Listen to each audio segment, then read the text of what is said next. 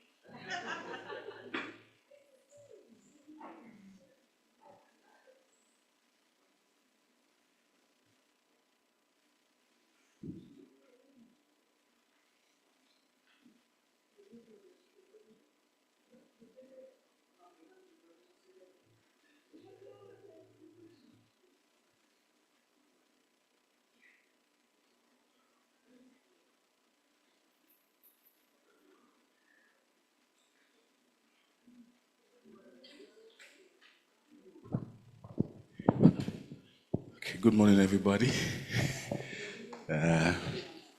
Um, please, if you don't mind, if you can stand, please do.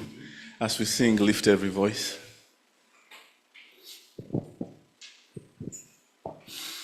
Lift every voice and sing till earth and heaven rings. Ring with harmonies of liberty.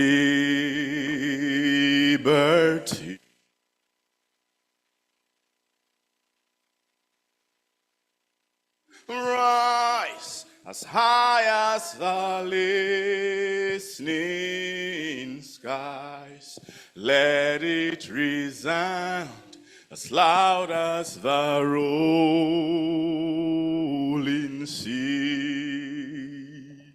Sing a song full of the faith that the dark past has taught us. Sing a song full of the hope that the present has brought us.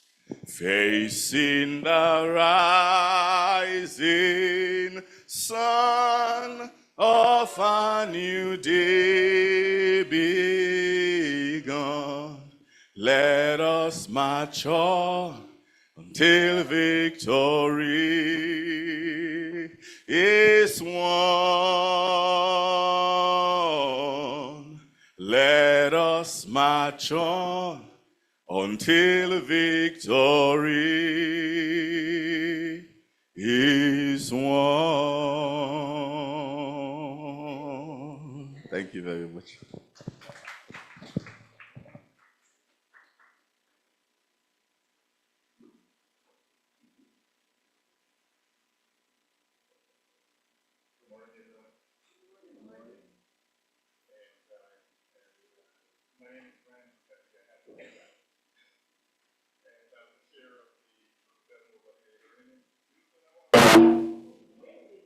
I didn't do that. I want to welcome you to this space. I'm here to share remarks and welcome, and I'm doing this with a online co-presenter, and I'm going to allow my co-presenter to go first. So the IT guys will queue up for us, and today you'll have a lot of that happening.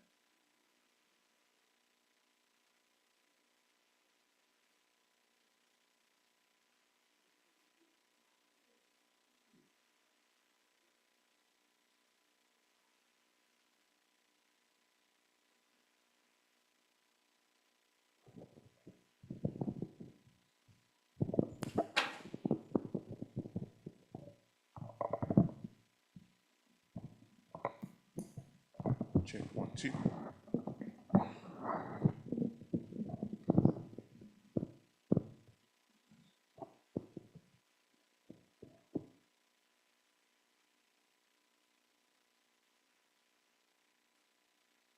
don't know if I'm supposed to go all over again now that I have a new mic.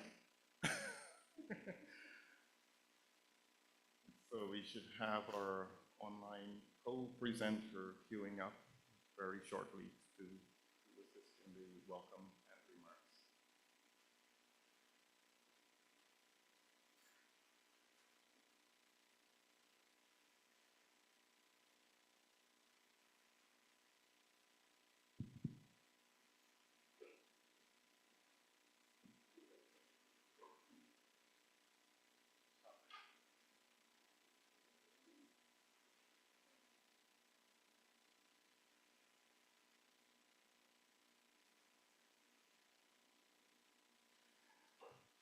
So while we wait, I'll just want to invite us to just do the land acknowledgement. And I have notes. I have some notes. Maybe I'm not speaking loud enough. I have a land acknowledgement here with me, but I typically want to insert myself into the space, and instead of reading the traditional notes that is often given to us, I think most of us have read it, have heard it, but what do we do with it afterwards? So remember all that you have read and heard and stuff before. How do you associate yourself or place yourself on this sacred land in which we share with the Mi'kma'ki people? And one of the ways that I often think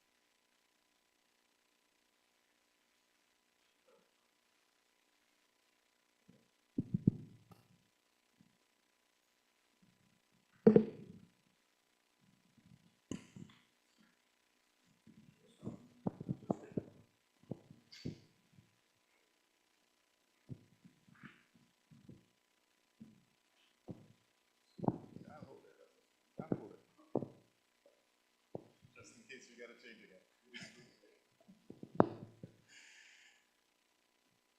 So with the land acknowledgement, I believe that one of the ways that we can insert ourselves into this space, into this sacred land, is to support Black and Indigenous businesses, to support the ideas, to support research, to insert ourselves into the places that is often, that we're often, it's often not seen, right? So we do acknowledge that we are on the land of the Mi'kma'ki people, called Turtle Island.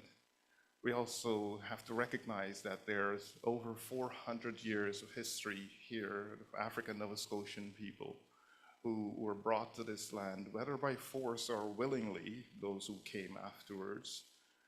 We have all contributed to this land, and we should continue to contribute as a collective people. And I'll use Ubuntu, a South African term, in recognition that we are all humans and we share this sacred trust with each other.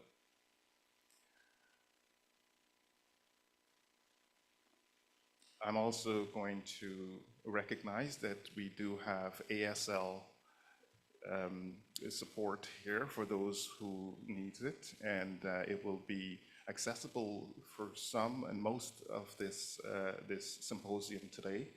We also have closed captioning available online for those who are who need accessible services.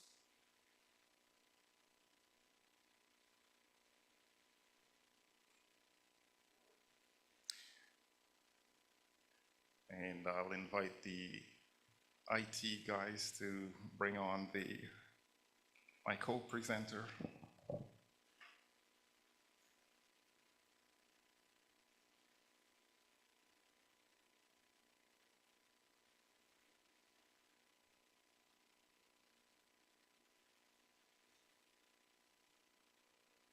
Greetings.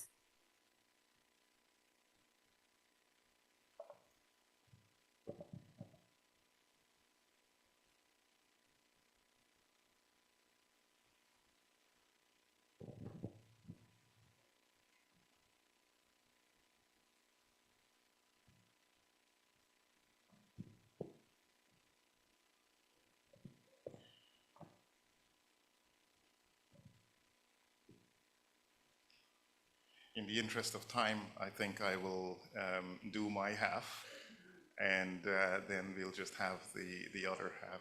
Oh, there we go.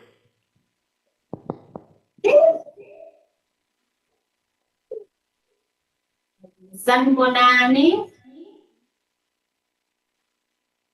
Amsheni, Ndimasiari, and in English we say good morning because it's morning in your side and it's afternoon in our side. I am Dr. Tendo Makado and I am representing South Africa. So I say to you, good morning, esteemed leaders, colleagues, distinguished guests, and young people who might be also watching through virtual platforms. So on behalf of the University of Venda in South Africa, it is my profound honor to welcome you in this Africentric Education Symposium. This gathering itself, it's more than a conference. It's an act of reclaiming our African voices, wisdom, and dignity. Together we come across oceans and continents to affirm the truth that our education must reflect who we are, where we come from, and where we are going. As an African proverb tells us that wisdom is like a baobab tree. No one individual can embrace it. So this gathering is exactly that. Even when I am here, I'm not there with you. This is the place where we join hands, minds, and our spirits together to embrace the wisdom that no one could hold alone. And also in the spirit of Ubuntu, I am because we are. This symposium reminds us that education is not only the transmission of knowledge, but the nurturing of the community identity and humanity. Ubuntu calls us to see ourselves in one another, to work together, and to heal the wounds of the past through the collective wisdom.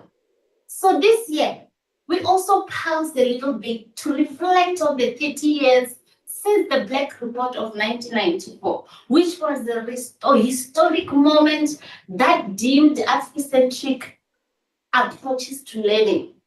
That very same year, in South Africa, we celebrated the rebirth into democracy under the leadership of Nelson Mandela. Both these events remind us that education is deeply political, deeply cultural, as well as deeply African. So as we begin these 2 days of dialogue, let us carry the theme from reflection to action in our hearts. Let's ensure that our words lead to transformation in our schools, in our universities, even in our communities. So in an African way, I say to you, welcome, feel at home, let us share the knowledge, build solidarity, and dream together. Thank you.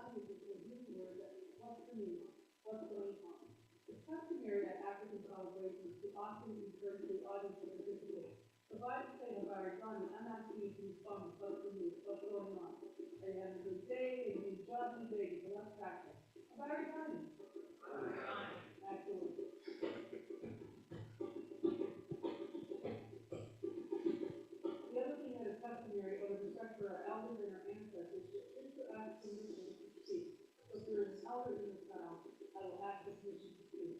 May I please have permission to speak?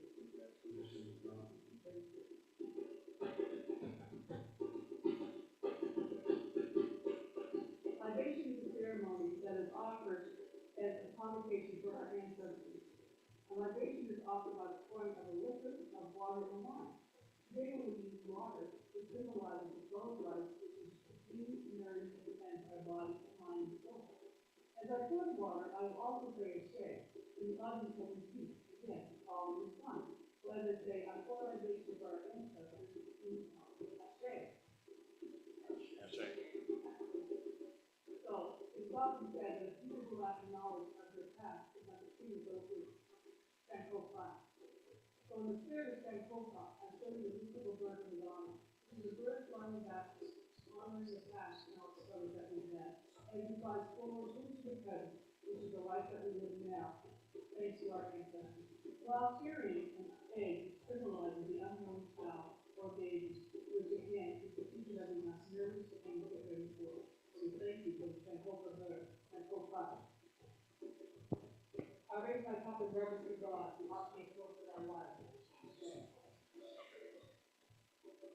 We pour libation for our ancestors who lost their lives during the Middle Passage, which was a trip from Africa to the Americas, which took many Americans 3 days to freedom. It is many days to the American life, but I'm certain that we are here at only the Jesus. If I call one, I call all. We raise our cup to one man who also led the largest African mass of African ancestral people in the history of African people, of over 6 million followers worldwide, who again maintain and sustain our African humanity, our resilience, and the resurrection that we see today. We raise our cup in honor of Marcus Garvey. There are so many answers that we could say, and I will not want to leave any of them out. So for now, we thank all of the ancestors of the past, all the African Indian crews that have led us into the world today. And I call upon our ancestors to let us stand here strong and firm. And as I say my ancestors' name, I'm the first king, also the future ancestors' name, whose shoulders we stand on. I call upon the Bundy, the Sparks, the Hamiltons, the State, the Johnson, please join me. Shay.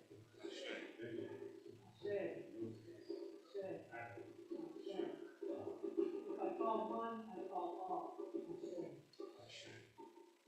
We call upon our ancestors today for their wisdom. We call upon our elders for their wisdom to continue to sustain us, to show us the grace that they have done over the many centuries.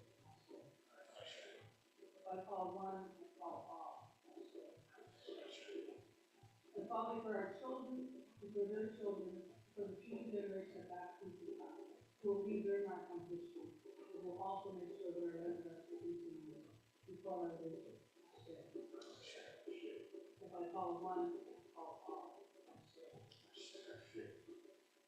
May the venerable African spirits feed us as always, and continue to raise us as we can spiritual vocation to our ancestors to take homage, the liberation that we live. If I call one, I call all. In the spirit of the one truth, I am the new God. Come, great ancestors, drink.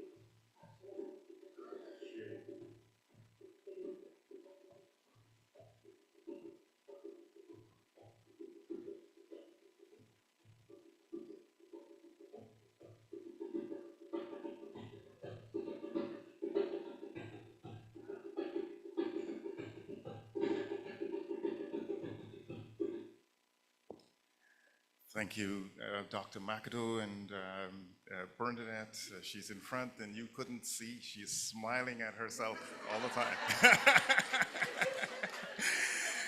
And after Dr. McAdoo's presentation, I just felt myself in South Africa. You could have seen me there on the front row watching the guys doing their dance. You remember seeing me there? Yeah, that wasn't me. But I was actually at one of those celebration. It was actually just around this time last year, and what you see, I felt, I heard, and it was just different. And so I'm glad you're here to participate in this symposium with us today, and to understand some of what we understand to be truly African, and to understand what Afrocentricity and Ubuntu is to us. So over the next 2 days, we will draw wisdom from scholars and community leaders, youth, and partners from Nova Scotia, South Africa, and beyond. We will reflect on our progress, but take action. We also take action on, on what still lies ahead. Together, we will embody Ubuntu, listen deeply, celebrating successes, and dedicating ourselves to transforming learning environments into places of dignity, belonging, and justice. Welcome to this space, the Delmore Body Day Learning Institute. For those who were visiting for the first time, don't let it be your last, and welcome back for those who have come here before. May this space inspire us to promote Afrocentric education for future generations. We're rooted in history, strengthened by global solidarity, and guided by unshakable principles of Ubuntu. With gratitude, and on behalf of the Symposium Planning Committee, I want to thank you for spending this time with us these couple of days, and I want to welcome you all. Thank you. And so next up on the program, we have Elder's Voice. I would like to invite Ms. Melinda Day to come to the podium.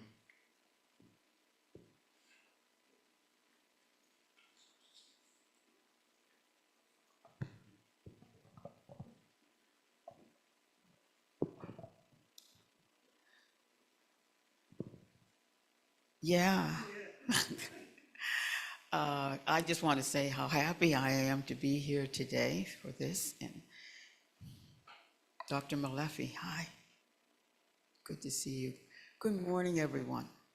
And on behalf of the elders, which I am now one, I think I've been one for a little while, but on behalf of the elders and all that we represent here today in this auditorium here and online, welcome to each one of you. We are in store for some great history, knowledge, education, and empowerment. So let us go forward. Let us remember who we are, where we come from, and where we are about to go. All things are possible, only believe. Good morning, all.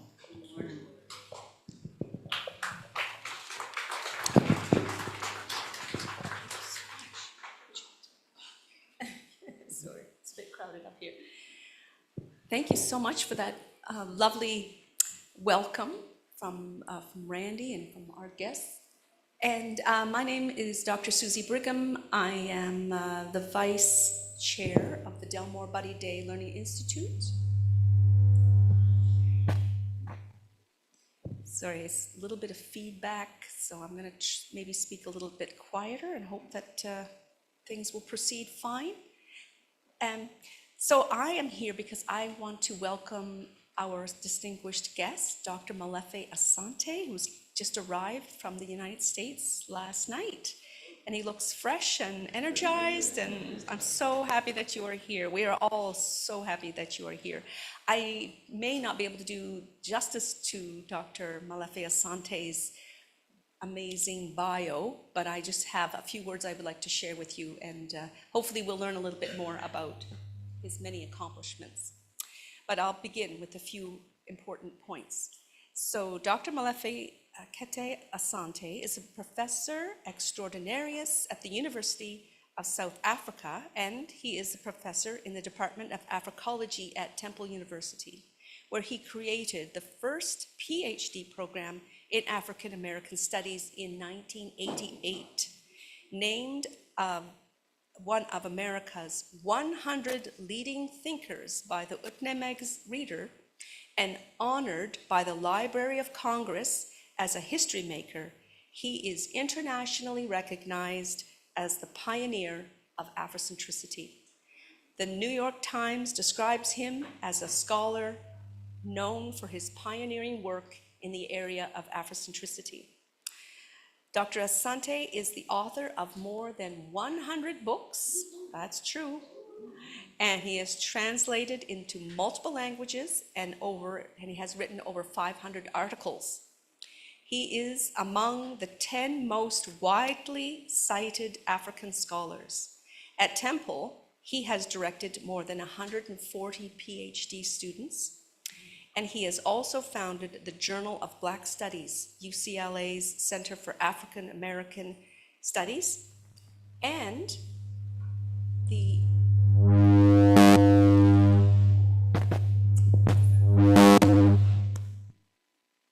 So sorry about the feedback. Yes? Oh, okay. So I'll speak a little bit louder. Okay. I know, but are you sure it's not going to blow? It's making me nervous. And sorry to all of you if that's hurting your ears. I know it is quite disturbing, that sound. And also for those online, hopefully you're still sticking with us. I want to just continue to say a little bit more about Dr. Molefe Asante. He earned his PhD from UCLA at 26 years old, and he became a full professor at SUNY Buffalo at the age of 30.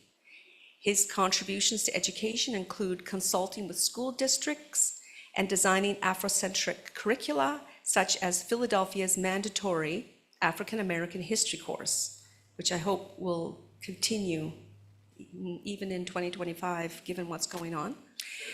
His work extends globally. He trained journalists in Zimbabwe after the independence. He mentors leaders across Africa, and he serves on the Thabo Mbeki African School of Leadership at UNSA.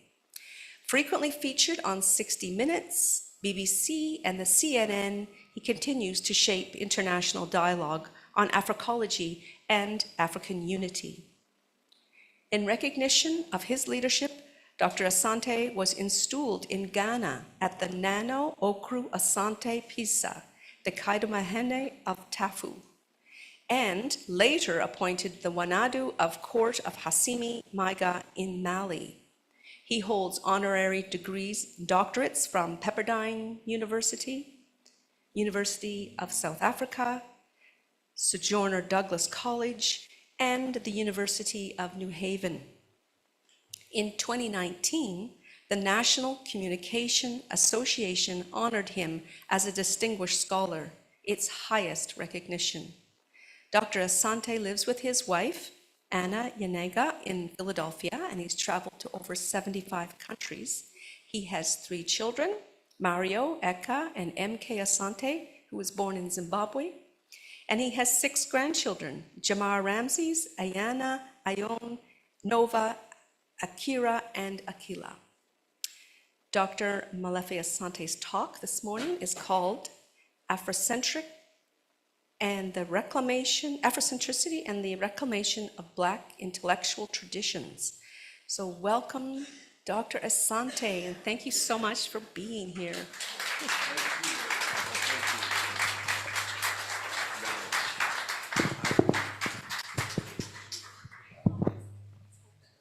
All right, so thank you. Habari Gani. Hotep. Hotep is the most ancient greeting. Turn it down a little bit. Thanks.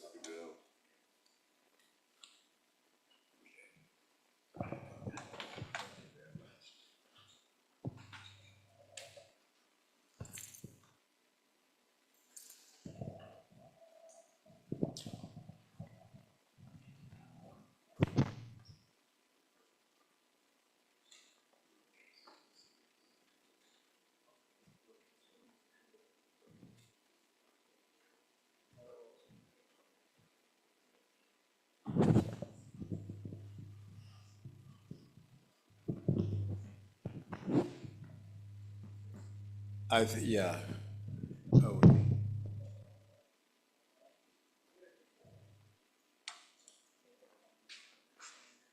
yeah, that's this. Okay.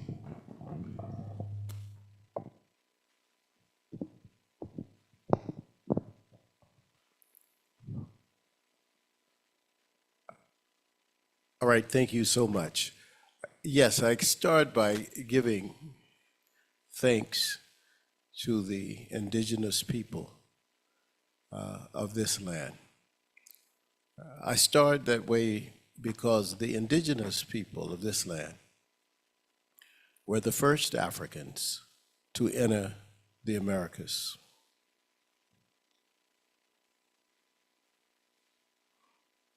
I give thanks to recent African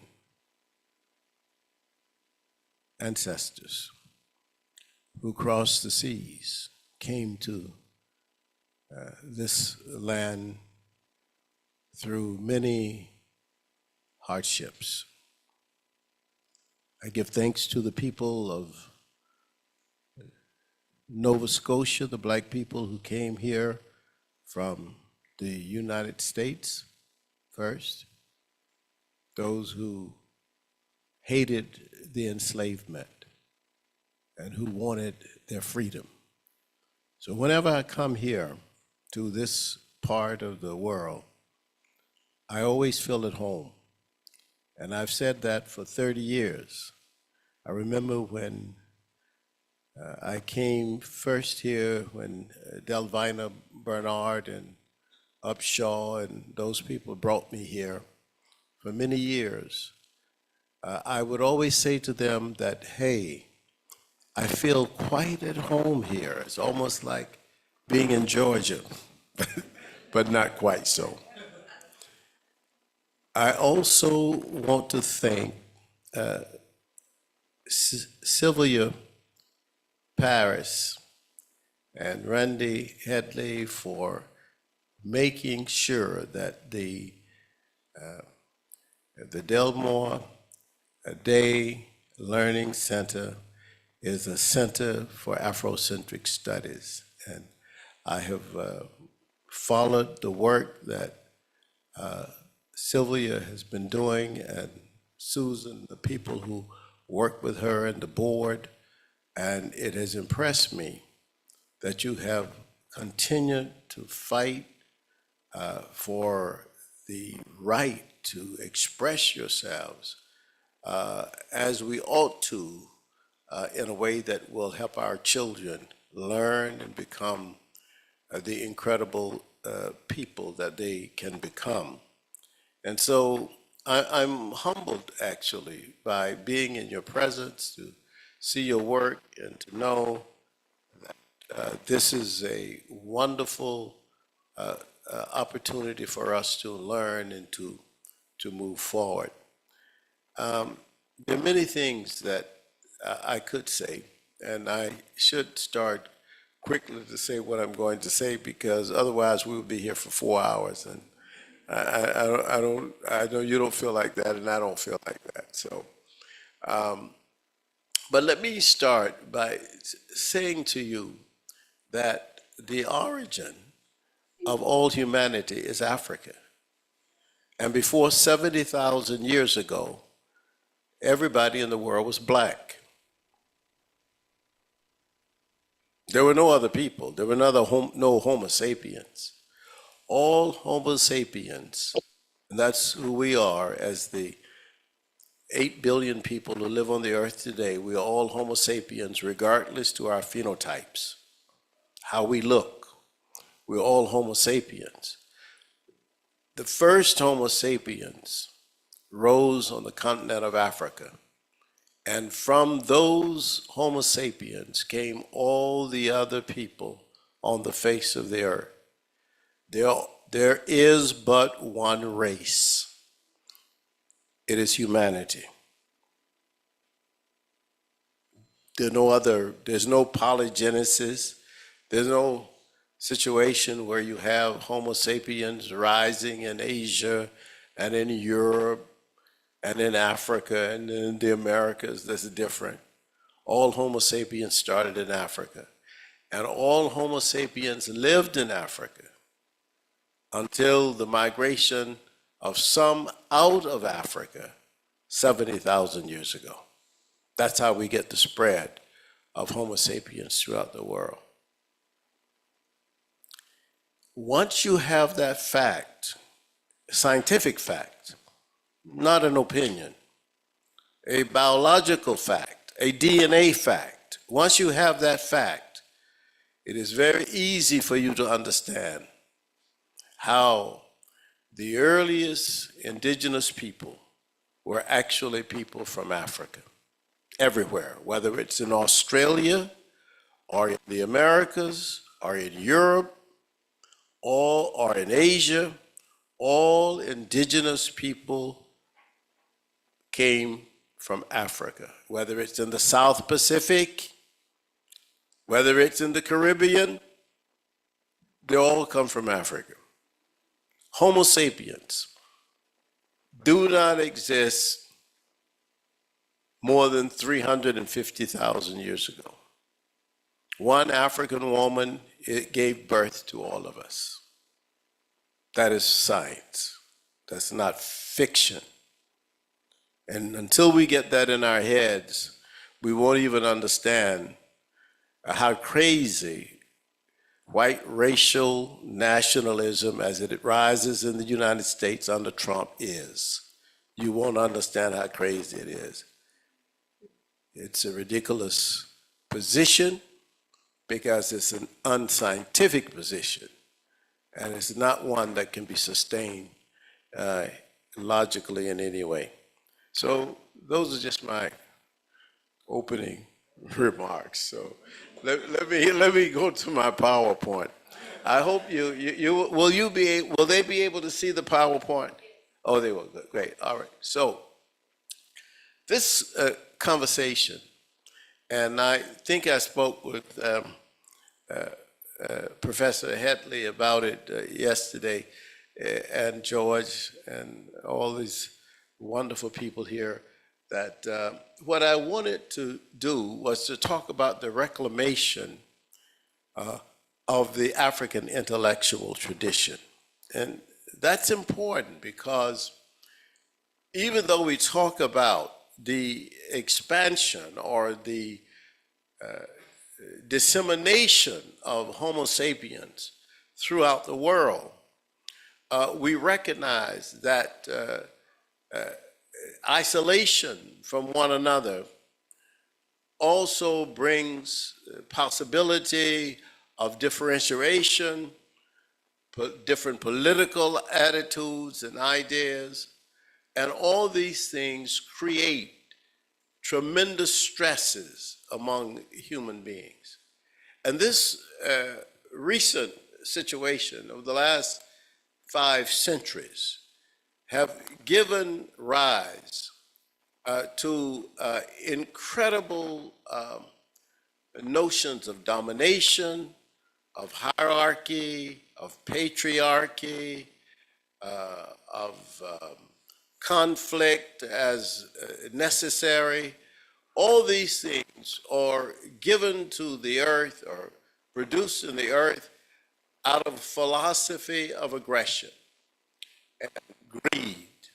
And it is not representative of any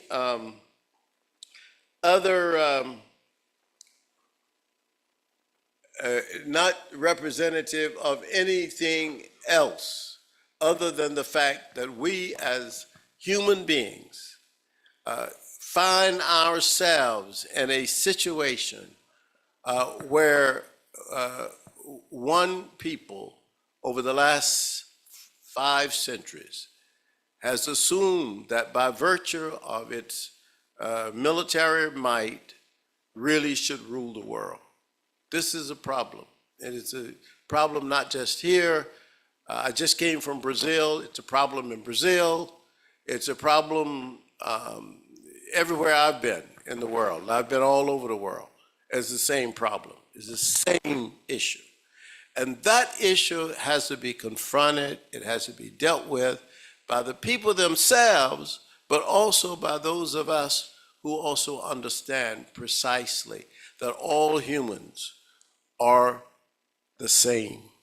There are no humans better than any other humans, no humans brighter than any other humans, no humans more are smarter than any other humans.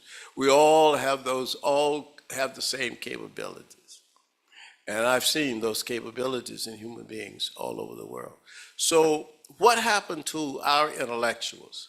What happened to our intellectuals and our intellectual tradition was that it was not only destroyed, it was hidden and it was concealed. And so what arises, and I see this, of course, in the President of the United States, I see it as a person who is ignorant of history. You know, if you're ignorant of history, you then have no clue as to what other people have done or what they can do, because you assume by virtue of your ignorance that if you can assert and assert and assert and lie, that people will believe you. That's the state of the world. That's what we are up against. When you can say that Columbus discovered the Americas, then we know that you're crazy.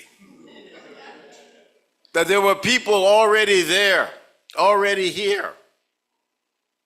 Or when you make some statement that claim for one reason or another that your particular view on the world is better than anybody else's. It's almost like we used to say in Ghana, everybody believes that her mother's soup is the best until she goes to somebody else's house, you know. It's the only house you know. Yeah, your mother's soup is the best, you see. So this is what I want to talk about. I want to first start with the word Afrocentricity, because I was a person who coined the term Afrocentricity. It should not be confused with the fact that I did not, however, coin the term Afrocentric. The adjective Afrocentric was first used by Kwame Nkrumah. But the word Afrocentricity as a noun was an invention of mine to conceptualize what happens when people of recent African descent began to look at the world through their own eyes. Do you understand what I'm saying? Okay, this is the meaning of Afrocentricity. And so you can go next. Afrocentricity, therefore, is a concept that arose in 1980. This is the first time when I wrote the book Afrocentricity. This was 1980. There are some other terms that I want to just talk with you a little bit about so you can have an understanding of them. One is Africa-centered. This is a term that was elevated by a colleague of mine by the name of Sethlani Kato. And Kato was a South African. And he taught with me in Philadelphia for many years. And with Afrocentricity, he said, I understand Afrocentricity where you're talking about people of African descent looking at the world through their own eyes and as actors of the world rather than people who are simply acted upon. But Africa itself is the center of human history. That was Cato's contribution. It's a very powerful contribution, and it's wonderful that here today at the Delmore Buddy Day Institute, you are recognizing South Africa as well, because I believe, and I sincerely believe this, that the future of African intellectual development is in South Africa and in Brazil. I think those are the two countries that seem to me to be heading in the right direction in terms of understanding the value of Afrocentricity and Africa-centeredness, certainly in South Africa, the idea that Africa is in fact that mother continent where all Homo sapiens came from. African-centered is another term. African-centered is a term created by African Americans who didn't like the word Afrocentricity. That's a whole different thing. Africans, instead of saying, well, you know, Asante says Afrocentricity, but we're gonna say African-centered.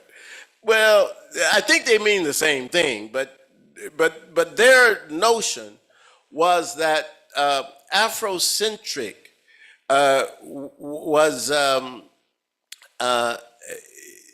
did not put Africa in the term. I think that was the original understanding of that. And I had this conversation with the great scholar John Henry Clark many years ago, because he felt like Afrocentric, he said to me, Molefe, Afrocentric reminds me of a hairstyle. And I said, well, Professor Clark, what kind of hairstyle is it? And he said, it's an African hairstyle. I said, well, there you go. There's a word.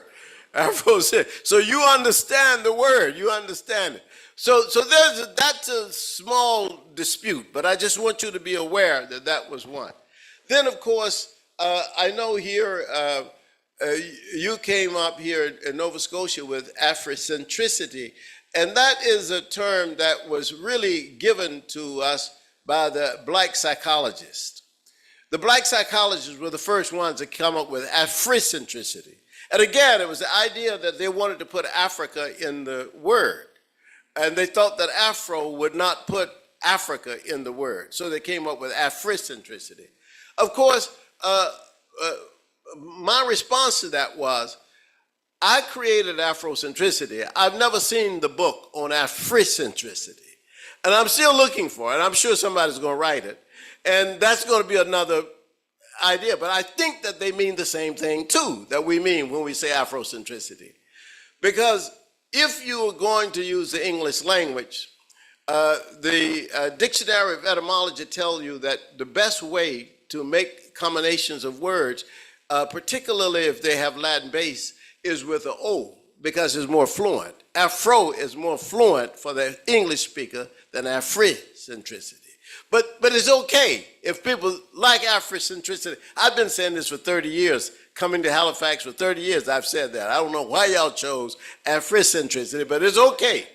It was not what I wrote, but that's okay, and that's not a big problem. What is a problem is the word Afrocentrism.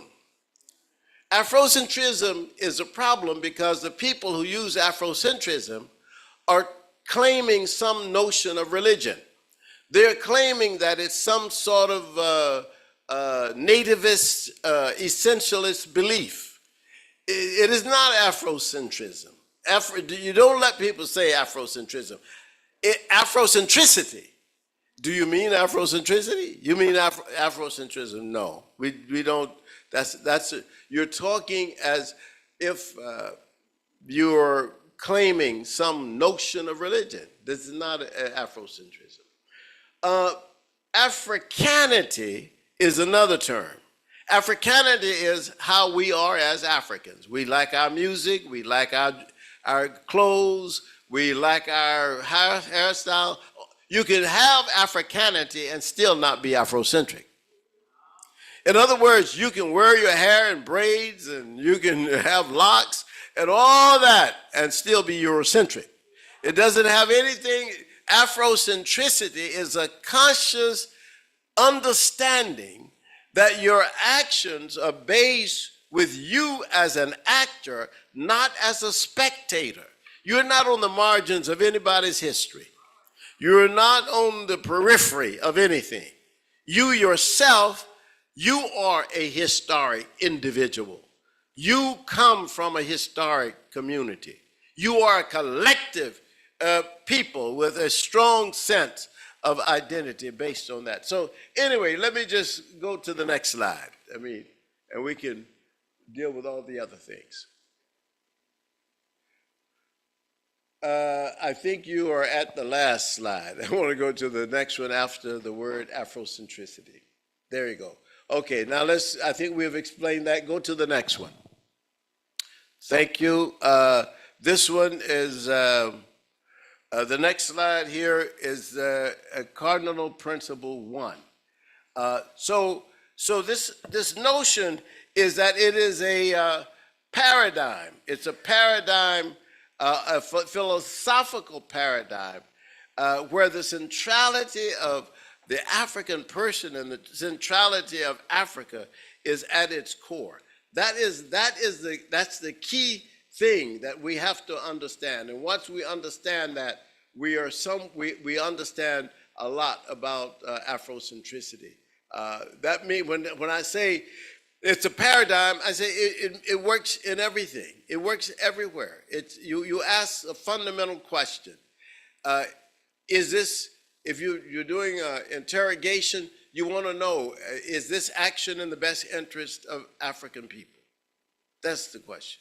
If you're doing an explanation of something, you want to know, is my explanation coming out of the way I see the world as an African person?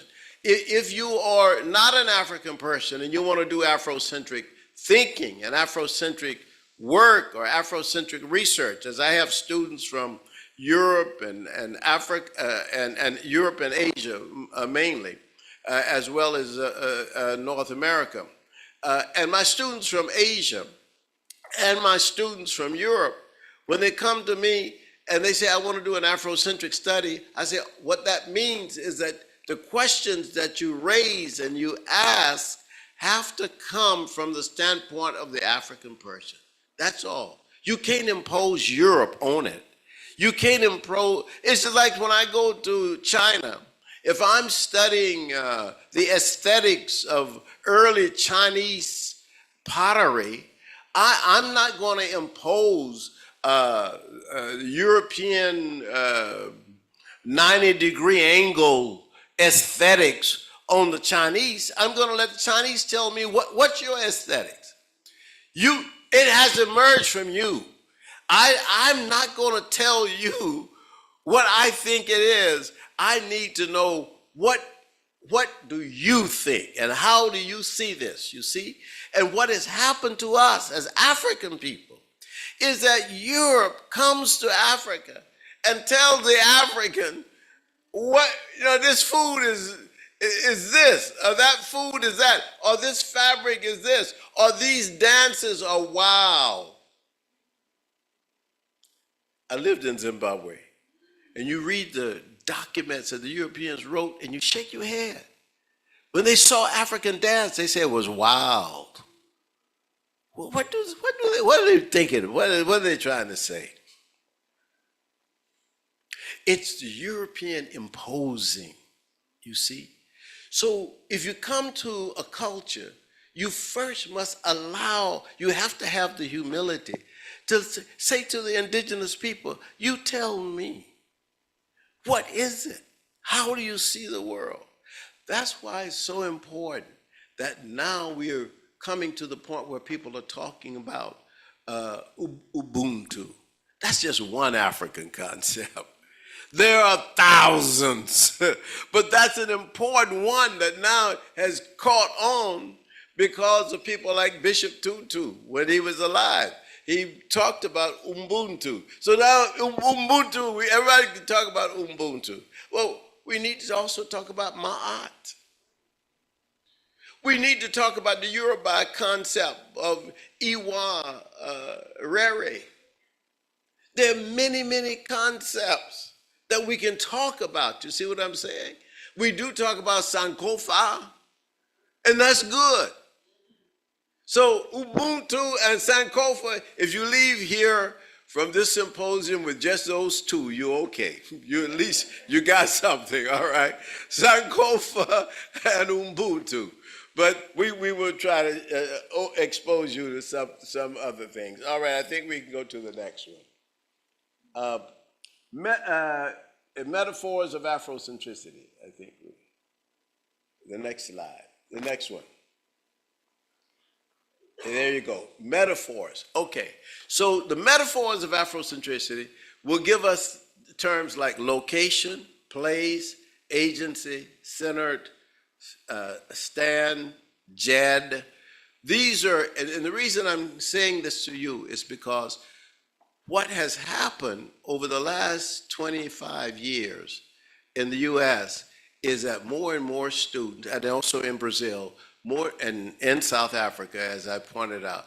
I was at the University of Venda where the sister who did the libation, one of the openings is from.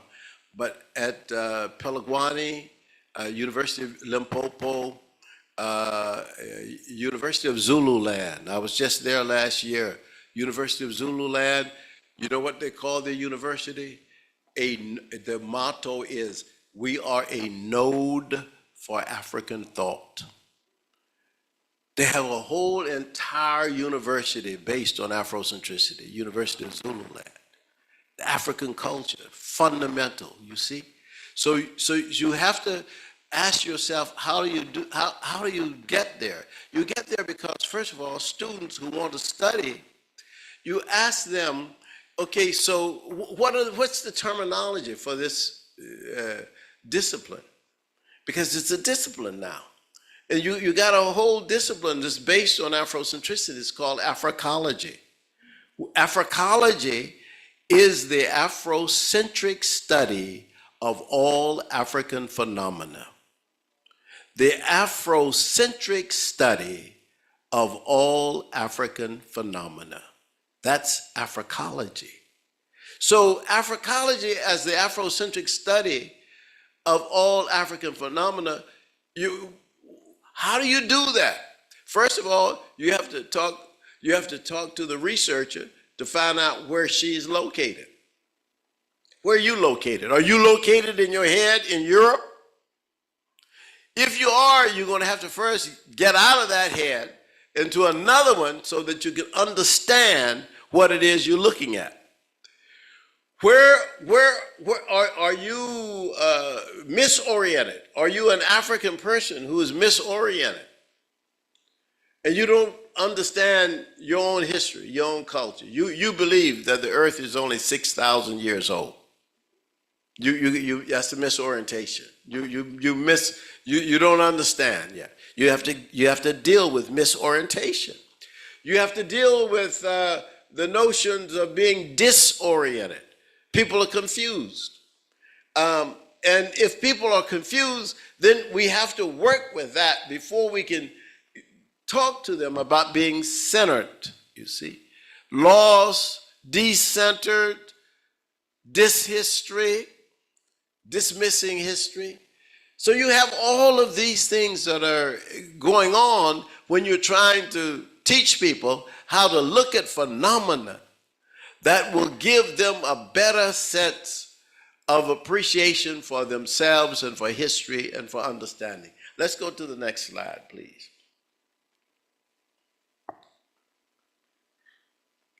The next slide. Okay, thank you very much. Afrocentricity is not anti-European. It's not anti-anybody, actually. It is a critique of domination. Now, that's for sure. It's a critique of domination, but that's a critique of domination coming from anywhere.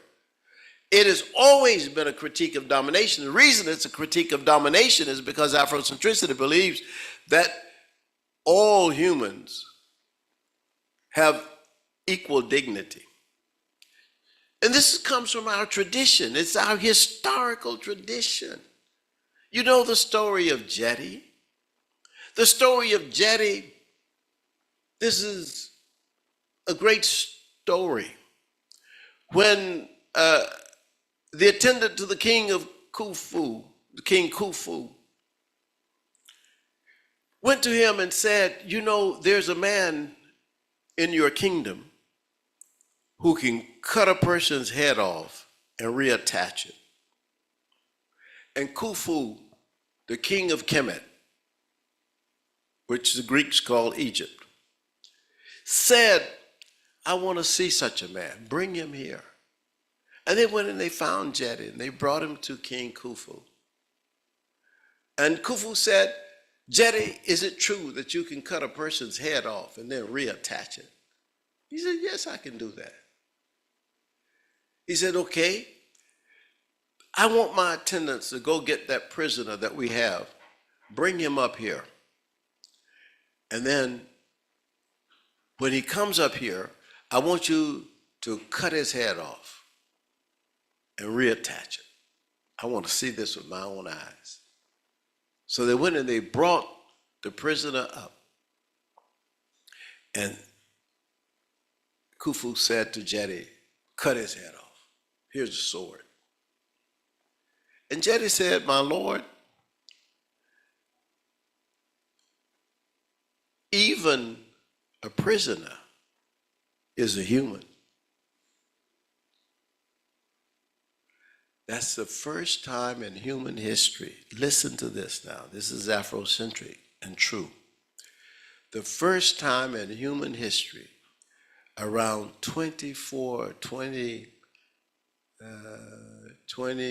maybe 2,300 years before Jesus Christ, the first time in human history that a people identified human dignity as something worthy to be celebrated.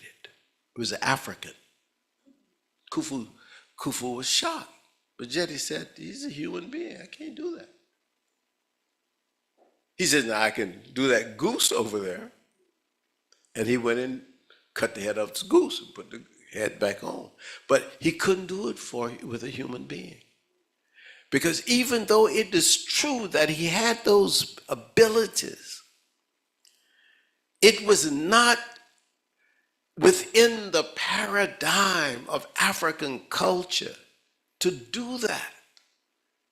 And he said, no, even a prisoner, the lowest that you have, is a human, and I cannot do it. But it's a critique of domination. It is a projection of Africans as subjects, not as objects, not as victims, but as subjects who are actors. And sometimes this I told you it was hidden.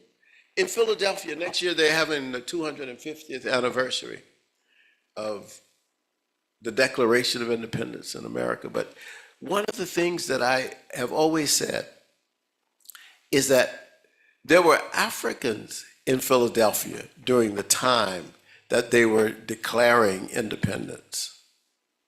There were Africans. What were those Africans thinking? What were they saying? And because we don't have written records, it's very hard to find. We know what the white people said. And we know that George Washington held enslaved Africans in his house in Philadelphia. And we know that two of them escaped, Hercules and Ona Judge. We know that existed. But what were they thinking when those white guys were meeting, talking about what they're going to do? So we have to imagine that Thomas Jefferson in there talking like he's talking, and he's sleeping with a 14-year-old black woman, girl. Who are these people? I'm sure the black people are the ones who cooked and the ones who were driving the buggies, the horses and the wagons and everything. They would say, who are these who are these people? I heard what he said. These are hypocrites. So the question of Africans as subjects, projection of Africans as subjects is important. There's a story that's told in the United States of Lewis and Clark exploring the western part of the United States from the 1830s going out west. You know who they took with them? A black man. You probably never heard his name. York. York was with Lewis and Clark. Why is York not significant in history when he was the most significant part of that party? Why? He spoke to the indigenous people with dignity. They loved him, they appreciated him, and everywhere they went, it was York that they sent out to talk to the chiefs of the indigenous people. He picked up the language of the indigenous people quicker than the whites, and then he killed a bear to save the lives of Clark and Lewis. York didn't tell us that. They wrote that in their diaries. You know, white people back in those days wrote a lot of diaries about how they saw things, right? So the only way we know about York's achievements, and they were probably even greater than that, was because those are the ones that the white people wrote about. So what happens to our history? What happens to the agency of Clark, or rather of York in this case, the agency of York, you know, when we don't hear that voice. So it's a theory of language liberation. It's a reordering of the symbols of enslavement. It's a new education. All these things are important. The next slide, please. I think. Okay. All right. Thank you. Thank you very much. Thank you very much. Okay, so, all right. So now okay.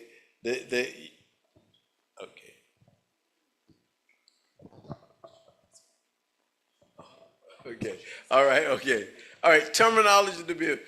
We don't worry about technical problems. We cool. We got it going on. Thank you. Yeah, we good. We good. Thank you. Okay, I'm gonna go quickly. All right. So these words to be avoided. Don't use the word hut. It has no meaning except in Europeans' notions of which are negative. Africans live in huts. No, you can't do that. You have no understanding what a compound is, so don't use the word hut. Because the word hut in the English language, and I've been in Britain and UK, and I've seen huts. I know that they talk about huts with the thatch roofs and all that stuff, but the idea in Europe and America about the hut is that it's a single room, and that's where Africans live. But in most African communities, there's what are called compounds. The so-called hut, and I always say, use the word that the people use themselves. When I was in Zimbabwe, I had to force some Africans. They said, no, you live in an imba. You call it's imba. That's what it is, not a hut, right? Because the European notion, because I know the European notion of the hut is negative. You have to understand that a one-room rendezvous is not a house in the concept of the European. That's just like you said you got a house with one bedroom. But in the African tradition, you can have many rendezvous, and then of course the kitchen is not in the same place with the bedroom. It could be outside. In fact, the guest room is not in the same room where the family lives. It could be another rendezvous, you see? So this gives you the concept of the compound. There are many places, but the European notion of the African living in a hut is that that's their house, not understanding the diversity of living spaces throughout the world, how people live, you see. The bathroom is not in the house in the same sense as in Canada. All the bedrooms, the kitchen, bathroom, they're all in the same building. But there are many buildings, you see, many spaces, important. Transatlantic slave trade, I never use that term. You can't use that term. The ocean never did anything to us. It was the European slave trade. And this is from an Afrocentric point of view. You have to say it's Europe, European slave trade, the trans-Sahara slave trade. People may have been brought across the Sahara, but it was the Arab slave trade. And if you don't say it's the Arab slave trade or the European slave trade, what happens in people's mind is that they think it was the African slave trade. It's not Africans. Africans were victims. It was European, that's their monstrosity. The Arabs, that's their monstrosity. Arab slave trade, European slave trade. Never transatlantic, never trans-Sahara. Tribe, never use the word tribe. Don't use, Afrocentrists don't use that. It's one of our things. You research, you write dissertations for Dr. Asante, no African tribes. Because Europe, again, this is another pejorative. This is making the pejorative. It shouldn't be, but they make it a pejorative. But they speak of the French people. They don't say the French tribe. Even if they talk about antiquity, they would say the Gauls. And rarely do they say the Gaul tribe. You see what I'm saying? And this is the same with, we used to say, instead of saying the Germanic tribes, and because that was one time used, people just simply say Visigoths or Gothics, But we as African thinkers and people who now have our own agency must raise these questions and ask these questions. What does that mean? In most languages in Africa, you don't have this concept of tribe. People will ask you, what language do you hear? What is the language do you hear? You say, well, I hear tree. So then we can talk there. That's the language you hear. So it's very important that this imposition of tribe was what Europe did to the indigenous people in the Americas and in the South Pacific and in Africa. It's you have a people of 70 million Hausa people living in Nigeria, which is bigger than most European countries and nations. And instead of calling them a nation, you call them tribe? Well, what is the meaning of that? You got 70 million Hausa and you call them a tribe, but you call the Dutch the Dutch. You see? No, just call them the Hausa. They are the Hausa nation, the Yoruba. You got 50 million Yoruba. Call them the Yoruba nation. It's a nation inside a nation, you see. But anyway, let's go quickly. Primitive, no use. Pygmy, no such thing. Pygmy. They're small statured people throughout the world. But in Africa, they have names. You can call people the Khoi, you can call people the Twa, the Mbuti. These are ethnic names. They're the names of nations, of people. But to say pygmy in a generic sense, I don't know who you're talking about. Who are the people? What language do they hear? The pygmy. There's no, so the Afrocentrist is very keen to understand and to hear these things. Sub-Saharan. People say sub-Saharan Africa. I never use that term. The Sahara is Africa. What are you talking about? The Sahara is in Africa. It is a part of Africa. And when you say sub-Saharan, are you, I mean, what are you trying? There's no line across the desert that says when you were in that place, you were in a different place, you're still in the same continent, Africa. So don't let people do that. Sub-Saharan is a way to try to divide and factionalize Africa. Black people live in the desert. I've seen them. They ride camels in the desert. Whether they're in Chad or Mali or southern Algeria or Morocco or Niger, that's the Sahara. People live there.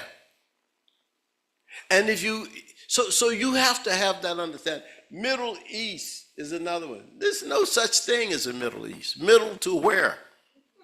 From where to where? What determines what's middle? And in fact, there is no such continent as Middle East. There's no country called Middle East. It is a way of defining Europe vis-a-vis China. Say, well, middle between China and Europe. But there's no thing like that. There is Northern Africa, and there is Southwest Asia. Israel and Palestine are in Southwest Asia. Egypt and Libya are in North Africa. Those are continents, Asia and Africa. A continent, Middle East, is a political entity. Okay. They say I can move this now, so move to the next. African family, as opposed to the nuclear family. Nuclear family meaning a man, a woman, and two children. But universal man, sometimes they use the word universal man, no such thing. Mainstream, no such thing. World history, and when they say world history, particularly in a global way, they're meaning what Europeans have done. Globalization, the domination of the West on the rest of the world. Those are concepts that have to be really, truly examined. Then the notion of religion. I'm going to go quick here. I know this. Religion is a very touchy subject, so I'm in Nova Scotia, so I know exactly where I am, right? So, but most religions are the deification of your ancestors. Is making sacred your own ancestors. If you are Arab, you make your ancestors sacred in Islam. You make your cities sacred, Mecca. You're Arab. You make your language sacred, Arabic. God only hears in Arabic. You see? That's religion. It's deifying your own history, deifying your own ancestors, you see? It's making your national history sacred. You say that this is the source. I mean, in the United States, the Mormons have done this with the city of Salt Lake City. You see, Mormonism, Utah is a sacred place for them because that's where deeds were done and things happened to their religious leaders. All religions have this notion of things that are sacred, and so they deify their nationalisms. You see. And then you seek to become like your God. If your God is blue-eyed, blonde, then you want to be that way. And if you're a Christian, sometimes that's what if you say angels, you think of white people with wings. You know what I mean? That kind of thing. And people, I'm telling you, it is all superstition, but it's okay because that's what people live. That's how people live. People live on superstitions. And then we claim that other people are superstitious, but we're superstitious too, you see? So our superstition is okay, but their superstition is bad, right? And they don't know what they're doing. They're just bad superstitions. But our superstition is fine because we know in our superstition that Jesus can walk on water. Now, you can't walk on water, and I can't walk on water, but Jesus can walk on water. We know that. See? That's our superstition. So we all have these superstitions, but I'm saying to you, and I think this is very important that we understand this, that even our appearance and our actions are often dictated by this. How we look, how we want to be. We have this. We are governed by these superstitions. But one of my friends, Edgar Ridley, who is one of the most brilliant thinkers I have ever met, and there are many brilliant thinkers, but Edgar wrote a book called The Golden Apple. And he says that the biggest problem in the world, he believes, is this neurological misadventure where human beings went into superstition. It's a neurological misadventure based on symbolisms. And you start moving around these symbols and you want to fight somebody over them. People get upset and say, oh no, my God is better than your God. And I'll prove it by killing you. You know, that's insane, but that's the way it is. When you fall into these superstitions, you become, they're irrational in the first place. You can't maintain that. We can't maintain that. Okay, let's go quickly here. Intellectual tradition. I did say I was going to talk about intellectual tradition quickly. Imhotep, you should know this name. The first significant intellectual in human history was a black man. His name was Imhotep. No multi-dimensional human exists before him in literature or in history. You cannot think of anybody. You don't know anybody before Imhotep. 2,600 years before Jesus Christ. That's longer than it is from us back to Jesus Christ. Because this is 25, we're in 2025. 2025. But that was 2,600 years before Jesus Christ. A black man wrote the Harvest Song. A black man built the first pyramid. Imhotep built the first pyramid. 2,600 years before Jesus, when Jesus was born, Jesus could look back and say, wow, those people in Africa, they built a pyramid 2,000 years before me. That's how great Imhotep was. And why is it that children in our schools don't know Imhotep in the first and second and third grade? Because they're trying to conceal your history, hide Africa's history, hide the African genius who created the first pyramid, which means he was an architect, he was a mathematician, a poet, a priest, and he was the first human that we know of, a human being who was later deified and worshiped. This is before Christ. Deified and worshiped as a god. A human being who lived on the earth. 700 years after his death, they worshiped him in a temple. That's history. Read my book, The History of Africa. It's fundamental. No. Ptah Hotep wrote one of the first books in the world. Patahotep Jeffy. And this is a philosophy. These are philosophers. Amenemhat. Look at all these. Merikari. Amenhotep, the son of Hapu, who is supposed to have known everything that there was to know. That's what they wrote about him.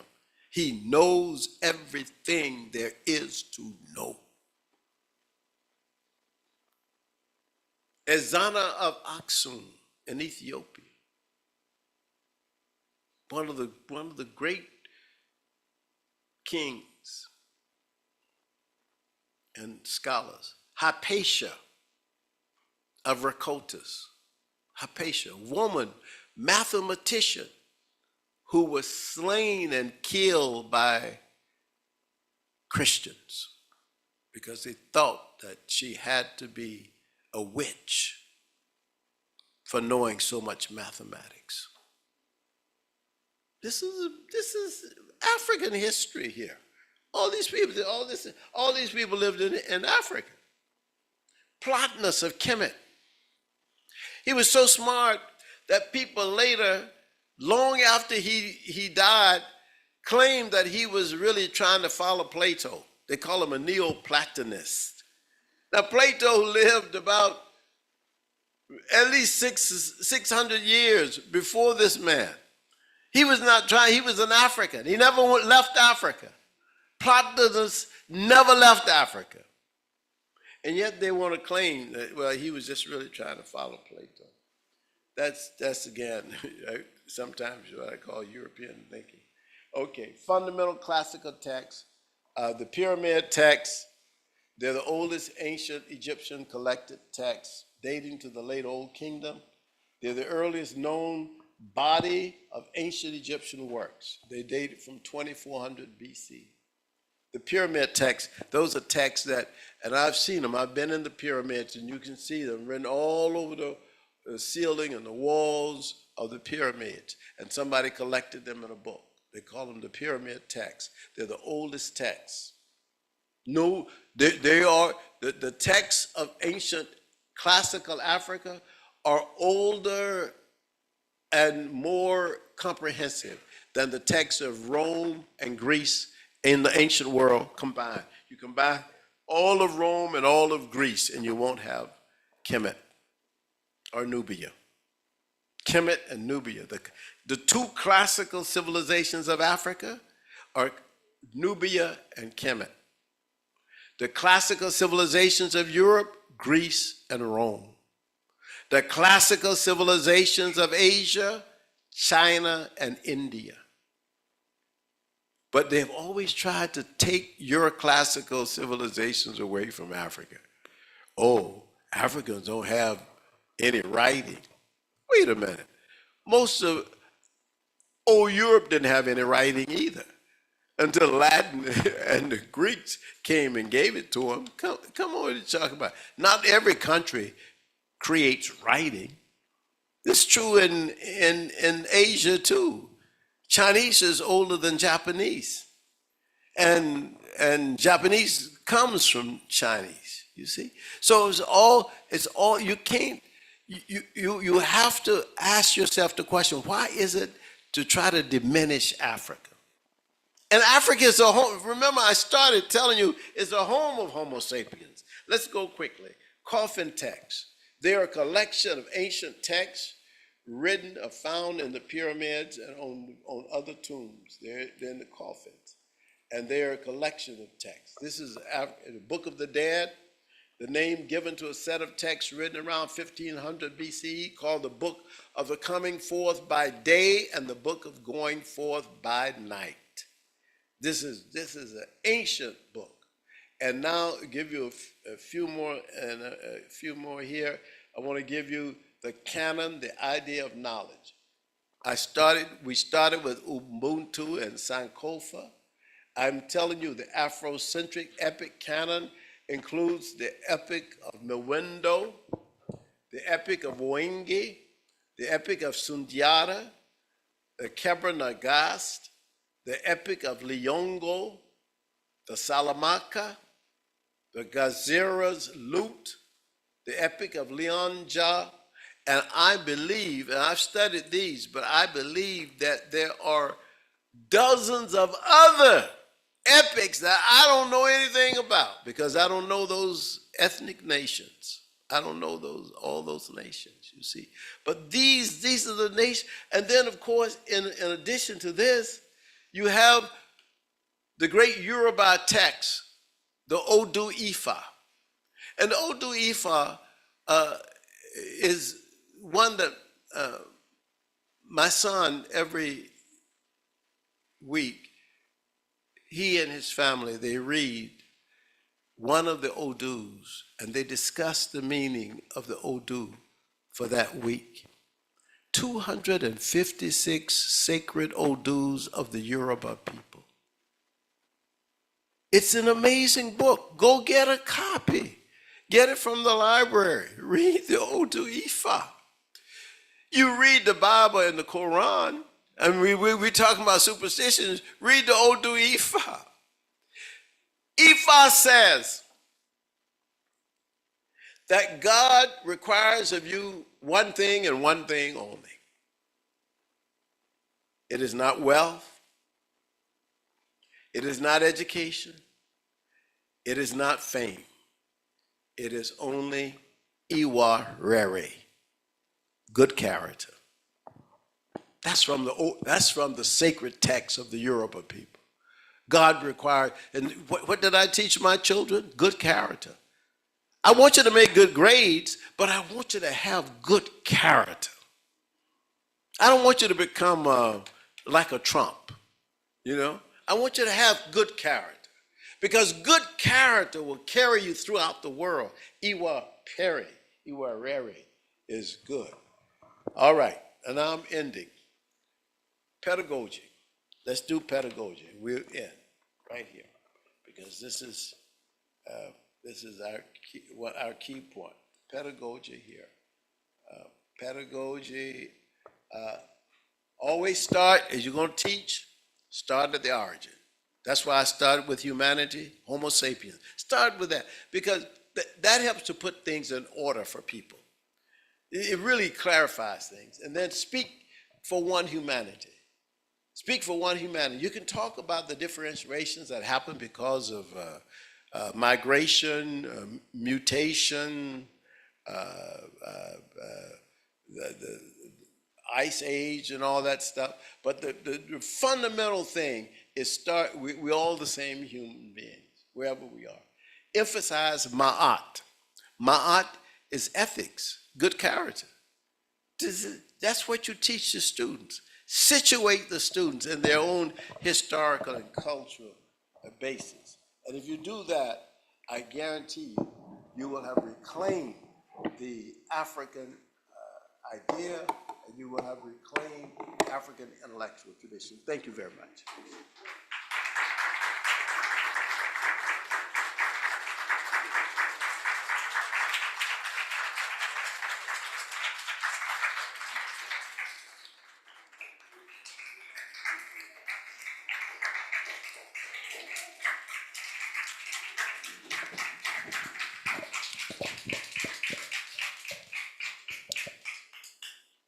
Thank you so much. I extend a thank you on behalf of all of you to Dr. Asante. He just stepped out for a little bit. But please do take the time to ask questions throughout the break that you will be getting. And it's a break. I guess it's in your booklet as well, so you'll see that coming up. So I know many of you would try to get away from school today and all that, but we had a full lecture, a full session of learning today. The Ethiopian proverbs that says, he or she who learns teaches. So here is your opportunity to take the knowledge back into the spaces from which you came. We're going to continue with the program and follow through with a break. And just take that time to network and eat. I hope there's food. But take that time to rejuvenate, just a stretch.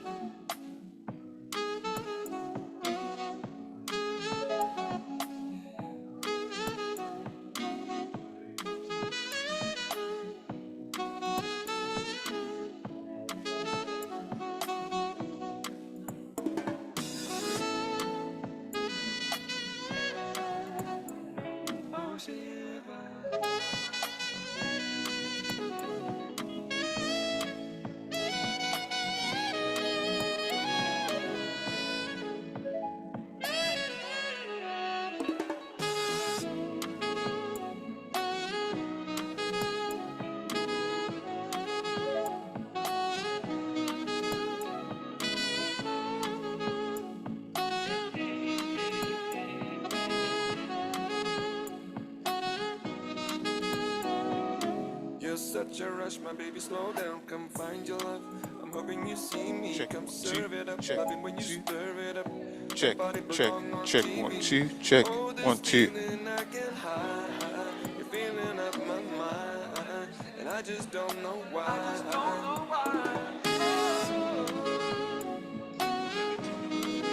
No. So this is just a few pre-program start announcement, folks. First of all, I wanted to check. Did you take time to share with someone where the washrooms were and all that, but they weren't here earlier? Please raise your hands if you did that assignment. Okay, I saw a couple of people. You'll get a good A+ mark there, miss. Okay. But I just wanted to say, like I said, a few things before. Keep chatting and keep enjoying your refreshments. Some folks had questions about the PowerPoints. The ones that will be available will be up on our website. And so there might be a general email we can send out to folks who registered or check on that site. And speaking of website, so in your small program booklet at the back, there is a QR code. If you click on that QR code, you can get an updated program booklet that has the bios of folks in it and photos where we've been able to access them, and some of the other pieces that are repeated in this one.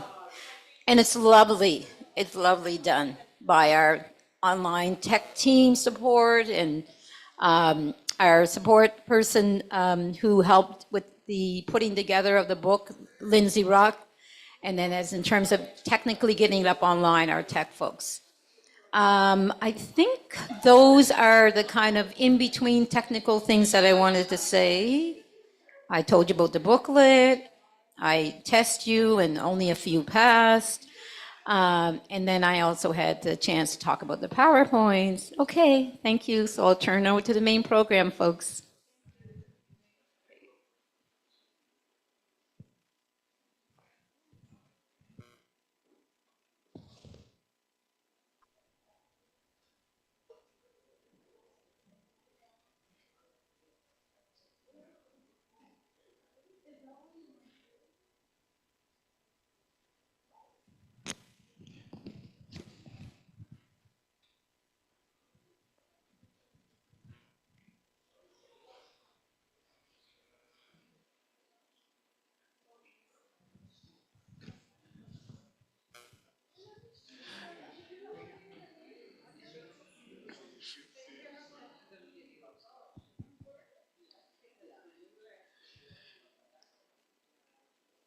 Okay, thank you. Now we'll be moving to our collective journeys when we'll be having the Black Report as well as the Bantu education.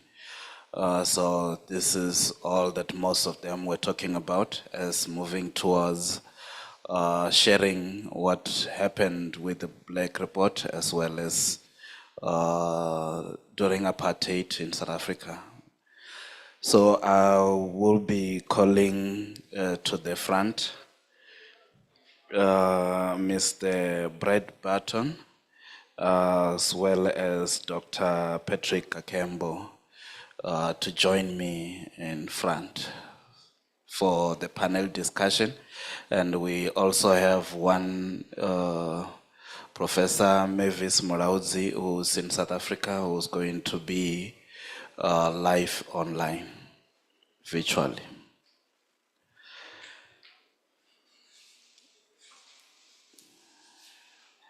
If you can all join me in front, I think they've prepared these seats for you, although mine is a bit different.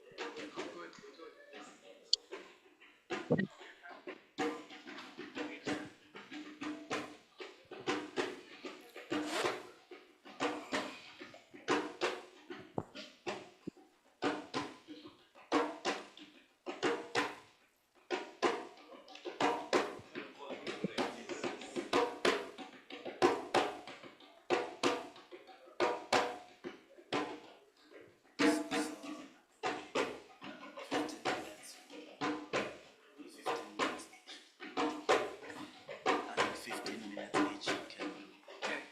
Because what we do, we just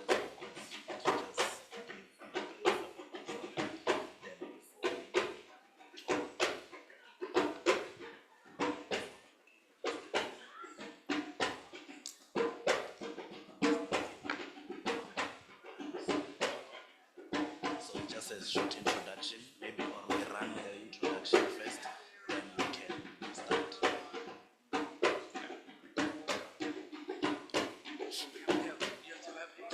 Yeah.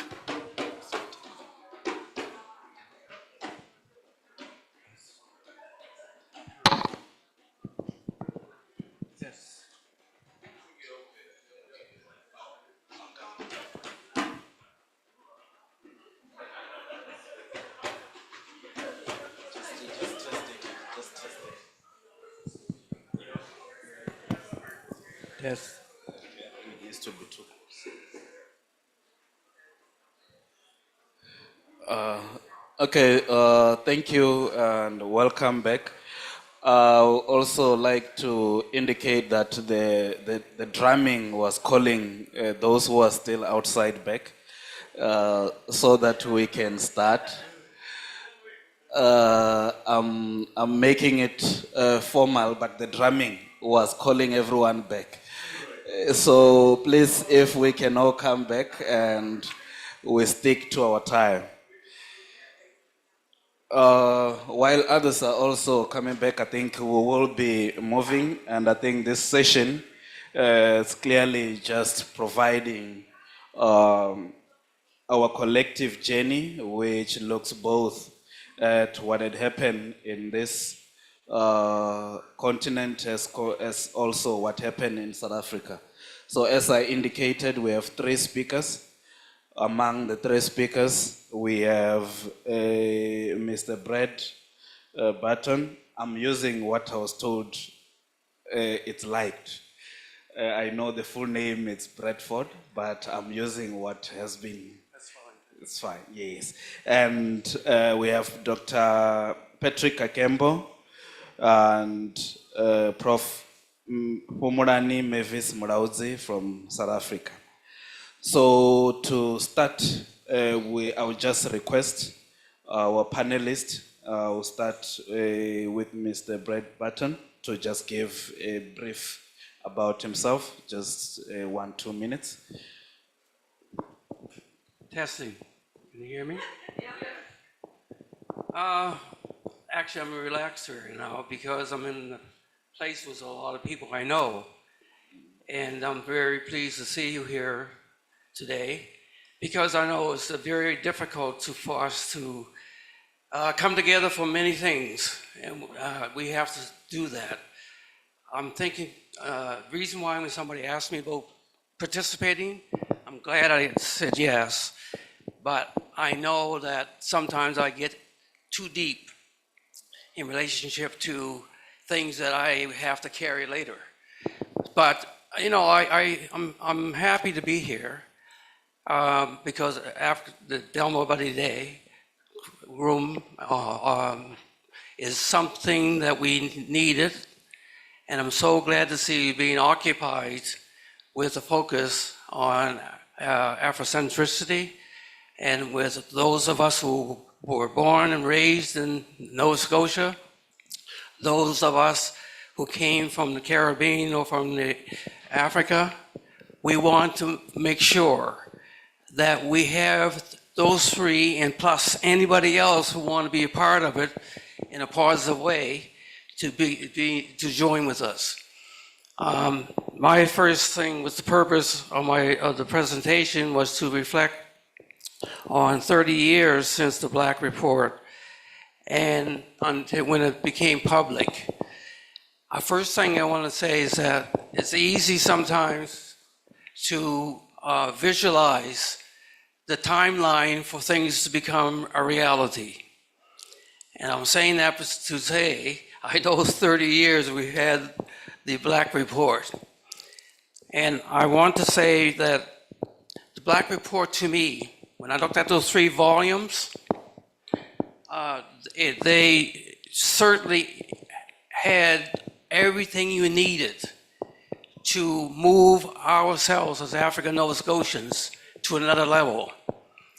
And so what I want to stress today that we cannot, it sounds like I'm missing, can you hear me all right? Yeah, I can hear a lot of, what am I, it's because of me. Can you hear me now? Okay, yeah, gee, that was interfering with my thinking. You know, like when I came in here today to find a parking spot just like everybody else, late, running around, I didn't say hi to everybody that I knew. You know, you guys know that that's what I do. So don't feel that I was neglecting you. It's just that I was just focused and flustered in a way of getting things ready for today.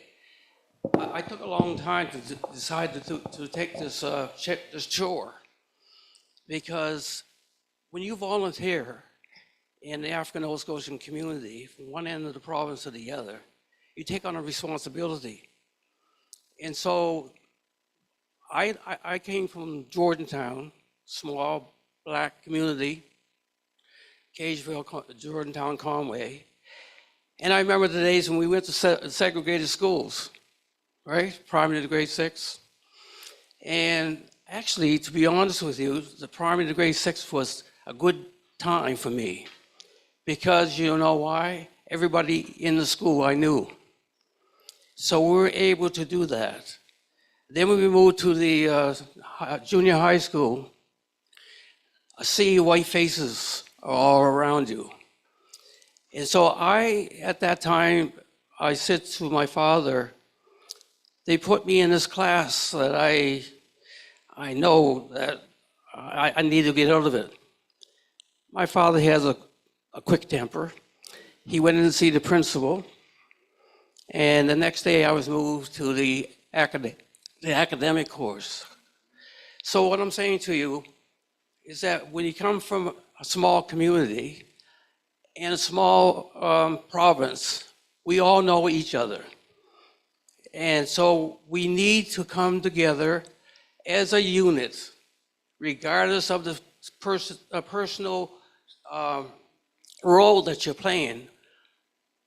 What I like about why I'm saying it's different from now compared to 30 years ago, is 30 years ago was a lot of emphasis of upgrading the confidence of African Nova Scotians.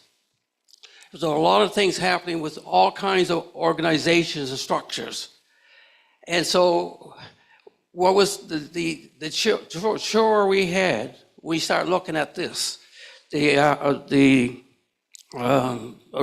Black Report, is that we had to get all those structures, organizations together to be one, to make sure that when we are talking to the politicians, that we had to have a goal, a reason, and we have to have people in our organization to always be aware of what's taking place. Today, I value all the organizations that are in existence. I want to say, I know it's been very difficult for you. There's a change in the politicians.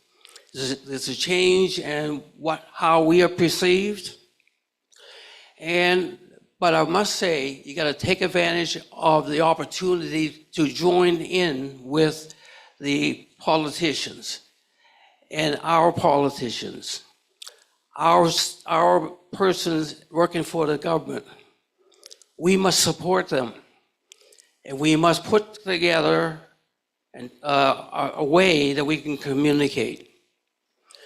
So I'm glad we're having this today, because when I look at the case, I was a part of that, and so many other people in the room. And we had so many different categories of people, whether you was working for the school board, whether you were working for, you had all the people who were part of the case. So what it did, it gave us the privilege of knowing everybody in the community from Cape Breton down to Shelburne. They all knew what was going on. It wasn't something that was special that was kept secret. And so I say that to say, for the purpose of saying, we got to value the work, our Black people, our African Nova Scotian people, the people from the Caribbean and from Africa who became part of us. They all had their own associations. We used to go, a matter of fact, I know a lot of Black women from here, married people from when they came to St. Mary's and all the parties and all that kind of stuff. And they would always understand their place and our place, so we all work together. I think that it's about time, after 30 years, that we do something again. And I say that to mean, it doesn't mean that we have to, you can't forget about us, the seniors. That's one point. I've been retired since 20 years, but I've been involved in a lot of organizations. So I do know what's going on, but I don't know it as I used to know it, because you don't know like you used to know it. You don't know what's going on. So I'm saying to us as a group that we should take the time as a result of this meeting to say commitment that we're going to take on Jack was another thing I'm going to. The Black Report. We take that together and we get individuals to prepare an avenue for us to work with the politicians.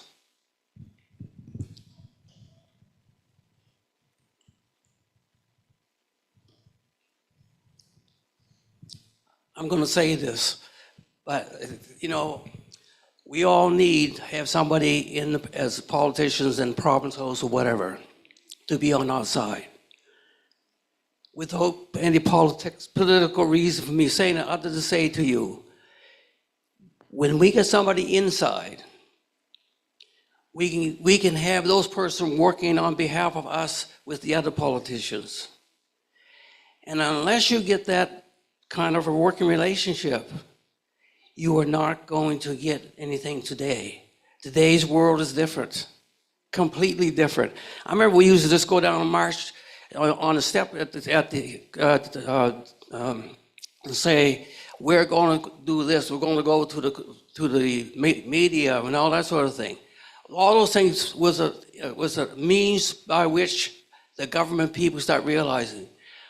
But when they start knowing what's going on and they start seeing evidence of collectiveness amongst ourselves, if we start seeing that the things moving from point A to point B, then they will get together. And we need to force the Premier and his staff to understand that they cannot and should not, and it should be discontinued, to put the pressure on our African Nova Scotian people who are working for the government. And that's not only the government, that's in schools too. It's all over. And so it makes it very difficult for us, I believe, to cohese and come together and work together. So I would say if we could get at the end of this meeting a commitment that we move forward and take advantage of the Black Report, because what it does, it tells you about where we were years and years and years ago, and we're in the same place now, years and years after, right? It tells about our parents, foreparents, how they went, women went and made protesting about their kids not getting a full opportunity. If you look at, people say, why do I keep dressing in suits? I'm old-fashioned. and you're not going to take it out of me. Because, I mean, you know, and I'm not saying that I don't like what you wear, but I wear that too. But I don't necessarily wear when I come out. My point is that I am who I am. I'm leaving with you that if you need any kind of a connection that's reasonable, you know, because I'll say that I'm going through one now that I'm doing because I want to do it for the community. And that's important, because we have to give direction to our community.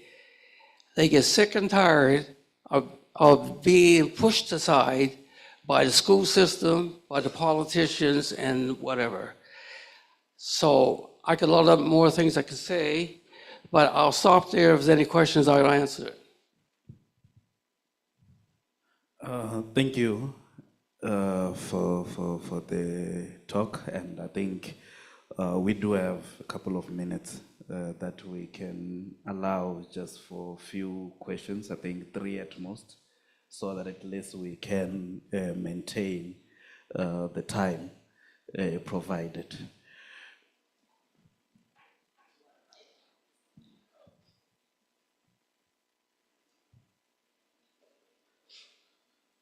Hi, Brad. Sheila here.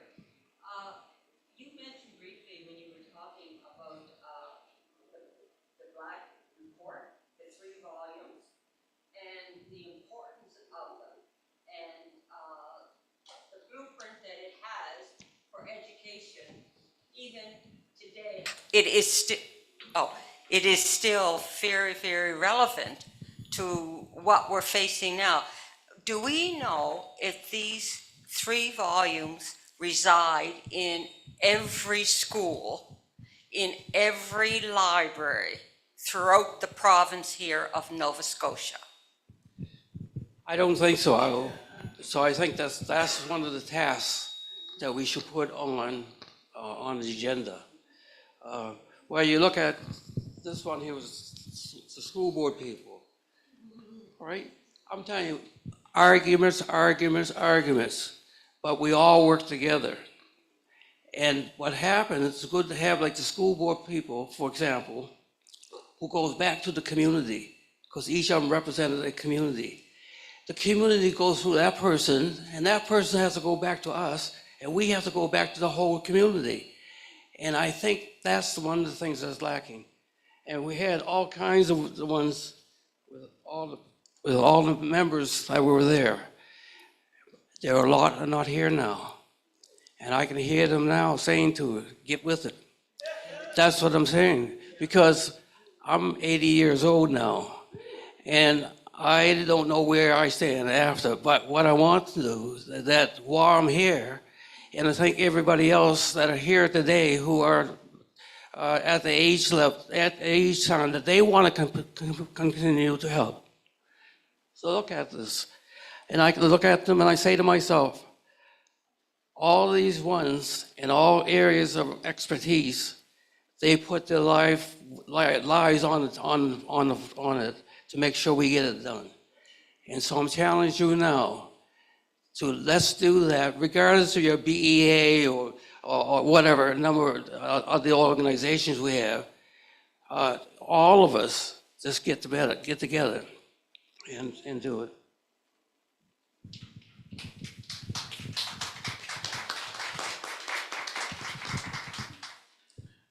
Thank you.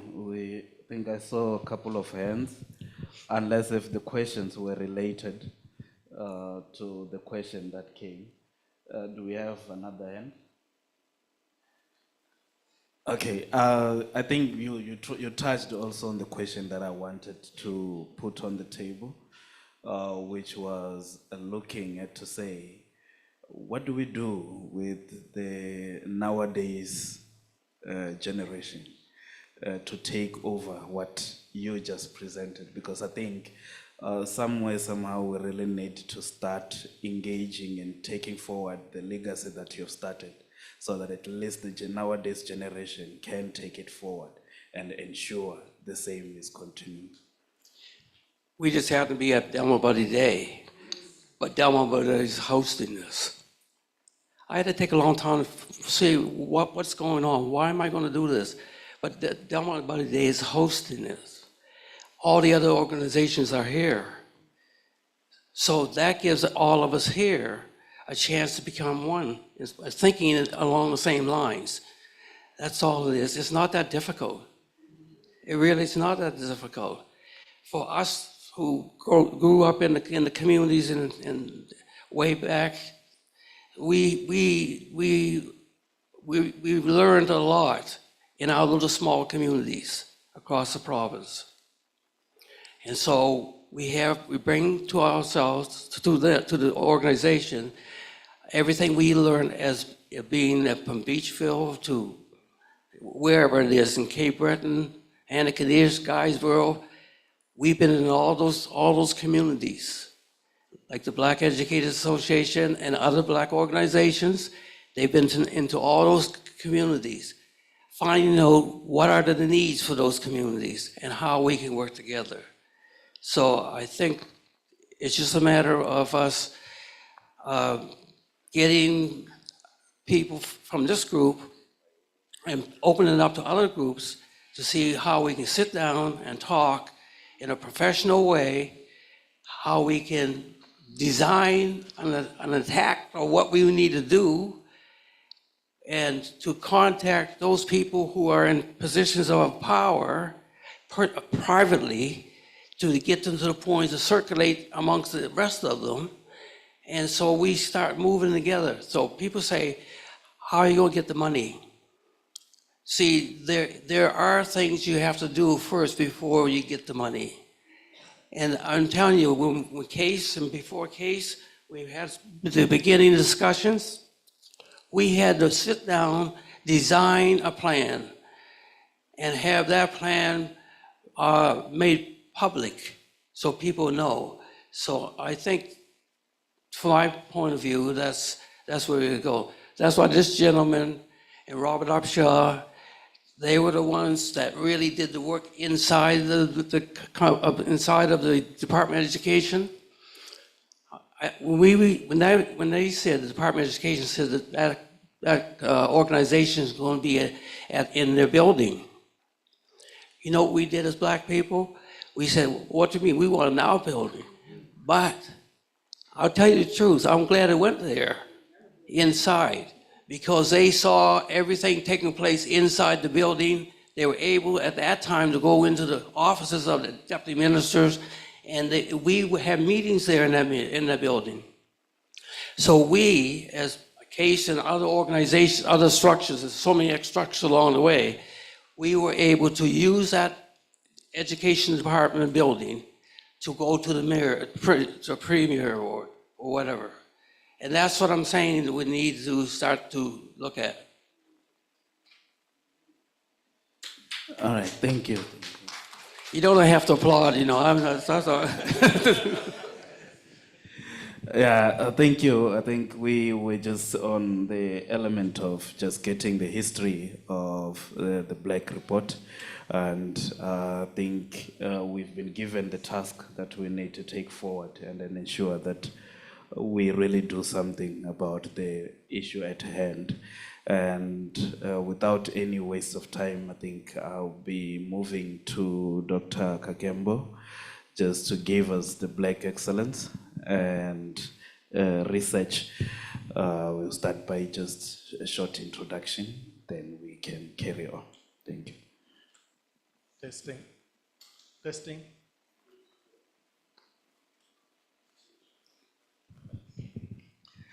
Good morning, everyone. My name is Patrick Kakembo, and I see a lot of young people who might not know who I am, so I'll just make it very brief. I was invited by the BLSC in 1992 to join the research team as the Director of Research and Field Operations. And working with the BLSC, the Black Learners Advisory Committee, we were able to put together a research team, a research strategy, and process. I'm not going to discuss the process. I'm going to focus on the importance of this report and why it has been very critical in the struggle for improving education for African Nova Scotians. One was that the BLSC was very clear that the community be part and center of the research, that the community voices, community wisdom be part of that. So when I was invited, they said, Patrick, you take this on. So I became Director of Research and Field Operations, which extended beyond research, and I'll explain why field operations was added. 4 years later, I was asked with Robert Upshaw and tasked to implement what the BLSC had recommended. So I joined with Mr. Upshaw as the founding members of the African Canadian Services Division, where I worked until 2 years ago when I retired. So my comments will reflect some experience in implementing the recommendations of this report. And as Mr. Button has indicated, there is something you learn when you are inside. And you learn how research gets translated into policy and how you turn research into programs and how you deal with what we call internal resistance. To start with, the Black Report was in 3 volumes, but very important for those who haven't seen these volumes in print is that it is called the Black Report on Education, but under it is a tagline, which was the mission of the BLSC, redressing inequities and empowering Black learners. If you can take that, then you know what the Black Report is all about. It's redressing inequities in education, in the political, economic, and all aspects of life for Black Nova Scotians. But more important, empowering Black learners, empowering Black parents, empowering the Black community.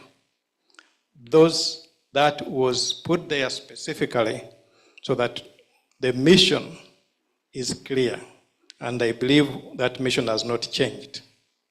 It is redressing the inequities and empowering the community, the parents, the teachers, Black learners, and society at large. Now, the context of the research is important. When you start a research, you have to have very clear questions. First of all, why are you doing the research? What problems are you trying to address? And the BLS was also very clear. They put the context on the cover so that we don't forget what led to that research, what were the issues being addressed.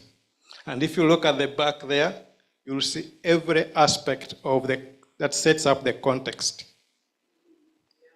The discrimination, the systemic racism, the lack of opportunities, the pushing out of students from the system, and so on and so on. Everything is at the cover, at the back. So that set the context. Now, this volume is critical.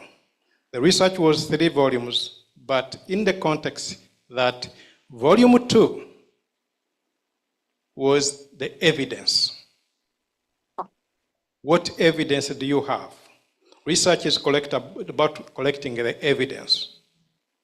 We collected evidence from every community, from thousands of students, parents, teachers, and so on. And that is all in volume 2. What is your evidence? When you make statements, Black learners are not doing well, what is the evidence? They are being denied opportunities, what is the evidence? Where is it? And until 1992, there was no concrete document that documented the evidence. There were qualitative research. We needed some quantitative research.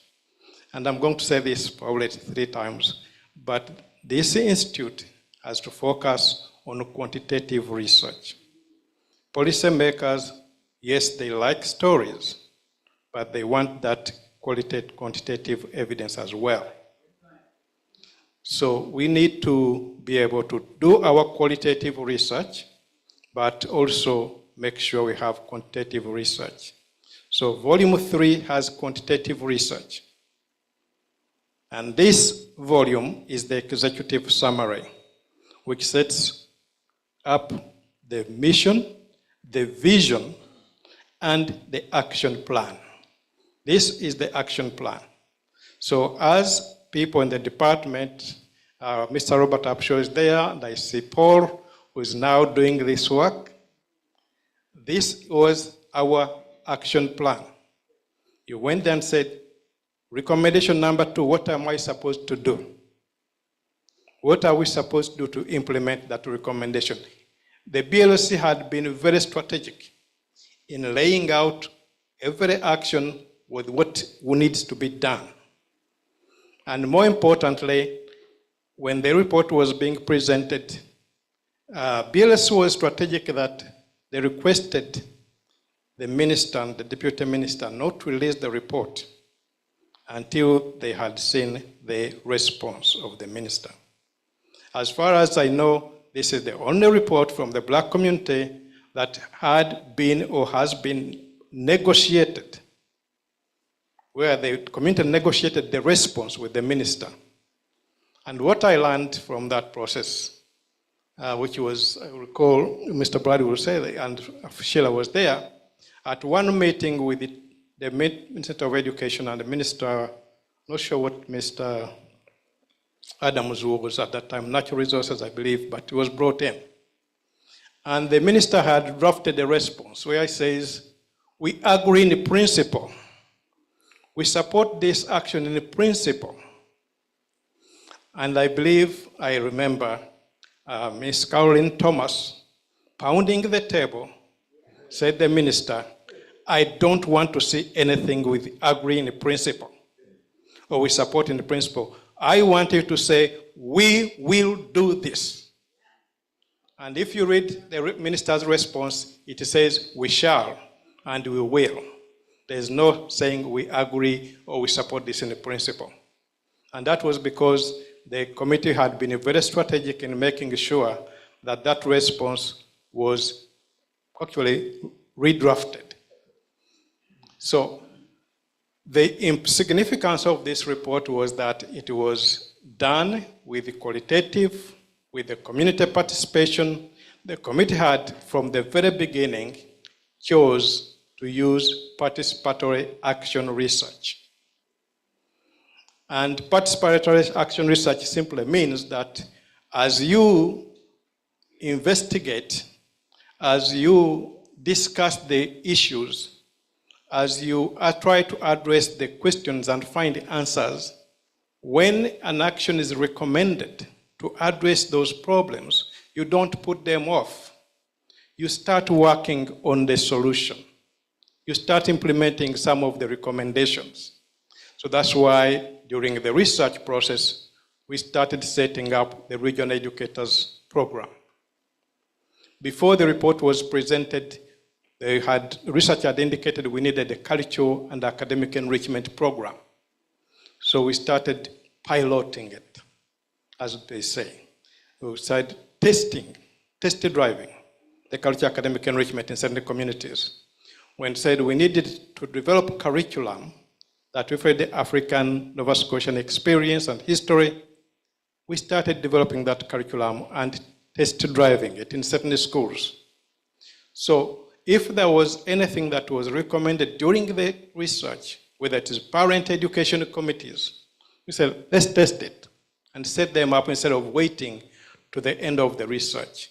So that's what participatory action research means. You take action as you look again, as you look at the issues, as people discuss those issues, you start taking action. And this has probably been one of the successes of the report. The other aspect of this report was that during the 4 years of research, there was a lot of interaction with government officials, with the deputy minister, with the minister, case or the BLS at that time was meeting with the minister every 2 months to update him on what was going on. There was a relationship that developed between case members or BLSC members and the government officials at that time. Why is that important? When you do a research, what we call applied research like this is not an academic paper for publication in the journals. It was research to be implemented in real world situations to impact real lives. If you do research that is going to influence decisions, if you do research that you hope to impact the system, you must build partnerships. You must find people within the system you're trying to change to believe in the research. They have to start looking at issues from the point of the evidence you are presenting. So by trying to build out those relationships, and those relationships developed, you start building influence within the system.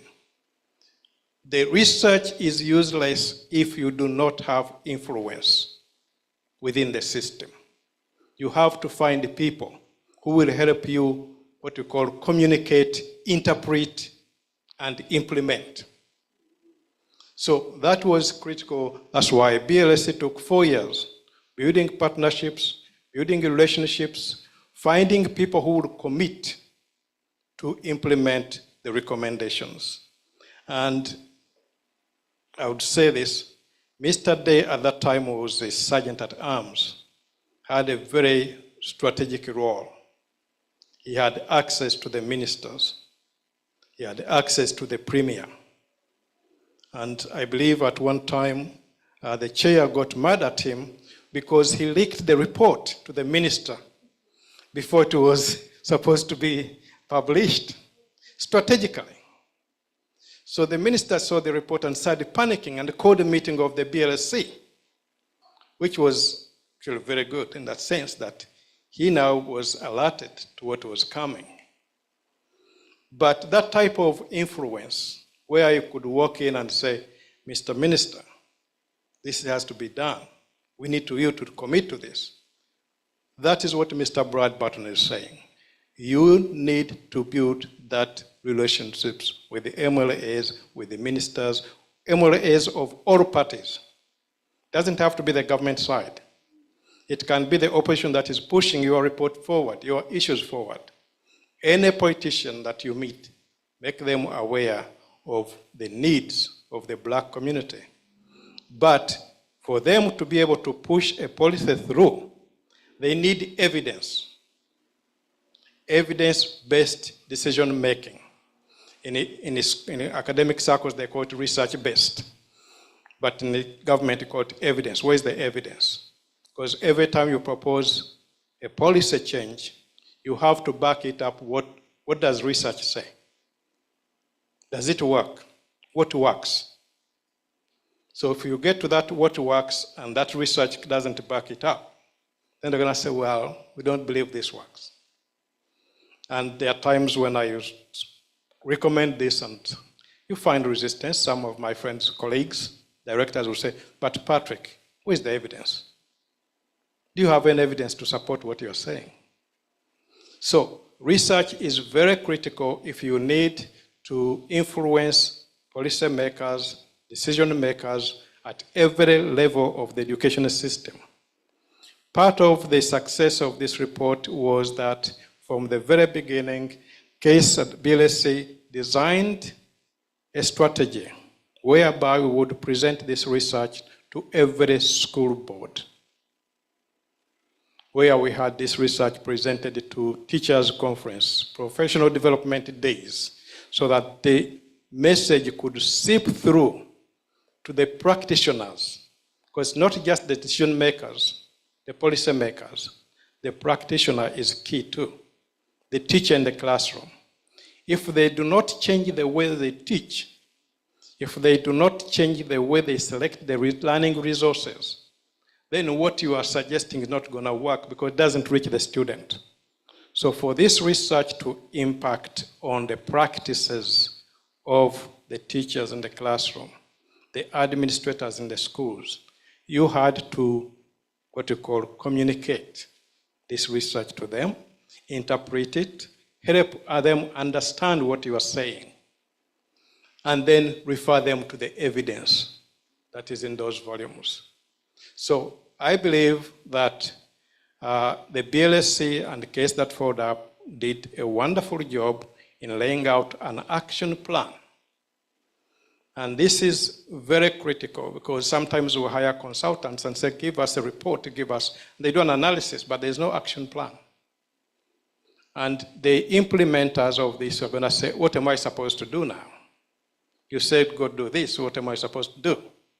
But if it is laid out step by step as it was done in this volume, then it is very easy for me as a director with the African Canadian Services to go to the minister and say, this year we are doing recommendation 3 and 4, and this is what I'm going to do, because this is what the report says I should do. Now, one of the challenges in terms of, we can always say 30 years later, have things changed?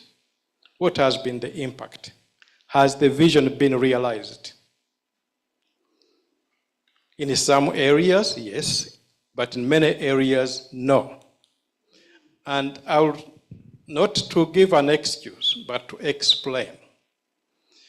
If you are, let's say, take the example of baking a cake, and you are supposed to put in, baking powder 2 spoons, but you put in a half a spoon. You're supposed to have 3 spoons of, sugar, and you put in 1. You're supposed to have 5 eggs, but you put in 2. And then you bake your cake and say, this cake didn't come out right. It doesn't taste the way because you did not follow the recipe. The Black Report recommended that to implement this report in full at that particular time, the government needed to invest $8 million. At that time, it would probably today be to about $25 million, today's currency and funds. What happened is that 96, the office opens, African Canadian Services, Mr. Upshaw, Patrick, and the team, you're going to implement these recommendations. Out of 8 million, you get 1.2 million. The following year, you get another 200,000. The following year, you get another 300. So you are about 1.8 million. Yeah, 3 years. Government says, well, you've been doing this for 3 years. We need to evaluate to see if things are working. Now, you said it's going to take 8 million. You have given me 1.8 million, and you are now expecting to have results. So this continued to happen with every program. If it's the Regional Educators Program, it's going to cost $1 million. We give you 300,000. Then you call in an external expert to come and evaluate that program before it is fully cooked or fully funded. So that's part of the challenges of implementation of government policies. When you put somebody in that position, say, Paul, what have you been doing? Nothing is working. But Paul is not going to go to the community and say, give an excuse and say, well, we asked for $2 million for the cultural academic enrichment, but we only get 800,000. You have to do what you have. I mean, you use what you have to do what you have. And that has been the challenge. I think that to some extent explains, yes, we have made progress, but we have not accomplished or achieved the vision of the Black Report. And you need, Mr. Brad Barton has mentioned, we need to have people who are committed to keep on pushing for results. And that can only be done by working together, by the institutions that this report foresaw. Every group that is in here, in this room, or that is not even present, is written in here. The Black Learners Advisory Committee became a case. Now, that was deliberate, because normally when a government set up a committee to do research or an investigation, it is disbanded. the date it submits the report. And then there's nobody to push, to ask for, where is your commitment? What are you going to do? So BLS wrote itself in the plan to make sure they will continue to advocate and push for results. The institute was put in there to continue the research that had started here, collecting evidence, following up, asking questions, and doing program evaluation. If we ask the department to evaluate, now the department, of course, sometimes is scared of the institute evaluating what they were doing in the schools. And sometimes it's just what you call human nature. I can say this because I'm retired, they can't fire me anymore. Part of the struggle over as I was there, the institute was asking for access to data, student information. How are students doing? We can track them. We actually fought to have the Human Rights Commission give permission to boards to collect race-based data, or data, whatever you call it. School board said, we can't collect it. We don't have the mechanism. We can't tell the parents. We can't tell who is black. Which students are we going to ask? So there were excuses to do that, not to collect the data. But once the data was available, because eventually they collected it, the fear was that the community is going to use that data to beat us on our heads. They're going to use it against us.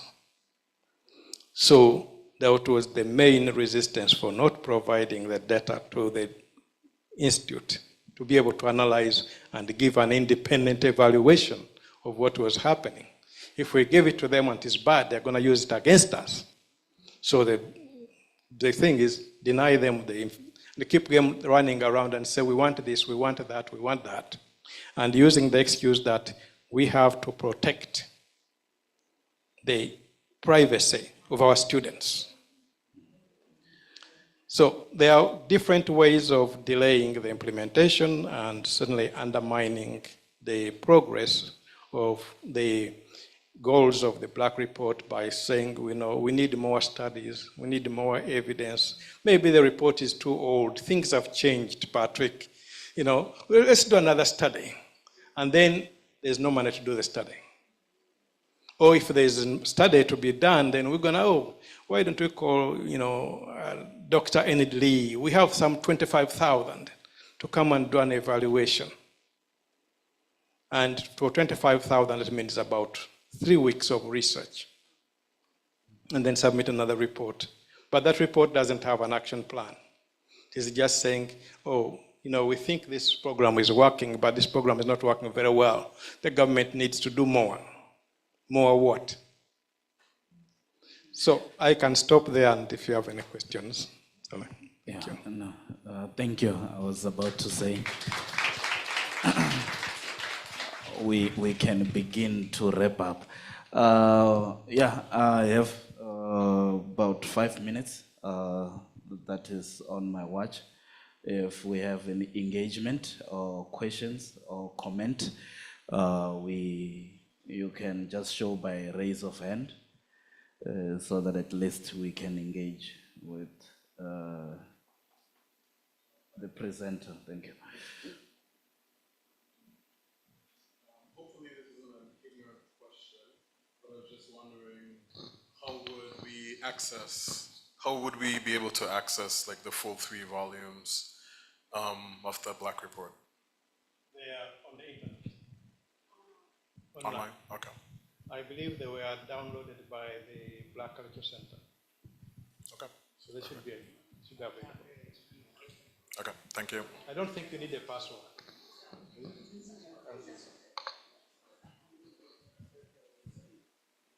Okay, I see another hand on the other side.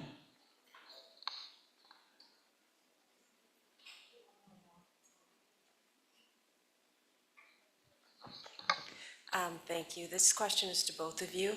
Can you help us understand in a very high-level way, but also practical, about the human rights implications of the Black Report and where we stand today in terms of the inequities among Black learners? Well, I just think that we have to start all over. I think if we wanted to just transition from where we were to where we are now, I think it's too much to expect. Because I'm looking in this room, look at all the young people here. I'm so pleased to see the youth participating at this level. And so you will make a difference. But you need guidance, so we will be there to help. But the one thing they could do is to have CASE be responsible to the community as opposed to the Department of Education. That's a recommendation I have, because once they took it over from the communities, it eliminated our power. So if you do it inside, you can't, the staff, and so many changes there too, right?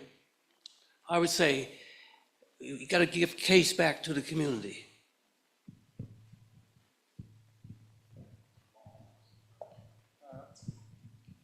I'm not sure about the human rights aspect of it, but I'll say again, we need to track the progress of our students.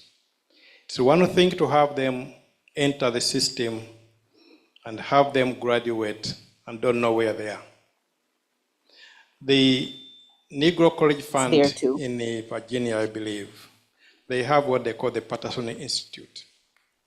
And at any one time, they can tell you how many African Americans are in medical school. They can tell you how many African Americans are in the third year law school. They track the students. They work with the Department of Education, the US Department of Education, in sharing this data, and the universities. Now, I believe we went with the Calvin to the Nova Scotia Community College, and they will tell you how many African Nova Scotian students have applied to enter the community college by program. They knew the numbers and how many have been accepted. They can track them, how many have actually showed up. We need as an institute to do that type of research. We have students now going to medical school, to pharmacy, to engineering, even veterinary medicine. We don't know who they are.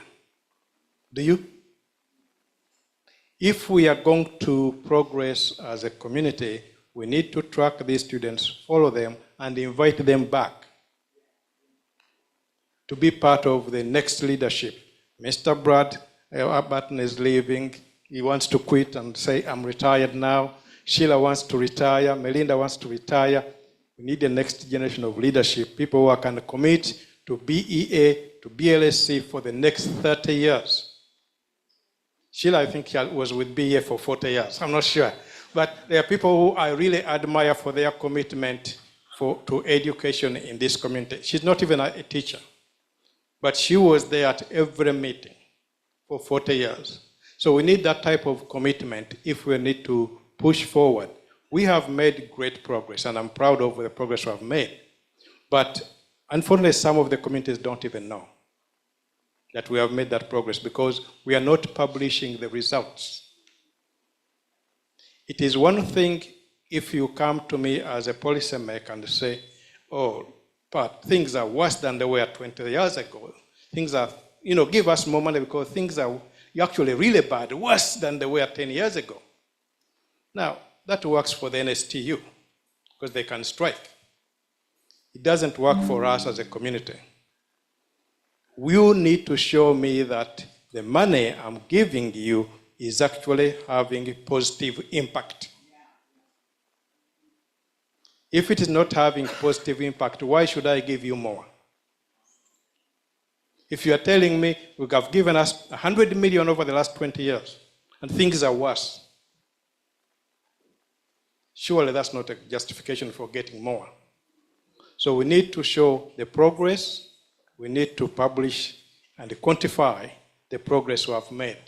And I challenge this institute to do that.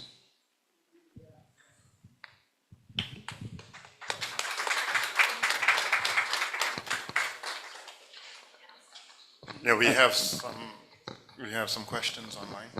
Online. Okay. Hi, thank you for being here. She's online. So I have some questions from the online learners here with us today. So the first one is from Rachel Labize. Was there a capacity building project for the teachers to change their teaching methodologies? Is it the only one question? There's two more questions. Maybe let's have both. Cool. So they can answer it one. Archie Beal says, I am interested to know when was the last report to the community on the implementations on the recommendations? How many of the recommendations have been implemented, and has the Black Report been beneficial to dismantling the inequality in the system for the African Nova Scotian community? The third question, is there a place for legal, that one is from Thomas Henderson. Is there a place for legal response to the lack of progress towards the education system more equitable for our learners? And lastly, Barb Hamilton Hinch says, please let Dr. Kakimbo know that we do track our students in all of our programs at Dow, including the ANS and Black students.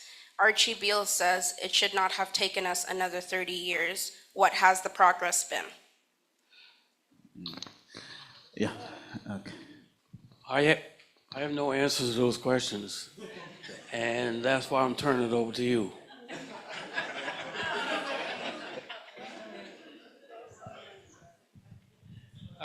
I can answer about the teacher professional development.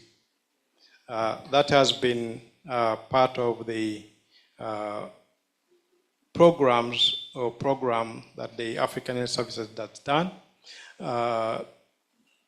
Sylvia Paris used to do that when she was with us before she left. Paul, Mr. Psho, who's here, is going to be speaking next. Melinda Day, they have all participated in professional development for teachers, making sure that the teachers not only know about the Black Report, but they are trying to change their practices. Part of the responsibility for the African Health Services was to make sure there is an injection of new curriculum materials, learning resources, and methodology in the classrooms across the province. So yes, there has been an effort to change the way teachers look at the Black students and also to change their practices in the classroom. In terms of DAL tracking students, yes, we appreciate that, and we hope that you can share that data with the Institute as well. Okay, thank you. I think they did their best to respond. Yes. Thanks a lot. I think now we just have one more speaker. I'm not sure if online, the virtual one is already in, so that we can move to that. I think we are well within our time. Thank you very much. Yes.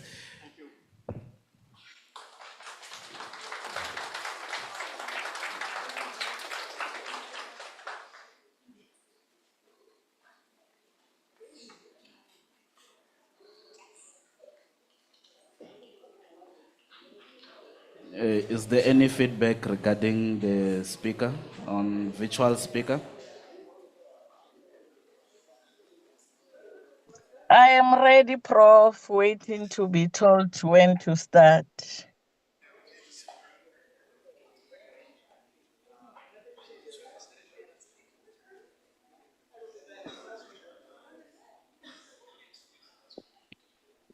Good evening. Can you hear me? It's in progress. Okay.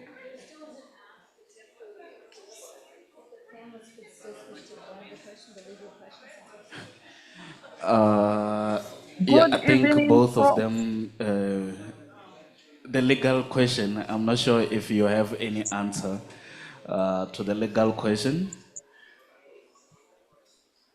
Yeah. Huh?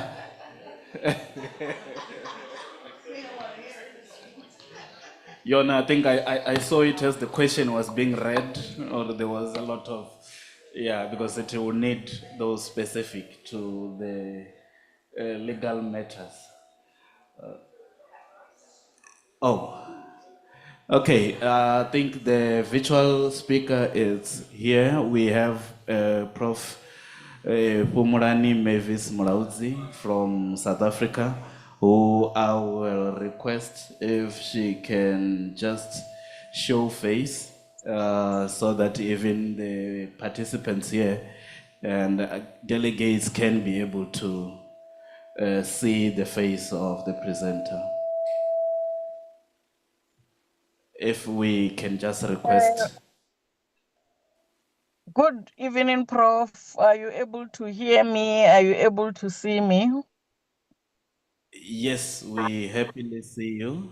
And then we wanted you to just greet the delegates, and then after that, you can go back to your presentation.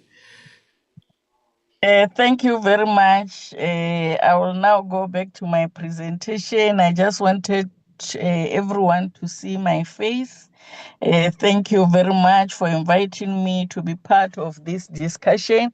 Already, I feel like I made a mistake of not being there because I'm finding the presentations of all the speakers that have spoken before me very interesting and very stimulating.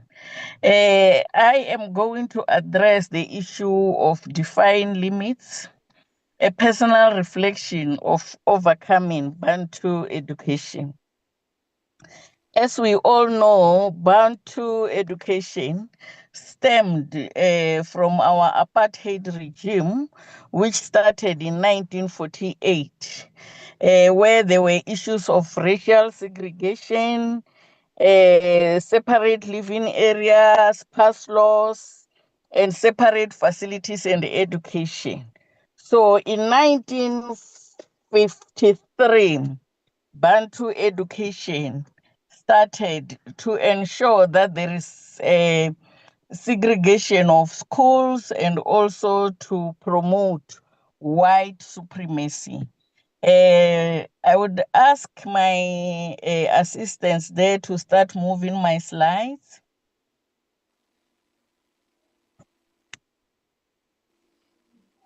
Next slide, please.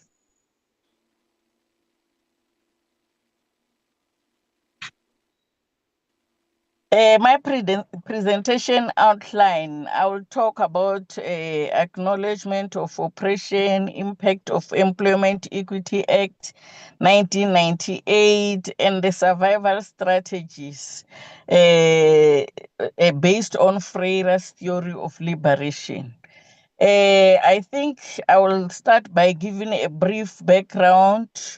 Proceed. Can we go to another slide? Just a brief background of, I started school in 1968. And during that particular time, it was really very difficult. Our schools were in rural areas. We didn't even have a toilet at that particular school. And most of us would be under the tree because we didn't even have buildings. So for us, it was really very difficult to be in those positions. But today, I just want to reflect on that and also mainly to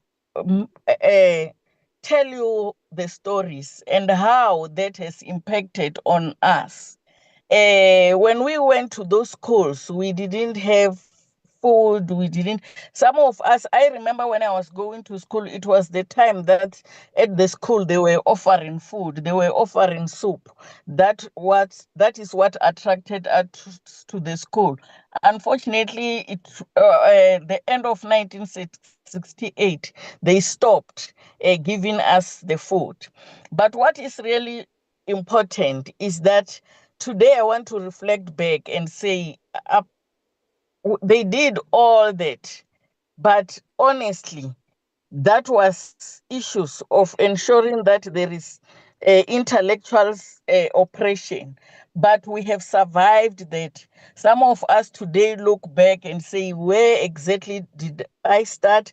And look at our background, and we become surprised as to how did we survive all those things. So I would like to also share the survival strategies with you so that you can know that in 1994, there was a democracy.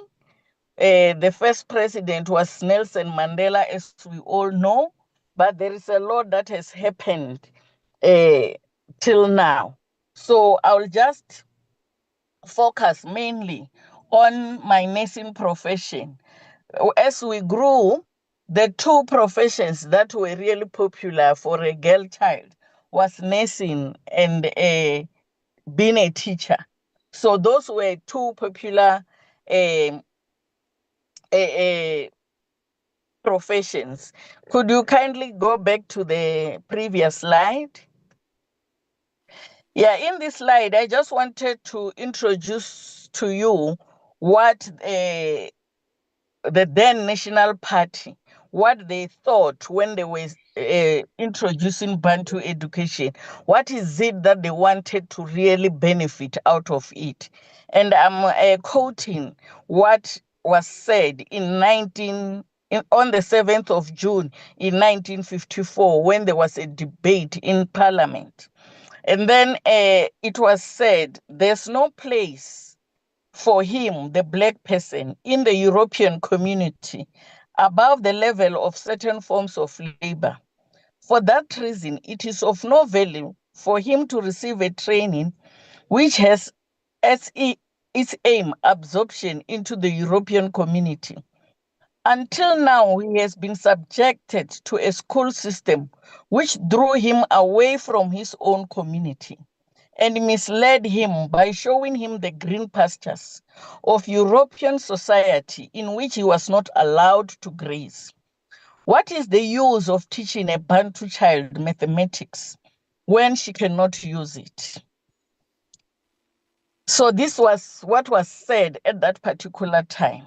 So some of us who got this information earlier, during the time that we were fighting for freedom, during the time that we were taught by our elders in secrets about everything that has happened in South Africa, we took this into heart to say, if they think that we are not going to succeed, if they think that they are going to oppress us through Bantu education, we have to find a way of ensuring that we succeed.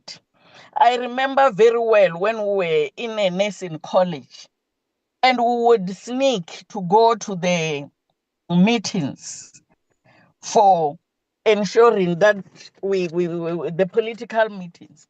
And we were always telling ourselves that we need to start harder because we know that one day Mandela will be out. And we would like to have people that he's going to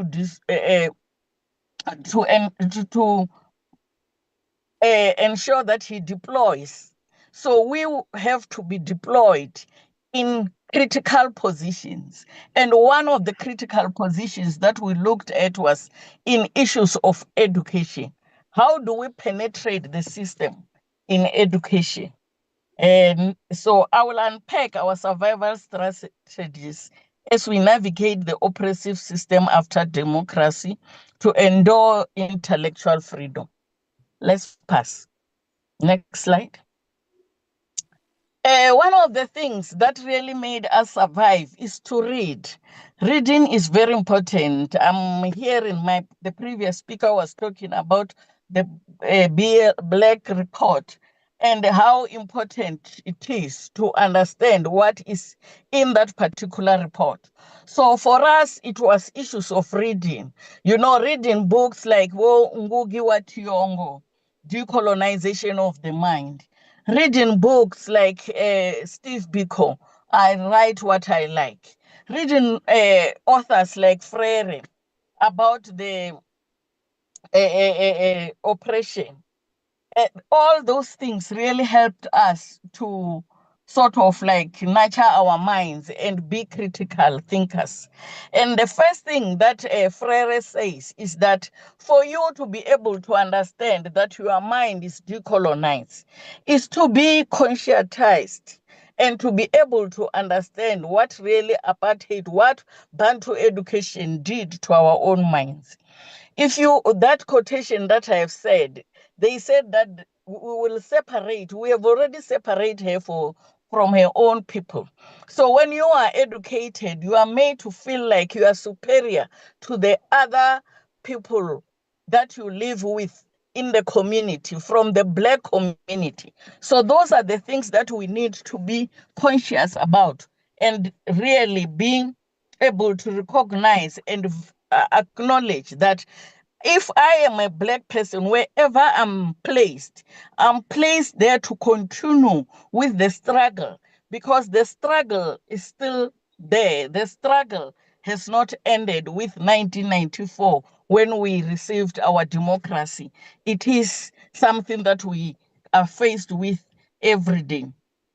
So the other thing that really assisted in South Africa, there was the issues of truth and reconciliation. I always say, as nurses, we miss that opportunity to talk about the atrocities that we faced as a profession.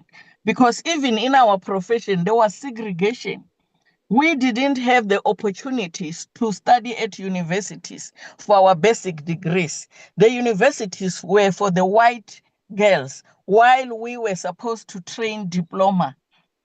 It was really a way of ensuring that the whiteness of nursing is continuous by ensuring that they are trained as leaders, they are trained as educators, they are trained as researchers, while we are trained as clinicians that are supposed to remain in the wards, but at basic level, not leadership level. So in 1998, there was an Employment Equity Act, and this act really helps a lot. It was a policy designed to address past inequities caused by apartheid and to create equal opportunities for everyone. And that act forced the majority of white institutions to appoint Black lecturers at universities, hospitals, as well as to admit those students that are Black. As I've already said, that they were not allowed to study at white, what we still call previously white universities. So when the Employment Equity Act of 1998 was passed, it forced everyone to start looking at how are we going to ensure that we are really making sure that we appoint these people. And as the previous speaker has said, there are so many mechanisms that have been put in place to ensure that Employment Equity Act is addressed in many institutions. However, there are so many ways that people are doing to ensure that they beat the system and they do not do what is expected. Let's pass. Next slide.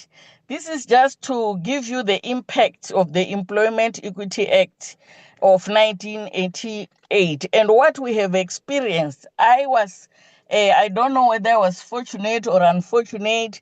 The rest of my 35 years of my profession, I was working at previously white universities. I've worked at 3 of them. I worked at the University of South Africa, University of Pretoria, and University of Northwest Potchefstroom campus. And that really was something that was very challenging. When you arrived there at those universities, they have employed you to ensure that there is Employment Equity Act. You may be qualified as a I had masters by that particular time, but my color was not good enough. So when you arrived there, you felt lonely and confused because of the culture of that particular institution and the way the students were also uh, as they would their perception of you really affected you so much. Indeed, there was whiteness and even the issue of appointing black students. It was really something that was not there. The issues of selection of the students, you could see that the black students are really marginalized in many ways.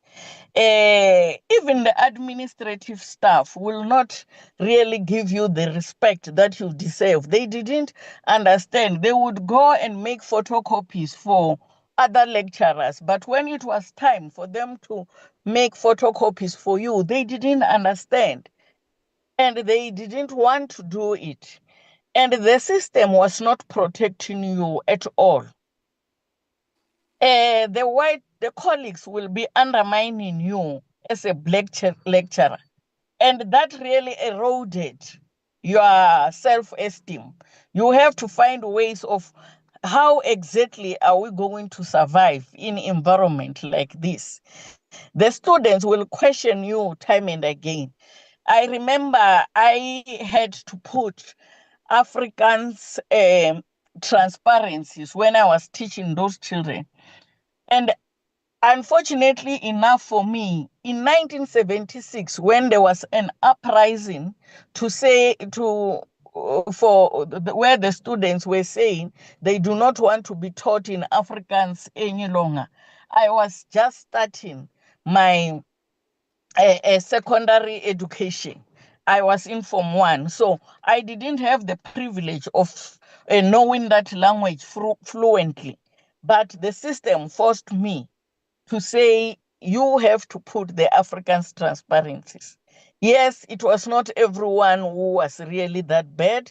There were some of the colleagues who really supported me. I remember a colleague who would give me those white textbook and teach me how to at least make summaries of subheadings so that I can have transparencies that are in Afrikaans.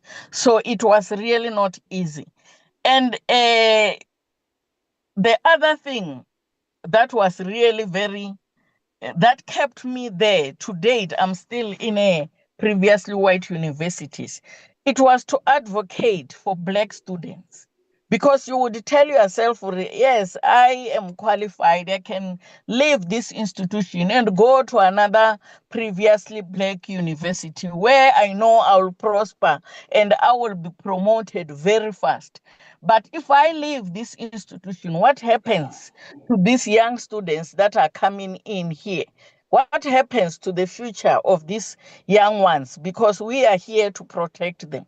We are here to ensure that there is safety. We are also here to be their mouthpiece, for we need some of the selection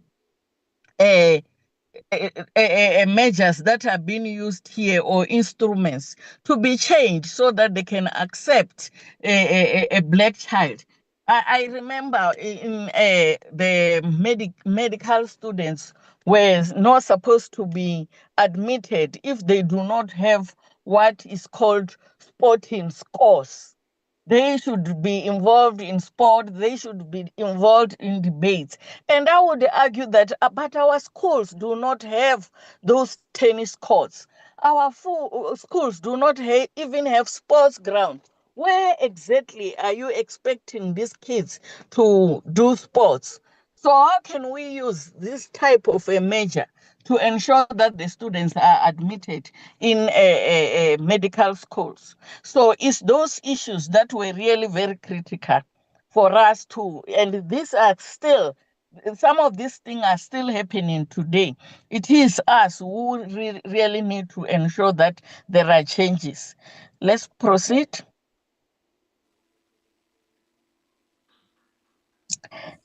the inequalities in the type of curriculum that we were teaching. The curriculums that we have, we also have to challenge them. Even now, we are still not succeeding. There is lack of African philosophies and cultural beliefs. The type of curriculum that we teach, indeed, it separates us from the people that we serve, because we teach nursing in a European or a monolithic way of looking at health. And we exclude the people that we are serving. It doesn't include their cultural beliefs. And it's those issues that we have tackled with. To date, there are a few changes there and there, but we still have not won, the struggle. We need to continue to ensure that the cultural beliefs are embedded in the curriculum. And we also need to start challenging the white supremacy and the white way of doing things that are embedded in our curriculum, and we do not see where we fit in. The exclusion of traditional health practitioners, where we continue to see our healthcare system being monolithic, when we are quite aware of the fact that 80% of our patients go and see traditional health practitioners before they come to our hospitals. To date, we are still struggling with the issue of the Traditional Health Practitioner Act of 2007, which was promulgated. However, the way it is supposed to be implemented, you realize that it is still implemented based on the European way of seeing things. And for example, we want the traditional health practitioners to be trained. We want them to have certificate. We would also want them to belong in a board. They must have the board of traditional health practitioners. But that is the way we view education, and that is not the way the traditional health practitioners view their education and their certification. Let's pass. Next slide, please.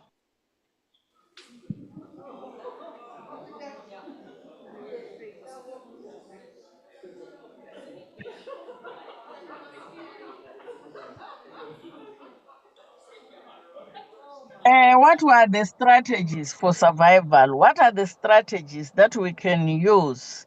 Here I looked at Freire's theory of liberation and thought about issues of building intellectual resistance, gaining understanding of our surroundings, and planning how are we going to navigate. And we definitely have to find ways of how do we sacrifice. The previous speaker was talking about the number of the students that get into colleges, that get into universities. We have to be the ones that are fighting. Where do they go and where are they at this particular moment? Strengthening our values and finding ways of ensuring that we develop endurance and resilience. And we also have to embrace challenges, seek opportunities, and adapt to survival strategies. Next slide, please.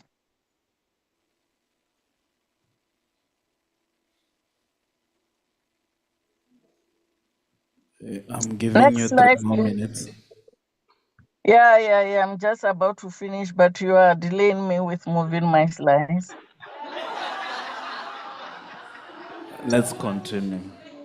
Okay, humanization is also one of the survival strategies that we can also look at. How do we ensure that despite everything that we are doing, we uphold human dignity and we make sure that our people are free from oppression. Let us also ensure that we challenge the regurgitation of Western knowledge that was imposed on us, which often prove irrelevant to our local context. Next slide, please. Even the issues of African epistemologies and philosophies, such as Ubuntu, how do we put them into our own curriculum? Those are the survival strategies that we need to start using. Dialogue. We as Africans are people who construct knowledge through dialogue. How are we going to ensure that those are things that we put as part of our curriculum? How do we promote knowledge transmission? How do we use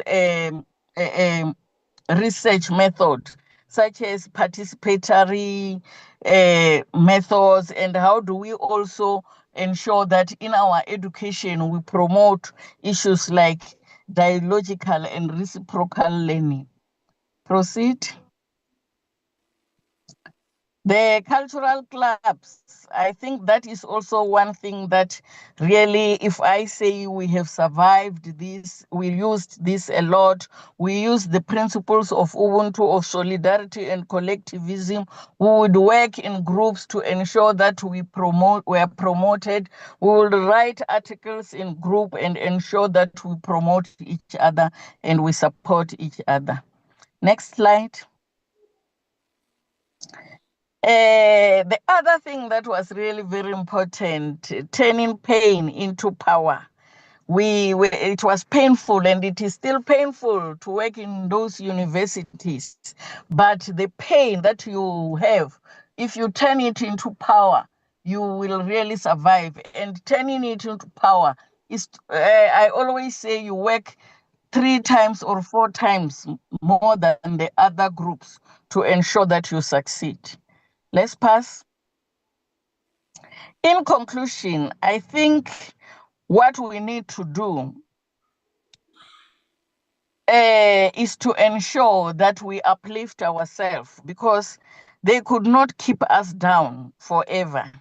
They tried to, but together we stood up against intellectual oppression and slavery.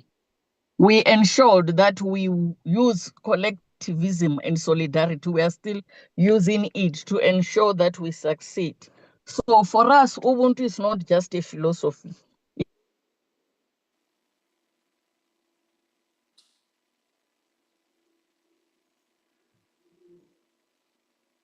Did we lose you?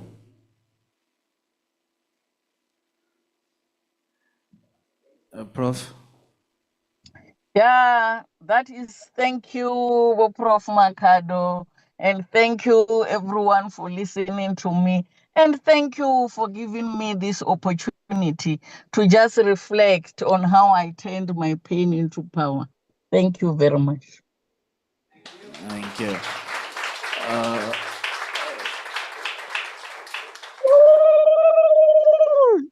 Yeah, you should have repeated the wording that you have written there so that they know what it means. But Ndoribu, it means thank you. It's a Venda language. It's part of Limpopo province in South Africa, just next to Zimbabwe. So that's where the vendors are. So, Prof, wanted to just invite, I know we have entered into people's lunch. And while we have done that, I think I will just allow a question or two so that at least we don't get too much into people's lunch. They said you don't want to mess with a hungry person.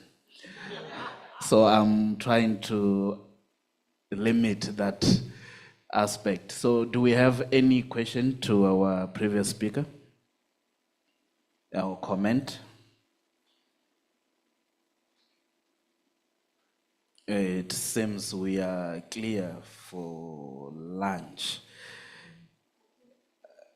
Unless if you have something, Mama Sylvia. Please, it seems there is no hand. And thank you, Prof. Mlauzi, for the presentation. Thank you. Thank you very much. I had this, I guess I'll call it an energy moment when I was talking to Dr. Asante, and I was saying, oh my goodness, like the intentionality is what has been done to us as a peoples across the world, because that story, it could have been supplemented here, and our story could have been supplemented there. And so thank you to the folks who at this point have talked to us very intentionally about relationships we have with each other, how we care with each other, have talked to us about being intentional about addressing institutions and systems. And for the folks who are in those institutions and systems, I want you to hear, we are not speaking about individuals, because things were just at an individual level, we probably would have been through it a long time ago. They are so embedded in structure, like that quote about the fish in the water, you don't see it, but you need to take up the opportunity to reflect, navel gaze, and say what is inside the systems and the structures that is able to continue on. I'm going to do two other things before I get to tell you what you really want to know is where's lunch. So I want to first say that we acknowledge that we're privileged to have some of the folks from the BLAC Advisory Committee structure here. We've acknowledged Melinda Day, who, there she is, originally, and I also wanted to acknowledge Sheila Lucas. Has another individual there, and some other folks are in terms of related staff, we've heard that announced, but in terms of the origins of that, and of course Bradford, Barton as well, was able to be here. And we had invited other folks who are still blessed to have with us, and who weren't able to attend. But this is my first chance to also mention that in May 2026, we are hosting a conference, and that conference is intentionally connected to what we're doing here and what's coming out of this symposium. I've asked you in the early beginnings to think about calls to action, things that we can do individually, and what we'll do in that structural locating together time. So keep thinking that through. So in terms of getting ready for lunch, so we're able to have lunch over at the Mother Church, just across the street. Folks have things set up there for you, and you just need to go out the door safely across the road. You can go up to the sidewalk, it's not that far, but if you want to dash across, please take care of yourself. It's not raining now, but I was saying to someone, I brought some umbrellas from home, and I was hoping somebody would be carrying my umbrella, but you don't need it right now, it's over there. But also located here is what we're calling a gallery walk. So we have an opportunity to do some immersive learning, which is what we're intentional about in the space. And some may have noticed it already in the hallway area where the washrooms are held. So there's, and the story is kind of laid out for you, and some other pieces will be coming up in that same kind of learning later today and into tomorrow. So in terms of for your engagement time. And I'll ask everybody to look to your back. Those two quilts, and someone will say something a bit about them in later, but they're also experience that we're also feel very community attached to. We would love your input. So here's my plug for evaluations. So there's evaluation that's going to be put in the chat for folks who are online, and appreciative of the folks online. We have to always be mindful about keeping you present with us as well. And then it'll also be sent, I believe, and folks who have email addresses. And it's, like I said, it's really important to have that input. And I'll remind you about the appreciation we'll have of your openness to speak to our folks who are here from the journalism school. I'm going to wave a little bit in that one. If Emily approaches you for questions or whatever input, that would be great. And then we also have someone from Mucho Radio who's here. Okay, so lunch is, I think we're due back. Audience participation, what time? 1:50, is that the truth? Okay. Just kidding. Okay. All right, get off the stage before they pull you off. Thank you very much, everyone. And see you after lunch back here. Thank you.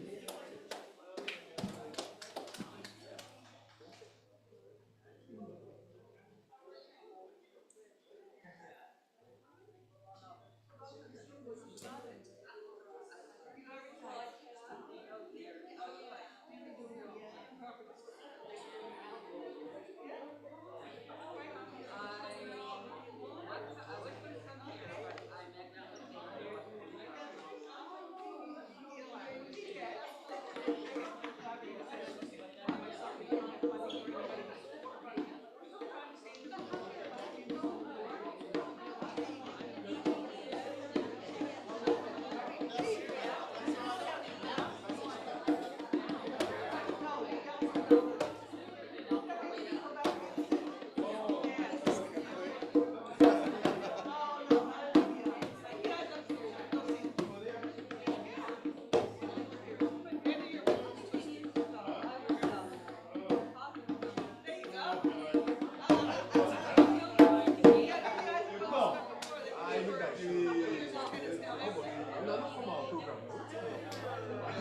keep everything aside.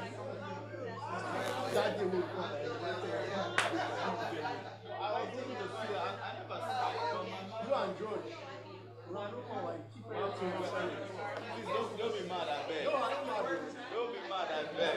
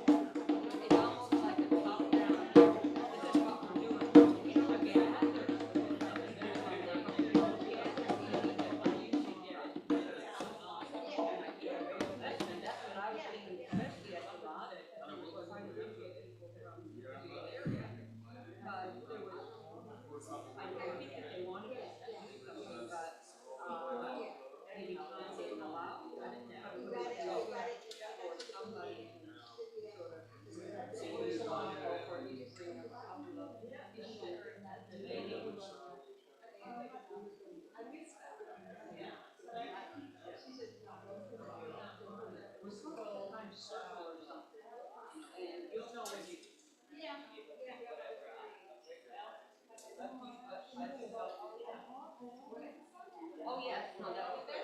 That happened, oh, yes, that happened. He's quite good at it. I mean, the presentation was very good, but I guess I was thinking that an opportunity to tell us the issues that they're facing, like, the difficulties that they might be having in this school system, or the issues they may be having just around political involvement and things.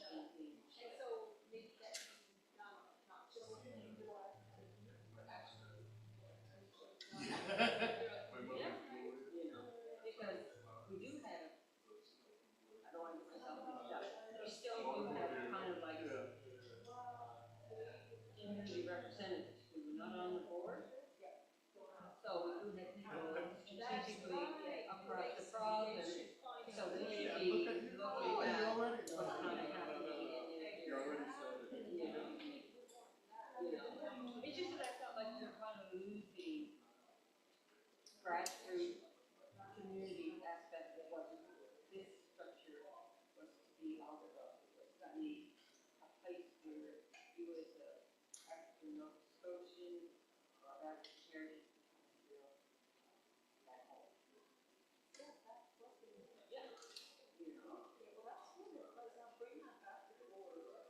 And do we go back to our constitution every once in a while just to refresh all of those principles that we put in about how we function and operate, you know?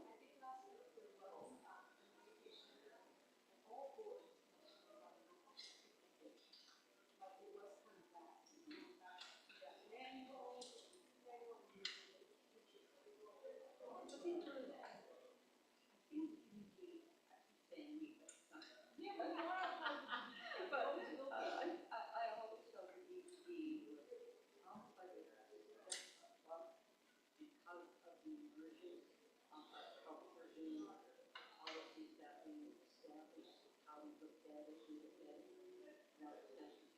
lens and all things like that. It's not something that we ever accomplished, but that's how we started. That's what we wanted our foundation to do. And we wanted to make sure that our youth, so I know that you're working to get your youth out the back inside. Maybe I showed when I was there, and like very, very impressed with their expertise and knowledge base. And it's like, you know, I need somebody to do with it. Oh, yeah, you know, oh, who could you find? I will. Yeah. Yes. Oh, you haven't seen the news. Yeah. From an old person's perspective, the hall is a little bit smaller. Oh, is it? Smaller than it used to be? Yeah, in that we thought we would get more space when they took the stage away. They used the staging area for storage. You know, for all the cheers and stuff like that. I'll go over later.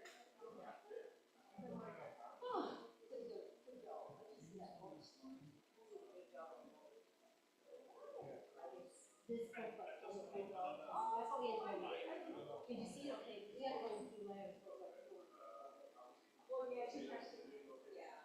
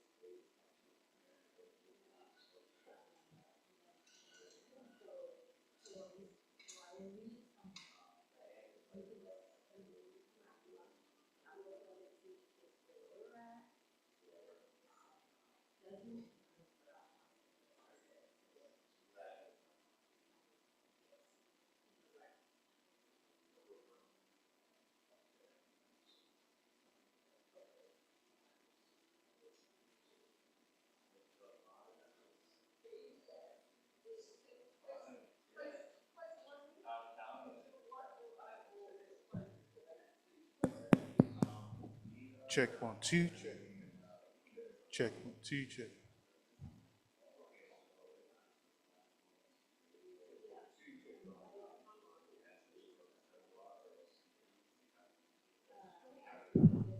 Check.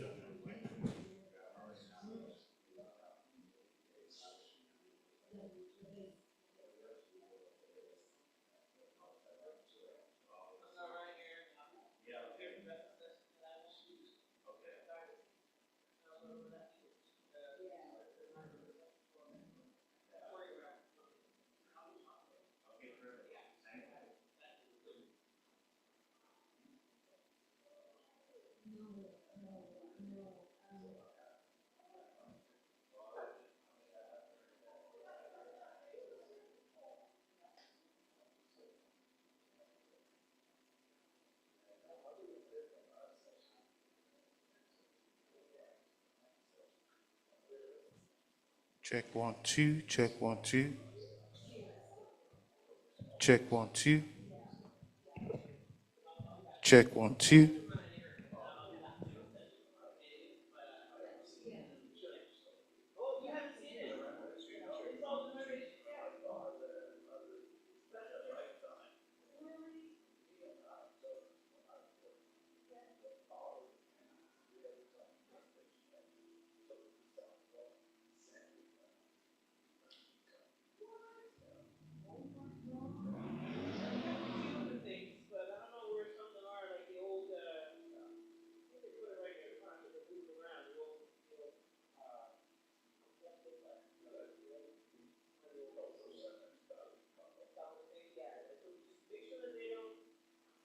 Check 1 2. Check 1 2. Check.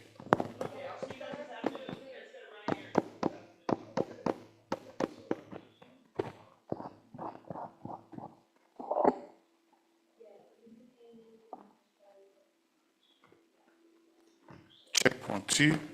Check 1 2. Hello. Crackling mic. Hello. 1 2.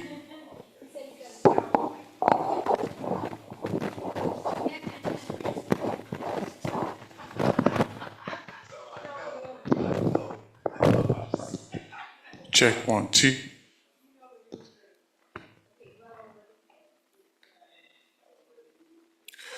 Check 1 2. Check.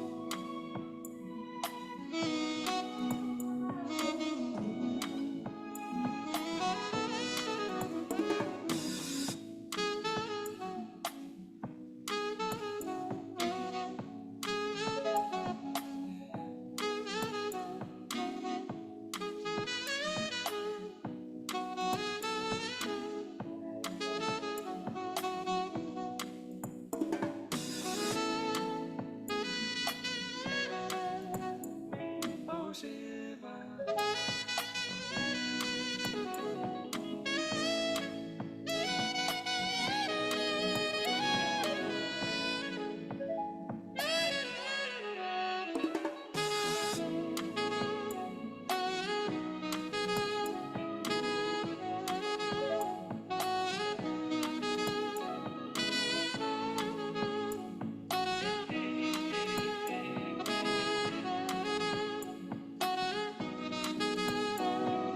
You're such a rush, my baby, slow down, come find your love. I'm hoping you see me, come serve it up. Love it when you stir it up. That body belong on TV. Oh, this feeling I can't hide. You're feeling up my mind, and I just don't know why. I just don't know why.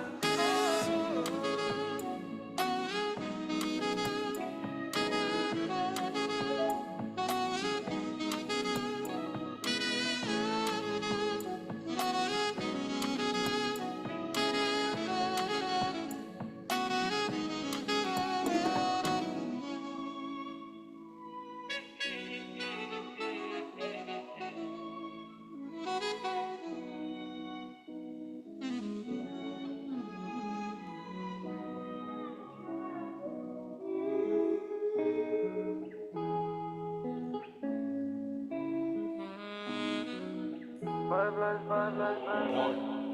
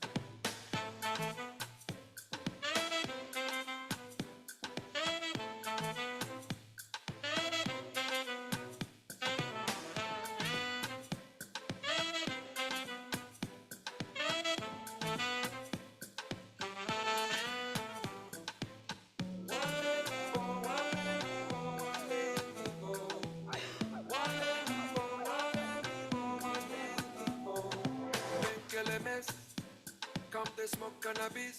Doctor say make a pop one of this. Make me fly like say I'm Aladdin. Come bring some kind melodies. Oh, mama, myself no do past like this. So many things inside of my jeans. Slide down, DBTs, DBTs.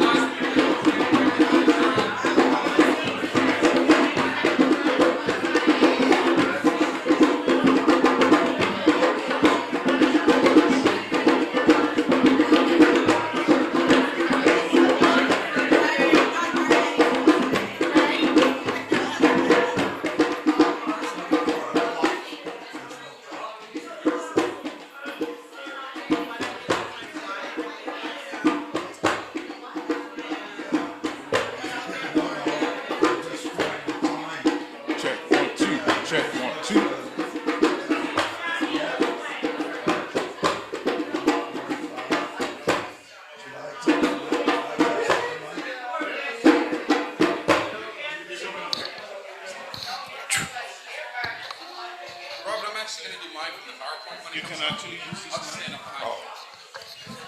You're gonna do yours. Okay. Testing, 1, 2. Well, maybe the clicker would be fine. Yep.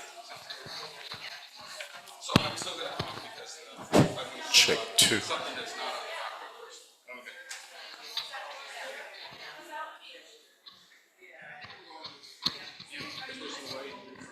I guess.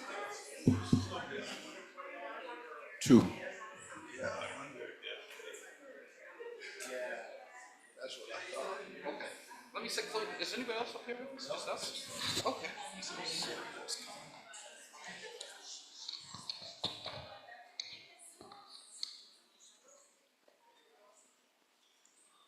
Mic sound disturbs us, so no hot mic moments up. You know, there's people trying to get money from me. Today's a good day to collect.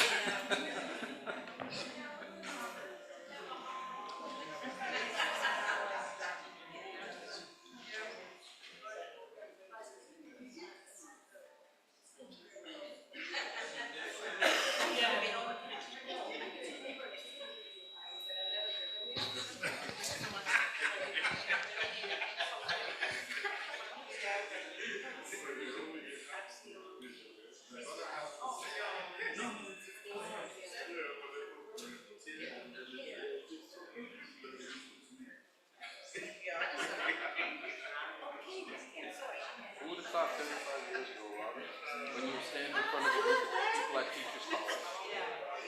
I'd be sitting out in front of the room as now, talking about the last 35 years. Talk about capacity. Yeah.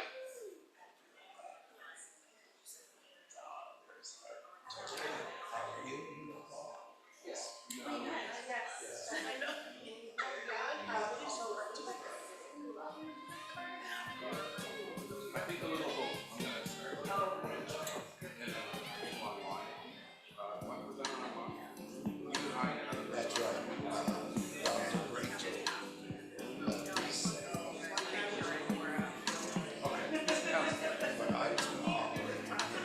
Yeah. One second. I just want to show something on there first. Then I'll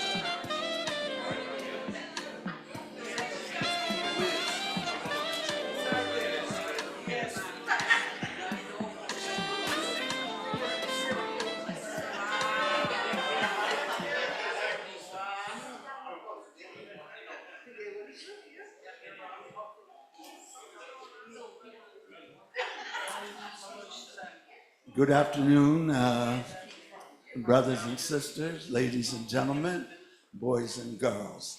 We want to welcome you back here to the symposium where we are posed and welcome our online folks and our partners at the University of Venda in South Africa.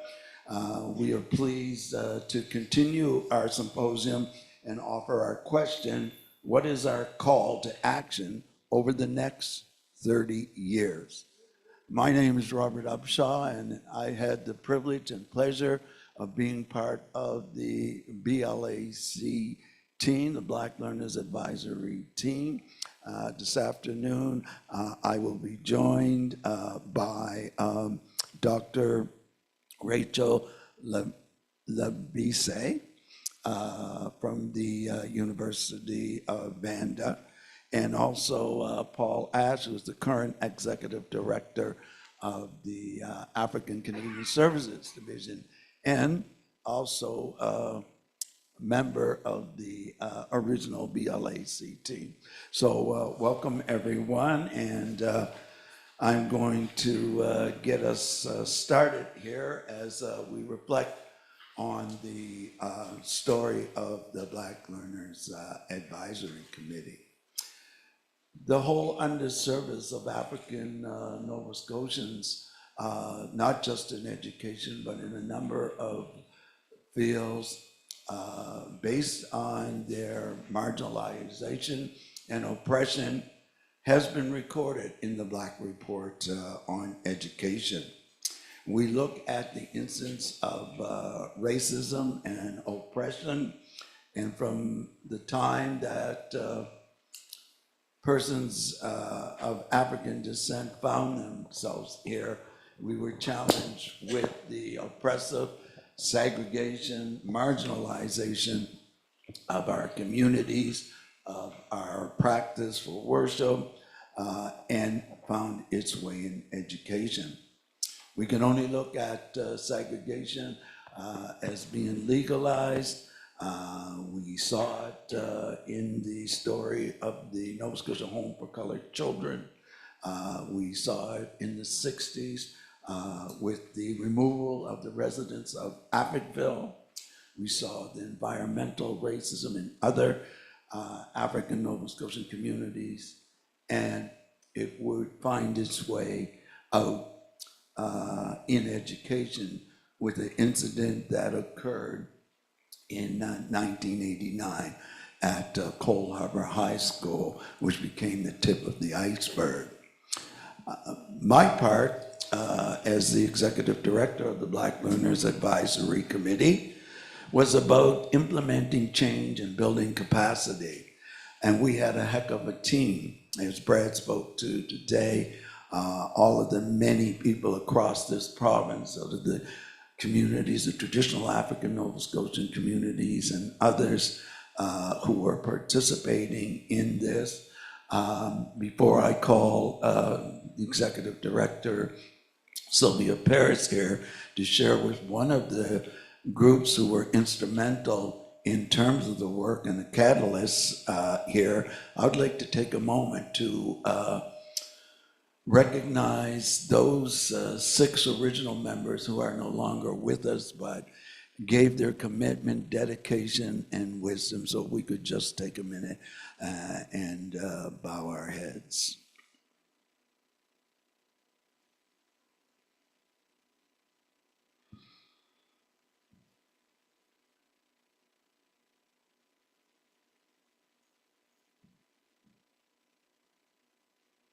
Thank you very much. Sylvia, if we could have you come and share with us the Evangeline King Grant, who was the president here of the Preston Parent Students Association. So.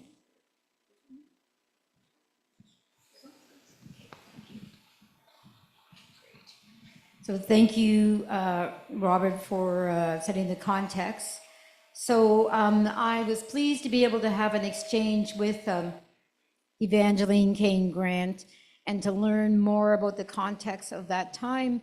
And I guess we would really, as we talk about it now, grassroots organizing, and certainly community voice leading.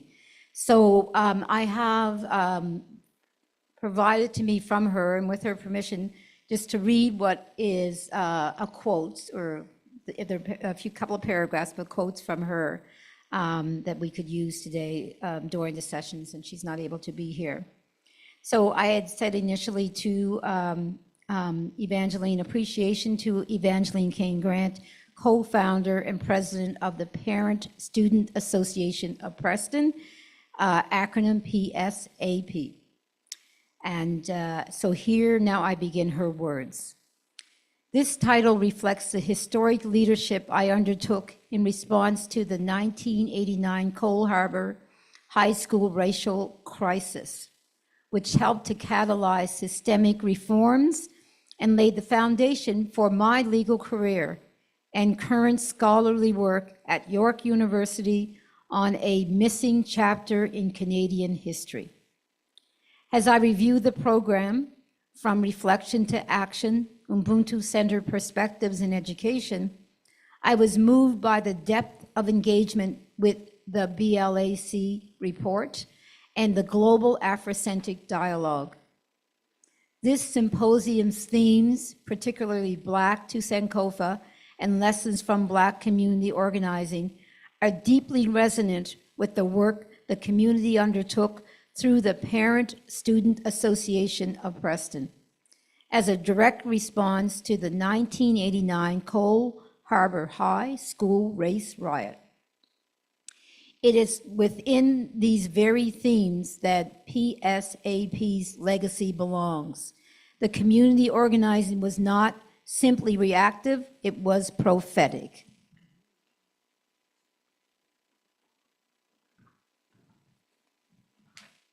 We called for a public inquiry into institutional racism in education, mobilized interracial coalitions, and reframed the school-level crisis into a provincial reckoning. That moral pressure led directly to the government's response to appoint an advisory committee on racism and ultimately to the structural reforms owing to the groundbreaking BLAC report and the celebrated legislative ACSD and DBDLI, as well as the many first-time race-related initiatives in Nova Scotia. PSAP, under my leadership as president, helped lay this foundation. Our work was not a footnote, it was a cornerstone. Thank you very much. In terms of building capacity, improving the capabilities of individuals, organizations, and communities to achieve their goals and respond to the challenges. It was a whirlwind of implementation, as we heard from Brad Barton today, talk about the importance of bringing everyone together and taking that on and that challenge to government. We also heard from Dr. Patrick Kakimbo about the importance and significance of the research. And that research is even used today in a number of issues that are being addressed around anti-Black racism. People will refer to that foundational document as well.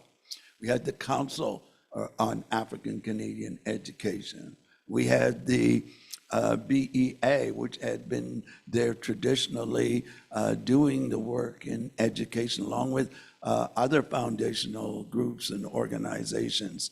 We had the Africentric Learning Institute, and we also had the African Canadian Services Division. Building capacity and the impact, there were tremendous movement for an opportunity for the Black community of Nova Scotia to participate in education. Our education committees, we built documents and training and board development for our education. committees that were there. We employed a number of folks in the African Nova Scotian community towards career paths. Some of our regional educators who were Black teachers were unable to get jobs in the system, and we were able to facilitate them in terms of their journey there as well. Our cultural and academic enrichment programs allowed students and to be employed in them, but also to be role models for other students around culture and academic pursuits. As Dr. Kakimbo mentioned today, the Regional Educators Program was founded and establishing space for them, finding offices. We were able to network with community organizations, build resources into those communities, hire folks from those communities as well. And in terms of all of the activities that we looked at, the Student Support Workers Program, the RCH coordinators, who I think today are identified as African Canadian Education coordinators as well. And when we think of the impact and we think of the development of resources and materials, the ALI created many conferences, cohorts, materials, supported others. And that was one of the fundamental things of the Black Report, was also being able to support other initiatives. People like David Woods, who was doing work in the culturally awareness youth group, supporting him in those activities. The Afrocentric Education Project, who were instrumental in bringing Dr. Molefi Asante here in partnership with the BLAC in the very beginning. In our first conference, we had 300 people who came from across the province in a snowstorm because of their importance and their commitment. And I see today in this room, many of the young people, as they were referred to earlier today, who are in place and across this province to take on this challenge as we organize ourselves to move forward in the next 30 years there. So I'm going to stop there, and I am going to introduce our next presenter on the panel here today, and just give a heads up there.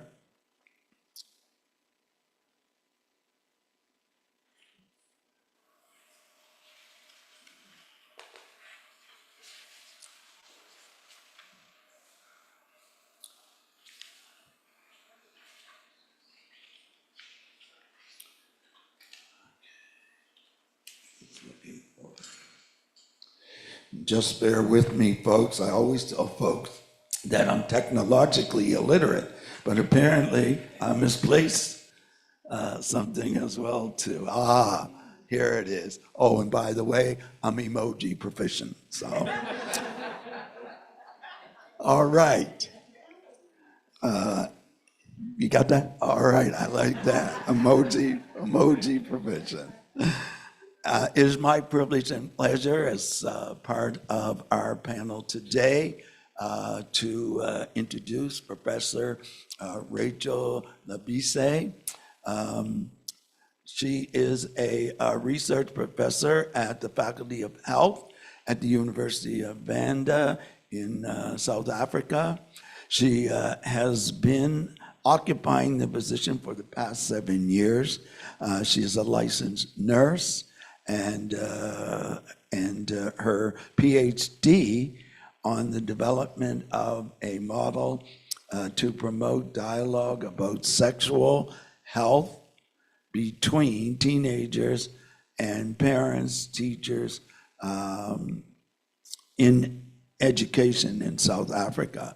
So I'd like to welcome Professor Rachel here today to join us and share with us, and she will speak to the displacement and homecoming life during apartheid. Good day, Doctor. Good evening from South Africa. I don't All right. I don't know if I'm visible. It's a bit hazy this side. Do you have my slides or should I share? I believe we do have your slides. We do have your slides. It's what you would prefer. Would you rather checking on that share on there. your own, or would you rather have How's the us share weather for you? there? I'll try to share. I don't know if. Oh, Yeah, you have the ability to share.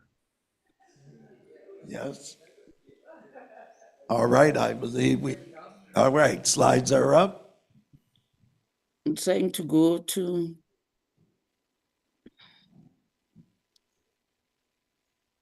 Good evening, colleagues. My name is Rachel Levis. I'll close the video for some time. I'm presenting to you my life experiences, my lived experience in South Africa living during apartheid, and I'll focus on how people were displaced and the homecoming.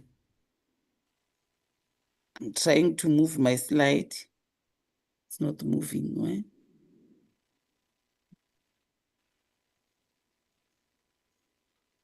Okay. The structure of my presentation has got an introduction, way of life under Group Areas Act, Land Act, displacement, and the homecoming. Why is it important for me to share this story with you? It is my lived experience, as I was born in a family of activists. I'm married to Libisi, but my maiden name is Nkondo. And I'm going to tell you the story of my life in a family of activists. I was born where we had 8 activists. 2 were females and 6 were males.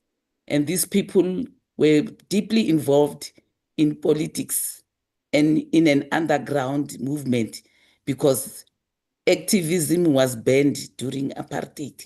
So I was born into this family and grew up seeing what happens to a family of activists. I've put in special branch there to orientate to you that we had a special police force called Special Branch, whose responsibility was to look for information and arrest people who are actively involved in politics. And their duty was to get information about their movements and everything. So if you have got a bunch of activists in your family, you were almost in the spotlight every day of the police search, police surveillance. Your phones were hacked so that every information that comes into your family is filtered and listened to. Every book that is in your family, every person that visits your family was under surveillance. So I've lived a life of harassment from the government of the day. You'll find that they will come in around 3 a.m., ransack the whole house looking for information, be it in writing, print, or whatever you are listening to, or whoever you are talking to. And if they find something that is suspicious, all the adults, almost everyone was taken into custody, and you are left there as 10-year-olds to fend for yourself or not knowing what to do. That is how they were detained. That is the way in which we have known life. And we always had fear of unknown because you did not know what time they will bounce in, come and abduct whoever they want to take, and they will take them for solitary confinement. Or sometimes they won't come back for 6 months. Some will come back after 2 days. So we lived the life of uncertainty, not knowing what's going to happen next. Even when you go to school, you were not sure whether when you come back from school, you'll find everybody home. That is the home that I grew up in. That is the experience that I have with the living during apartheid. The way of life, there was this act, the Group Areas Act, which was there to determine who lives where, what type of recreation you must do. There was no access to recreation because there was a difference between public amenities. There were beaches that were meant for blacks, and there were beaches that were meant for whites. The parks, the hotel, and everything. Access to services was also divided between the two groups. Schools had two different streams. We had the ones that were taking Bantu education, and we have the education for whites. And Bantu education was inferior to white education. And access to hospital, we had different hospitals, different government services. You know, access to opportunities like profession was also restricted. There were professions that you could not dare register.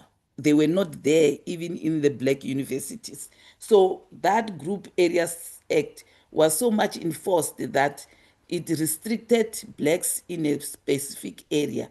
Blacks had to be moved from a place which is nearer town. We were taken away from town, and you were given a certain type of housing that will only accommodate a few. And if you are many, people will sleep even in the kitchen and in the dining room. And that made it very difficult for people to navigate their life. There was also forced removal. After removal from areas near the cities, people were also moved to areas where they were packed according to their ethnic groups, dividing ethnic groups in South Africa. Vendors in Venda area, Shangans in Shangan area, Zulus in Zulu area. So they made us to hate each other because now you had to live with your own and not live with the other people. So it needed people who would resist this type of legislation. And my siblings, my uncles were part of the people who joined the resistance movement, went underground, hence the continuous harassment and everything.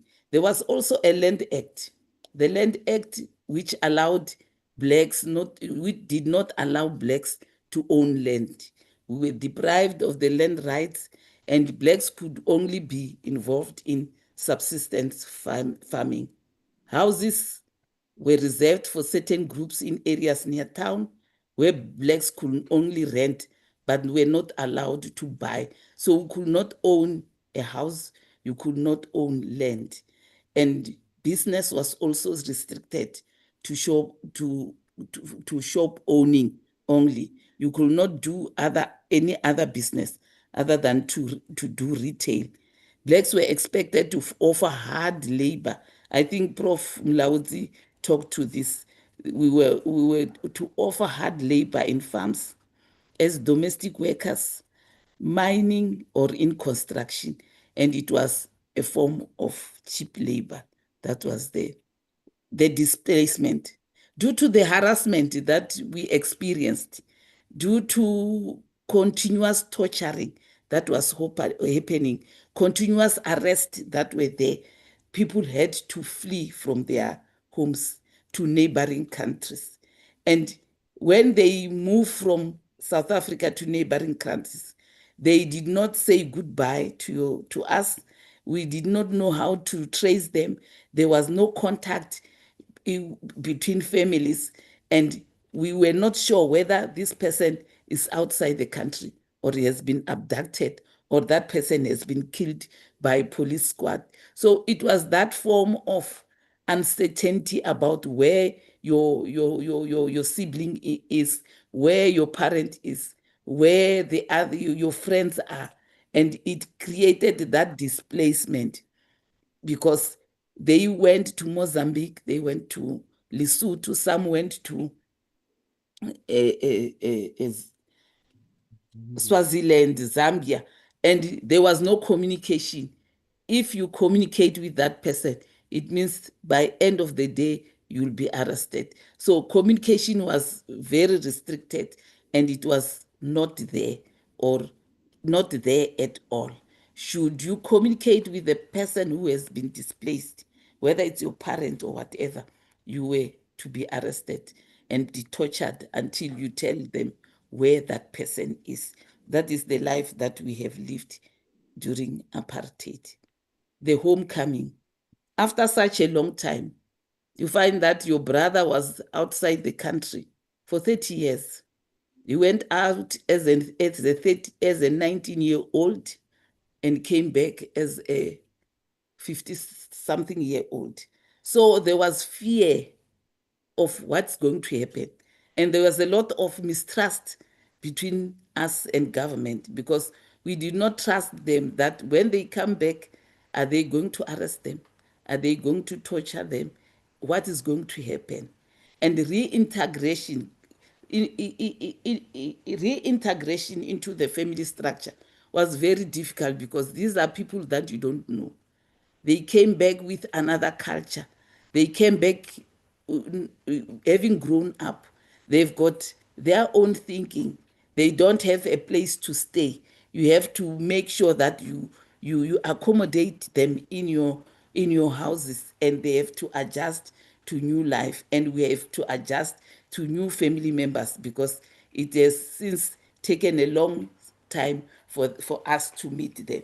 So the homecoming was also difficult for us to get to know each other and to live together and to assist them because some of them did not have employment. So they needed amenities, they needed funds. They came back with kids, then you must help them to take the kids to school. It was so much of a burden, but at least you could see that they are back. But there are others who died outside and we're still waiting for their bones to come back and to have closure on what happened to us during apartheid. And that's what I wanted to share with you. Thank you.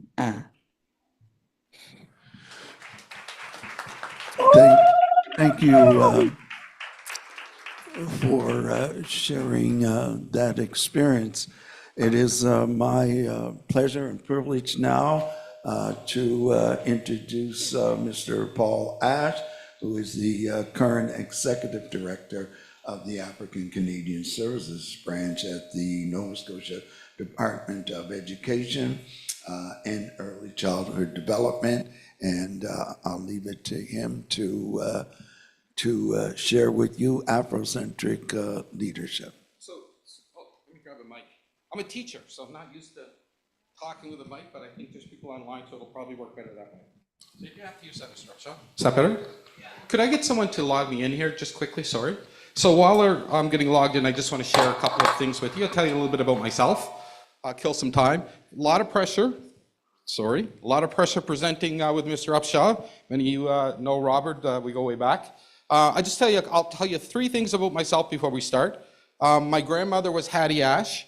Hattie Ash was the last principal of the last segregated school in Canada, which closed in 1983. Here you go, hey, thank you. My mother is Norma Ash. She was known as Stub. She was the first Black person to graduate high school in Guysborough County. So I share these things, two things with you to say, this was one generation ago, right? And the irony to this is my mother got to go to high school because she sang. She was an excellent singer. And anybody from that generation knows that back in the day, your choir was the equivalent of your basketball team, right? So you always tried to recruit. So the only reason she got to go to high school to graduate high school was because she was a great singer. A lot of other people had just as much potential in terms of academic ability. I'll use myself as an example. Failed grade 8, was told I was not capable of an academic program. This is going to sound familiar to some people. was told I was going into the general program, which meant getting on a bus and going to Antigonish to the general program. My mother said, I'm not having that. Put me in a car, set me up to live with my sister here in Halifax. Back at that time, Oxford Junior High School, which still exists today, was considered the gifted school. And if you were on one side of Oxford, you were in the catchment area. If you were on the other side of Oxford, the only way you got to go is if you were gifted. So every day, there were a group of black students who walked up North Street to go to Oxford School from St. Pat's Alexander, from Bloomfield, and those were the gifted students. My sister didn't know that I was supposed to go to St. Pat's. I ended up getting enrolled at Oxford Junior High School. So I walked into the school with all the other black students, and people automatically assumed that I was a gifted student. So I went from having an average of 5 to having an average of 90 and doing very well in the system. And I share that story with you to say, now again, not to brag, but I was by no means the most capable person in my community. By no means. A lot of my friends who still were suffered from the systemic racism that existed at that time never met their full potential. So that's how I came into education in terms of aspiring to move to education. I see, is the PowerPoint up? Okay, so I just want to share this with you quickly, and then I'm going to jump back. I see somebody running back, so he wants me to keep telling stories. I guess I'll say this, my journey with the Black Learners Advisory, oh, there it is there. I'm just going to show this quickly, and I'm going to jump in my presentation, because I tend to ramble sometimes when I start talking. So this is a resource that is going to be available on the DBDLI website. This should look familiar to some of the, actually, let me start at the top. This is, we were able to find a collection of photos that were maintained at the Department of Education in terms of the history of the Black Learners Advisory Committee. The Delmore Buddy Day has digitized this resource, and as I keep talking, I'll scroll through a couple of them. It has digitized this resource, and it will be available for you to have a look at it. It has some historical significance in terms of the articles, but also some of the original board members, some of the people in the room recognize themselves at a much younger time. Anyway, this is available. I wanted to start off our presentation by sharing that with you. I did do a PowerPoint, and I'm going to try to stick to my PowerPoint because, as I said, I don't stay on track very well. Okay, so I think I can sit back there. So I was going to begin my presentation, and I think I will. A little bit of my story.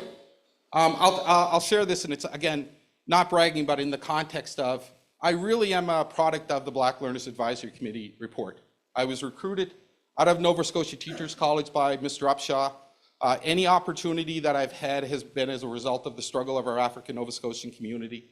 I consider myself a soldier in the struggle, which means something, because back in the day, Robert would say to the regional educators, to the bridge, we're going to take the bridge. It was really a sense of civil justice in terms of our education system, and that's been transmitted on to generations of people after that.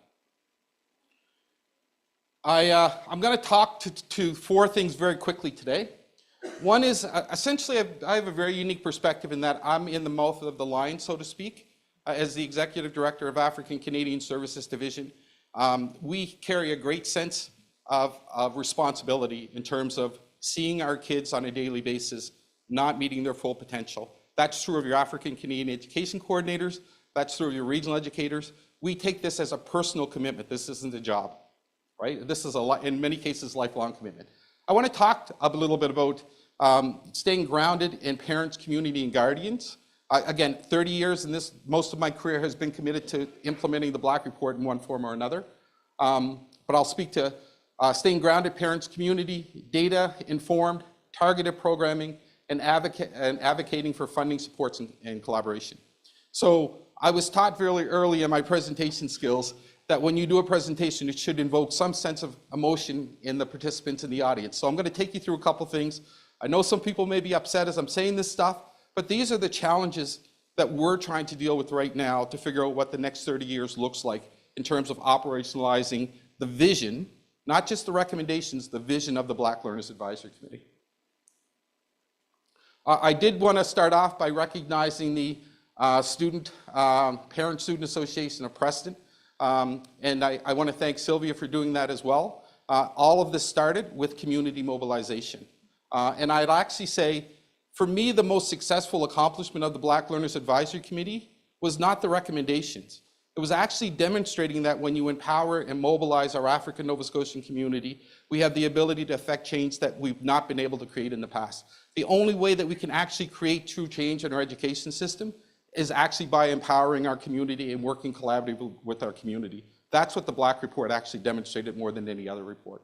I did want to acknowledge some of the participants of the original Preston Student Parent Association: Charmaine Willis, Archie Beals, Evangeline Kane, Madeline Downey, Mark Johnson, Alistair Johnson, and Maisie Simmons for some of the original individuals. And out of that committee came numerous committees across the province, and I think of people like Mrs. Hayward.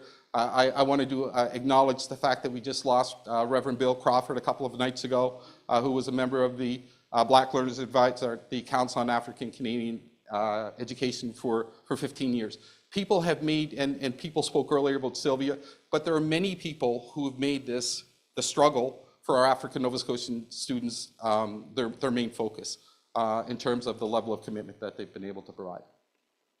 So some of the challenges in terms of, I'll say this: you can create any structure that you want in government, in nonprofits.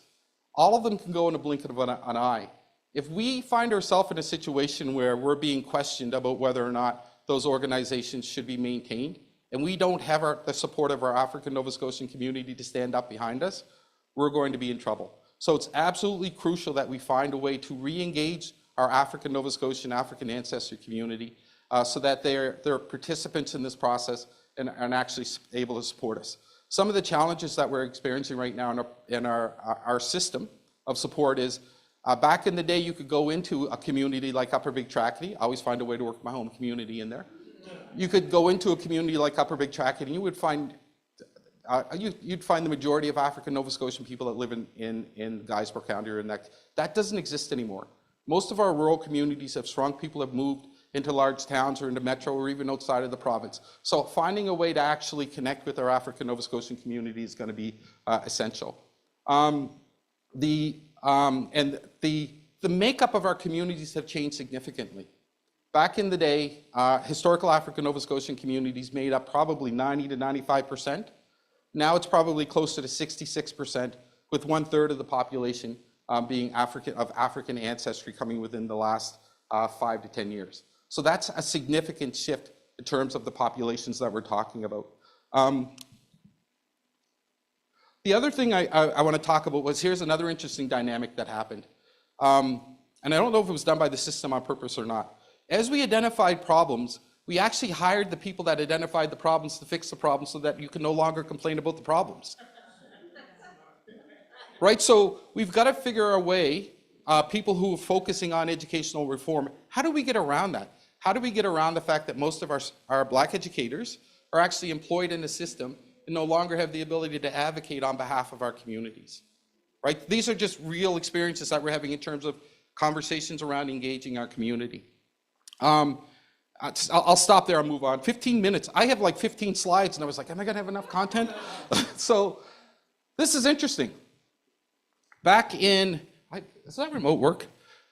I'm going to try to look at the numbers here. Back in 2013-14, African Nova Scotian students in grade 3, we generally look at grade 3 because it's the determinant of success in our public education system. There's an expectation that students would have the foundational skills that they need to be successful in our system. Back in 2014, all this information is available on the Department of Education's website under disaggregated data. African Nova Scotian students were reading at 55%, reading at or above grade level.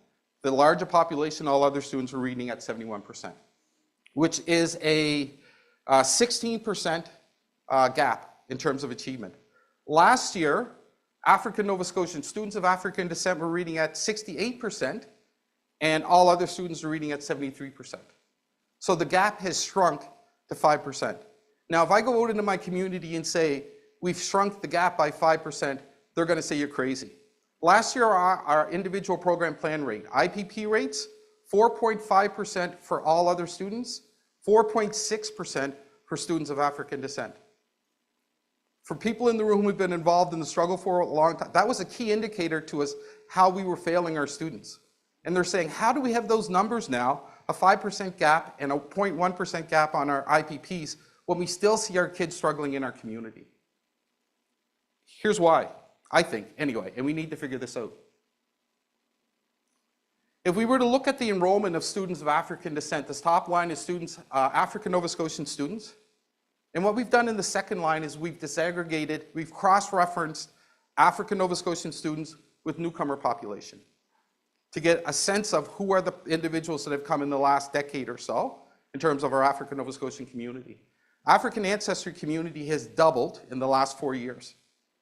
If you start to look at the performance in terms of English and math at grade 3, our African ancestry newcomer community is the highest performing students in our education system. Our African Nova Scotian students are the second lowest, only to Mi'kmaq students. And I'm saying Mi'kmaq and not Indigenous specifically. And the reason why I'm saying this, and this is not a criticism, because the reality is, what data also tells us is, and I'll reference Carl James out of York University, that within 3 generations, that population is going to present the exact same as the historical community. There's actually a report that came out last month called Teaching Your Child to Read. Back in 2022, the Ontario Human Rights Commission did a review, and the result of the review was that we were not teaching our students how to read and using explicit instruction. The term is phonics and phonological awareness. A group of individuals in Ontario actually did a national study specifically with our Black community. And what they found was the exact same concerns that are happening for newcomer populations, or what would have been considered newcomer populations 3 generations ago, our Somali population, our Caribbean population in Ontario, are presenting the exact same way as Nova Scotians are. So unless we do something to disrupt this cycle, those students that are our highest performing students in our system, their grandchildren will not be, and they'll have the exact same challenges. So I'm using this as an opportunity to talk about how we as a collective community need to come together. Because right now there feels like there's a sense of divisiveness there. So I'm putting it all out here today. So, and the reason why is some of the things that we know that's happening and no surprise, our newcomer population in Canada is our highest performing population. The reason why Canada does so well on the PISA, which is a grade 8 international assessment, we generally score 3rd in reading, 8th in math, 9th in science around the world, right? Like, it's pretty impressive when you think about how we do nationally. It's because we have such a large newcomer population. When they drill the results down, so that's true of everybody. So I'm not being specific in terms of saying our African ancestry community performed very, very well in our system. And the reason why is when you start to look at things like attendance rates. So African Nova Scotian students attend school at 85%, our African ancestry community 93%, and all other students 87%. There's lessons to learn, and maybe we can collaborate to have those lessons help improve the experiences for all of our African Nova Scotian students. Oh, sorry, wrong way. Robert, you're gonna have to check the time on me here, Mr. Upshaw. All right, okay. So here's the other thing I'll say, and these are questions that we're struggling with right now because I have the privilege of working in the education system across all. The concept of identity development across all areas. The concept of identity development is this. It's very unique here in Nova Scotia. We promote an Afrocentric approach to education. Actually started back probably in the 80s and 90s. Delvon is here, Malefi's here. That was part of the movement to go from Black to African Nova Scotian. And we were consciously trying to reclaim our connection with historical Africa in terms of identity. What's happening now that's really interesting that I haven't figured out is we have that interconnectedness in terms of Afrocentricity, but we also have something happening in terms of general Afrocentricity versus specific African countries, right? So we'll have a Jamaican association, we'll have a Nigerian association, but we also say we're all one and the same.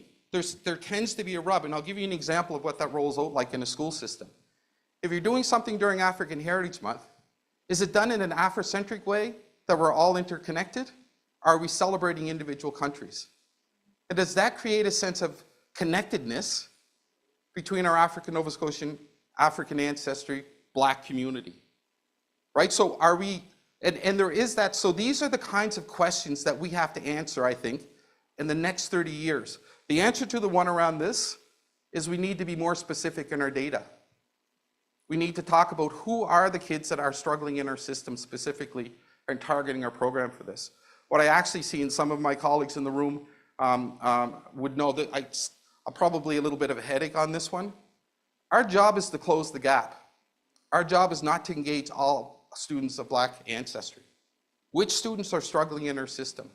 And I'll tell you, it's easier to get one population than it is to get another.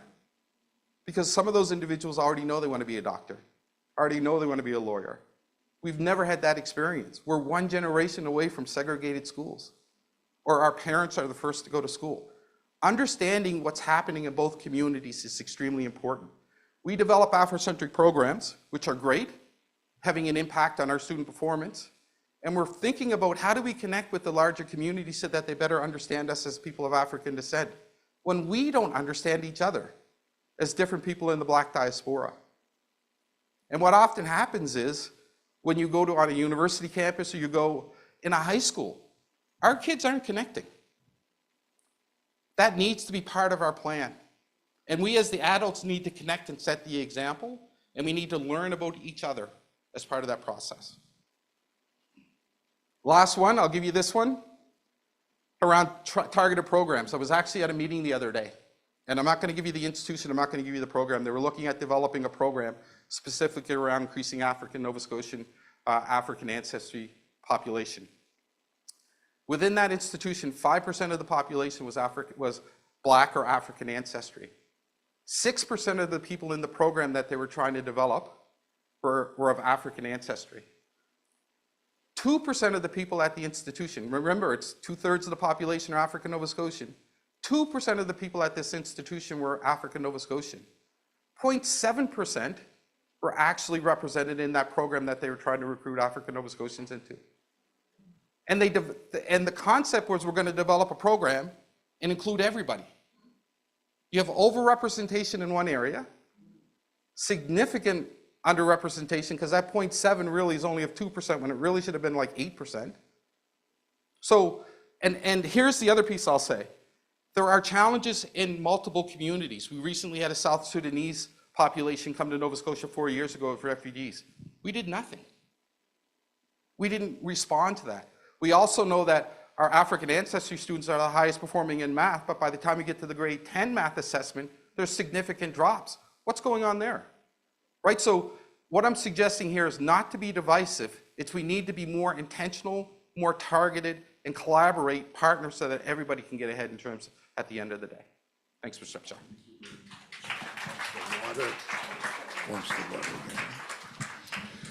Thank you, Paul, for that perspective, and thank you to our other panelists as well.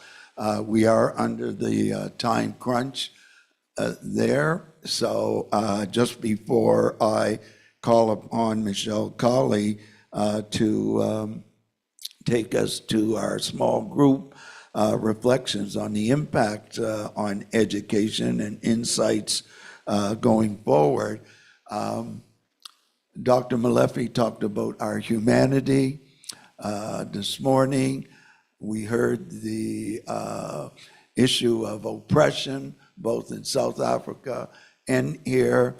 And it's really interesting that we have inherited the issues of hate and division. And it started one day, that day turned into a week, that week turned into a month, that month turned into a year, those years turned into decades, and those decades turned into centuries.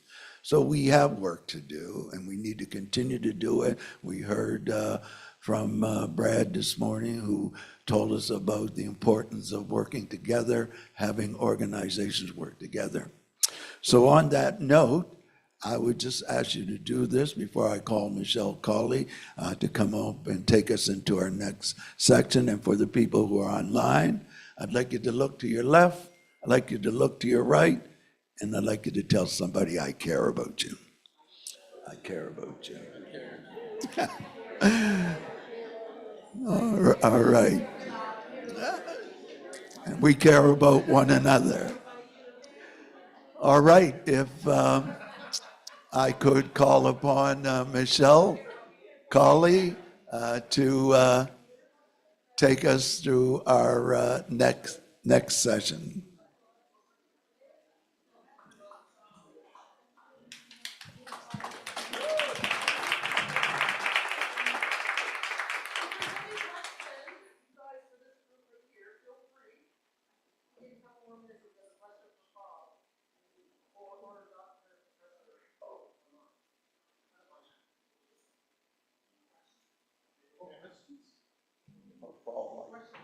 Questions, sorry. Got to come back. All right. We have a question.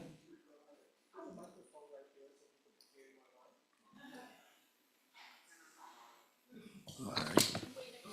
And are there any questions from online?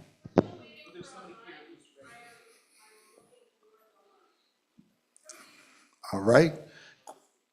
Yes. Yeah, I was just from our earlier sessions when we talked about like the importance of collecting data, and I'm listening to like how do we reconcile like once we have that data and then when it comes to creating policy it becomes for everyone because it can't be targeted policy once we have the institutions involved.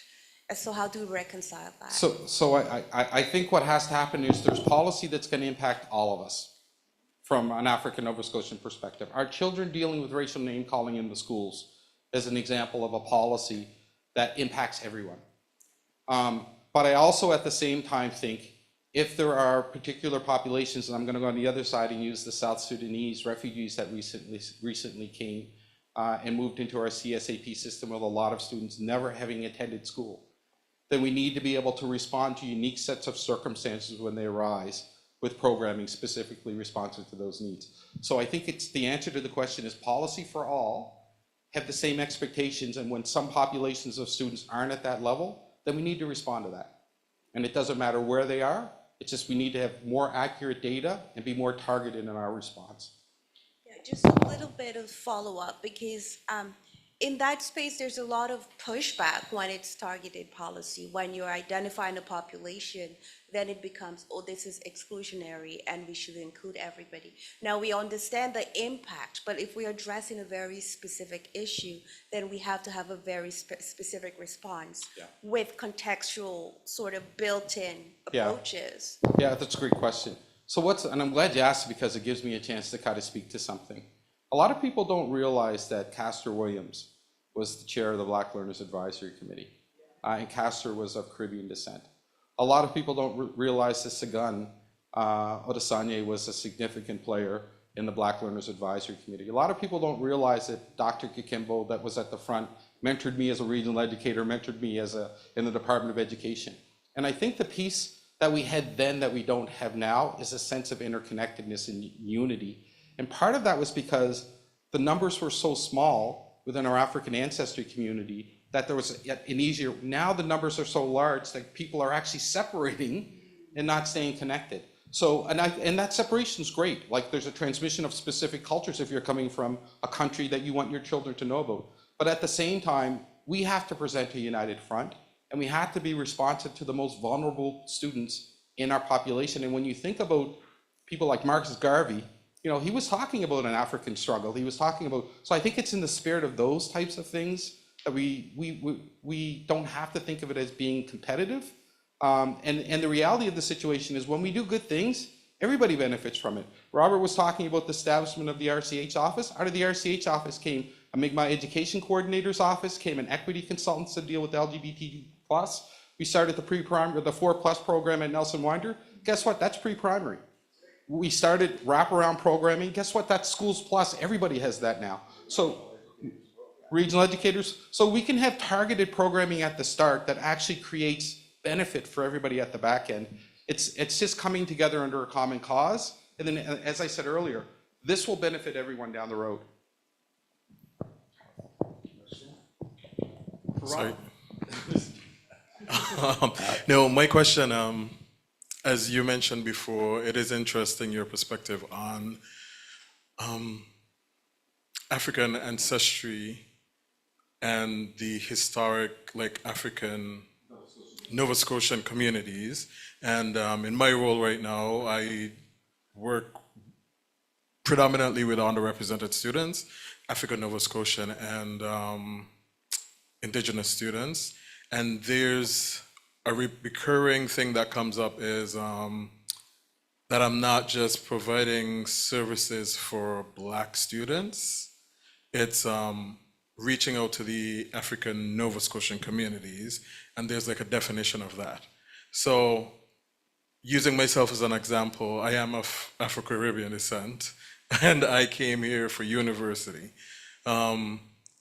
A lot of, like, all of the Black people that I met at university, they were from other Caribbean islands and everything, or places in Africa.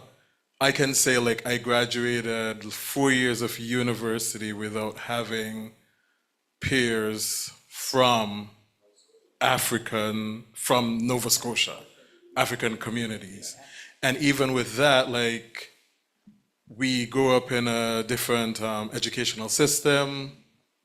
I grew up as a majority in the Caribbean because after slavery ended, we outnumbered them. So they fled, we stayed. So our policies or law system or schools and everything were built, even though they're very much like heavily influenced by like the British, we were the ones building it. So we still kind of had a say and input into that. So there's that where I'm coming here now where I'm a minority. I'm not seeing, I could say like, oh, racism wasn't as bad when I got here, but I'm also in the context of like, I'm here as a Black international student. I'm not Scotian, right? So then there's that difference in treatment of me as a Black person who's not Scotian opposed to like people that were here.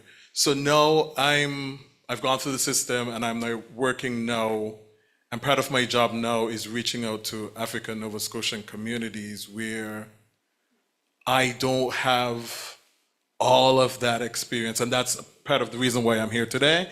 I like partner with like African Nova Scotian colleagues and that kind of stuff.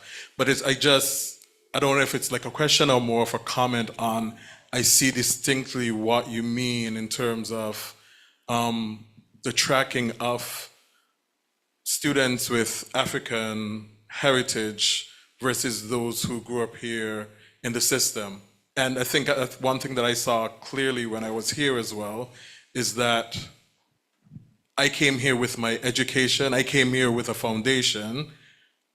Again, growing up in a system where my education was valued, whereas African Nova Scotians grew up in a system where they weren't taken into consideration and their perspectives weren't valued and everything into education. So there is a gap in between people of African descent coming from other countries versus African Nova Scotians who are growing up here. So I want to respond, and I want Robert to respond because we were having a conversation, but just for context, and people say this to me all the time, and it is true. People will say it's very difficult to break into your African Nova Scotian community, it's very closed. I was at a school, Dartmouth High, Eartha Menard was doing a program around whatever, and there were students presenting. And before, as the students were presenting, they were standing on the stage with the flag of their country, I think it might have been Nigeria, draped over their shoulders. For African Nova Scotian people, that's our flag.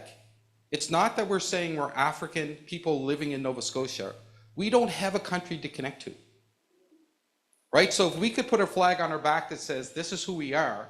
So if I went to you and said, I'm Nigerian, you'd say, you never spent any time. And that's nothing to do with me not being there. So if you think about the concept of African Nova Scotian being our flag, not our place where we're at, That's how we identify ourselves. We don't have a country we can attach ourselves to, but we want to connect ourselves to Africa. So our flag is African Nova Scotian. It's not, I'm an African, do you know what I'm trying to say? So if you think of it that way, and then the other point is to learn more both ways.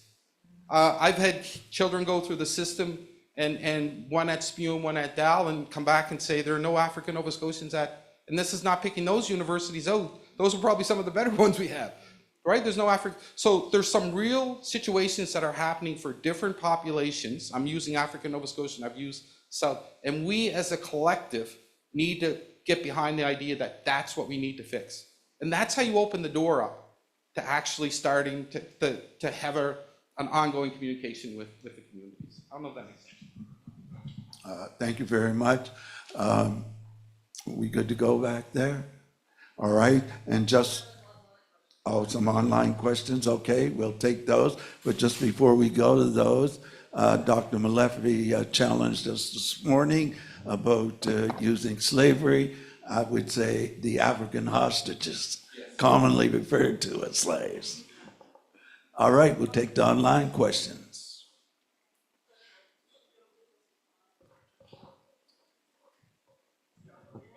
This one is right. Thanks, Randy. Yep, so we're gonna swing it to online. So, someone has a question. It's a bit of a long-winded one, but I'll still say it anyway. Well, sorry, Paul. It is actually directed to you. I agree with what Paul said about how if we put policies in place that are meant to address specific issues, it will eventually benefit us all down the road. However, it seems that that kind of buy-in is hard to get from communities and our policymakers, politicians, etc. Money is always a crux of an issue of buy-in. However, I feel like there is definitely more than just money at play based on historical context. I'm wondering how you feel about this thought, and if you feel if we are being heard and things are done or not being done. So what I would say is this: money's always been a challenge, right? It's funny, people tell me now teaching is a crazy profession to get into. I'm like, when was teaching ever easy? It's the same thing here, right? It's like, it's the same kind of thing. Money will always be a challenge. What I do know is, having been provided the opportunity to work in different places on behalf of our community, when you approach people with a united front, you have much more leverage in terms of making movement. So having all of us come together as a collective and identifying issues and presenting a united front, it's when it's not a united front that we run into trouble.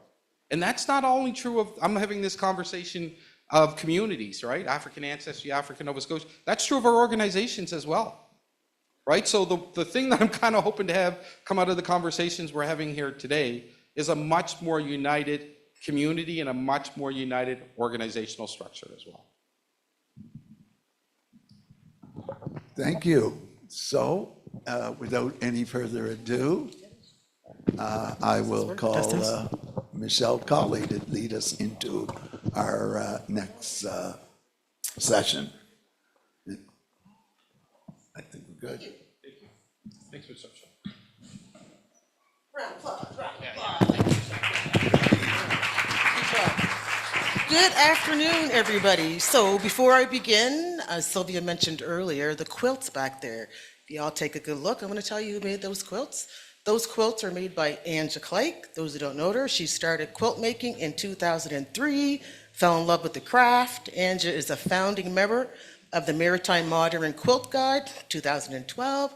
Anja enjoys exploring quilting in a contemporary manner using solid colors and geometric shapes. For Anja, quilting is a way to relax, work with her hands, and engage in social aspects of quilting. Anja's personal and commissioned quilts are contained in permanent collections of the Black Artists Network of Nova Scotia. And her work has been featured in their exhibits. So 2022 to 2024, she did the Secret Codes, which was a national tour for the Black Artists Network of Nova Scotia. In 2019, she did paintings and quilts at the Chase Gallery for the Public Archives of Nova Scotia. 2018, the celebration of Black Nova Scotian judges at the Halifax Central Library. 2017, New Notes in the Pattern, a contemporary African Nova Scotian art at the Chase Gallery, Public Archives of Nova Scotia. And also 2014, Inspire at the Chase Gallery, Public Archives of Nova Scotia. Anja has had 2 solo exhibits at the Black Loyalist Heritage Center in Shelburne, Nova Scotia, 2017 and 2018. Anja has had quilts displayed in 2 concurrent quilt shows at Quilt Canada, hosted by the Canadian Quilters Association in 2019 and 2023. In 2024, the Royal Ontario Museum purchased a quilt for their Quilts Made in Canada exhibit. And also, Anja was commissioned by Dalhousie Art Gallery in November of 2024, which was last year. A permanent quilt installation was unveiled in the atrium of Dalhousie's School of Law as part of the university's African Nova Scotian strategy. Those 2 quilts back there, take a look. If anybody's interested in purchasing, you can reach out to Anja Clake. So thank you very much for that. So I'm going to bring up to the floor Ms. Sunday Miller for our conversation, and Wendy Lee, please, come on up.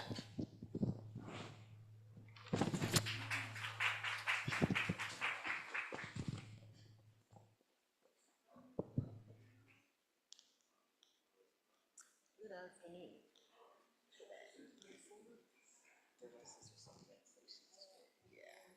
Come on up. So today we had a few cancellations today for unseen circumstances, but that's okay. So today I'm going to call somebody, hopefully a community member who's a parent, who would like to join our seating here today and engage in our conversation. So if there's anybody interested in joining our little setting up here, come on up. Y'all ain't shy. I have space for a parent or a community member to join our conversation.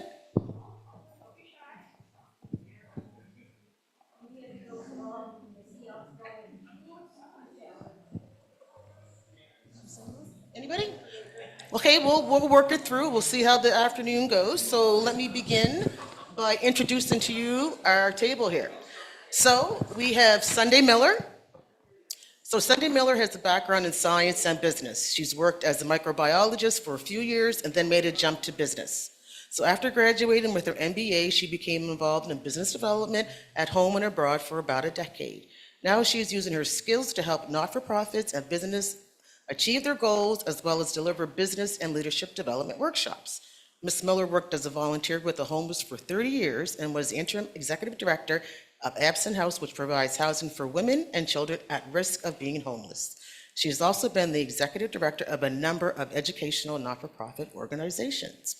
As the ED of Africville, she was responsible for overseeing the reconstruction of Africville United Baptist Church and the setup of the museum in the reconstructed building. During her tenure at Africville, she worked on the beautification of the space, decommissioning of the dog park at Africville, and the removal of the fence that separated the reconstructed church from the rest of Africville. At present, Ms. Miller is a property consultant with Akuma Holding, Inc.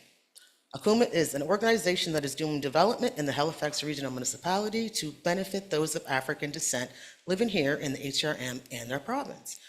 An affordable housing initiative, which is called Fairfax, was completed in December of 2023, and at present, her portfolio includes a 144-bed long-term care facility, a sportsplex, a second business hub, and the Fairfax expansion. She also assists in establishing best practices at Oklahoma Center. Thank you, Sunday, for joining us. And we also have Wendy Lee Wilson.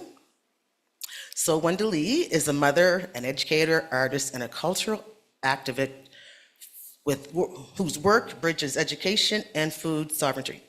With more than 2 decades in public education as a teacher, a consultant, and now an executive staff officer with BIPOC engagement and advocacy with the Nova Scotia Teachers Union. Those that don't know, BIPOC is Black, Indigenous, and people of color. So Wendy has consistently worked to embed Afrocentric principles into leadership spaces. She also teaches part-time in the BE program at Mount St. Vincent University and Acadia University. That's a Bachelor of Education program, supporting the next generation of teachers to bring equity and cultural relevance into their practice. Beyond education, Wendy is co-founder of the African Nova Scotian Freedom School, an active voice on food justice in Canada, serving on several advisory boards. She brings a unique perspective to conversations about Black foods and connecting land, culture, and history with the learning and liberation of Black communities in Nova Scotia and beyond. So big round of applause for our two members up here. Awesome. Thank you. Thank you. So let's begin with Ms. Sunday. So what urgent steps are needed to secure sustainable housing in African Nova Scotian communities and addressing those systemic barriers that are still present since we know about the Black Report?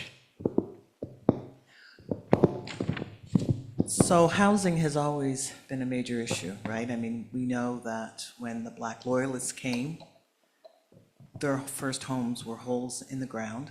So when we talk about the housing crisis, this is not new. It has always been a crisis within the Black community. The only reason why it's being identified as a crisis now is because it's people who don't look like us who are also being unhoused. So as far as what needs to be done to make a difference within the Black community, I think we're very challenged with that concept in the sense that even though at Akuma we've built some homes, Akuma's role is not housing development. It's development. Just one of the things that we've done is create some affordable homes. But the challenge around that is still the funding and the willingness of the government to deal with housing. Part of the major issue is that no level of government was willing to take responsibility for housing. And the only one that had a responsibility for housing was the federal government, and their responsibility was for the Indigenous people. And we know how that has not turned out for the Indigenous people. And I often say, if they had actually been doing what they should have been doing and focusing on the housing needs for Indigenous people, it would have trickled down and housing for all Canadians would have been improved. But the reality is that that's not what has happened. And as far as, you know, the education around housing, part of the reason there is such a major challenge with housing within the Black community is because of the educational status. You know, the fact that we still have the struggles within the school system, getting through, graduating, getting jobs. We also know that our income is usually 20% less than the general. So it makes it very difficult to actually afford the prices for housing, especially the prices that are out there today. When a 3-bedroom house, or you know, that you want to rent is around $3,000, and the concept is that 30% of your income should go towards housing. In most cases, that can't work. And even the government has identified, if you want a subsidy now, it used to be if 30% or more of your income was going towards housing, we'd give you a subsidy. Now it's 50%, because they recognize the challenge. And so ultimately at Akuma, we are doing what we can, but we don't have money. So anything that gets done is based on proposals that have been written and money that's been gathered to actually provide housing.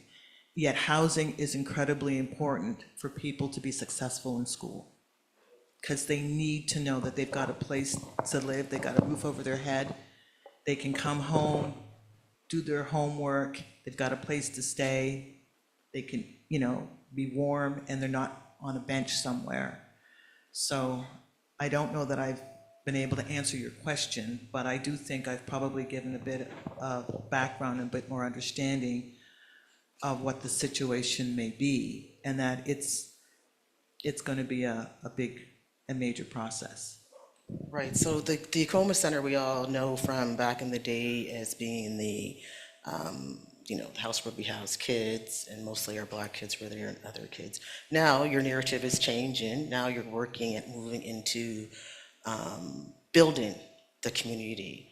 How do we educate others out there that it's not just the one entity for Acoma, it's the building of the full communities, especially with housing or education and justice and so forth? Well, how do we start moving forward with that?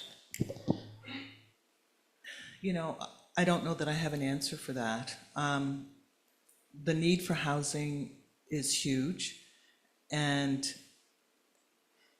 when we built our first set of homes, they were deeply affordable. So everybody's thinking that we can do that and every home's going to be deeply affordable. And part of the challenge is the cost of construction. If you get a mortgage, they will say, CMHC will say, this is the minimum rent because they need to get the mortgage paid back. And so, you know, if this is what the cost is going to be, and this is the mortgage that we've given you, then, and these are the number of units that you've got, then this is the minimum you can charge. And so I think part of it is education. I mean, for example, about 3 or 4 months, someone came in to see how they could get into Fairfax, and not realizing that it was for women that we had taken out of shelters. And was really interested in trying to see, well, how do I get in? And I said, well, you can't. And so then the next question was, well, how much would it cost to develop, you know, the site? And I said, you mean all 320 acres? And they said, yes. And I said, well, and I'm thinking about it in my head, and he goes, 20 million? I looked at him, I said, 20 million is not even going to build us a soccer field. I said, we're talking billions of dollars. And he just looked at me. So I think part of the challenge is education around the economic commercial aspect of things. And it's not that easy. I mean, affordable homes, let's face it, affordable could mean that you're in a basement, it's damp, rat infested with cockroaches, but it's affordable. But it's not someplace that you could live. And so what we're trying to create are not affordable, it's good housing. Housing that people would feel proud to live in. And so, and that's challenging. And we do recognize that there's a challenge around the cost of the housing. Like, when it's done, will our people be able to afford it? And so there's, you know, there's a lot of things, I mean, we're learning as we go. So tell us a little bit, so you got your, what was it, 144 beds? Long-term care. Long-term care.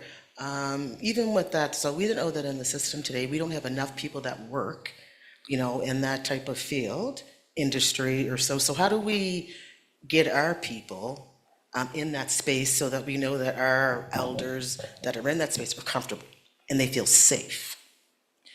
Well, one of the things that we've done is, you know, connect with NSCC, because we know we're going to need continuing care workers. We're going to need, you know, a physiotherapist, a social worker, and things like that, because it's 144 beds. So, I mean, there's going to be somewhere around 240 employment opportunities. And so, you know, we've sort of connected with NSCC so we can see, you know, okay, this is going to be available 27, 28. You know, can we sort of get the word out to our communities across the province so that people can start, you know, getting involved with that program, so that when they graduate, they've got a place to work at the long-term care facility. Is that a talk about another Africentric program at NSCC for our folks? It could be. It could be. Yeah. Reach out to us. Reach out to us.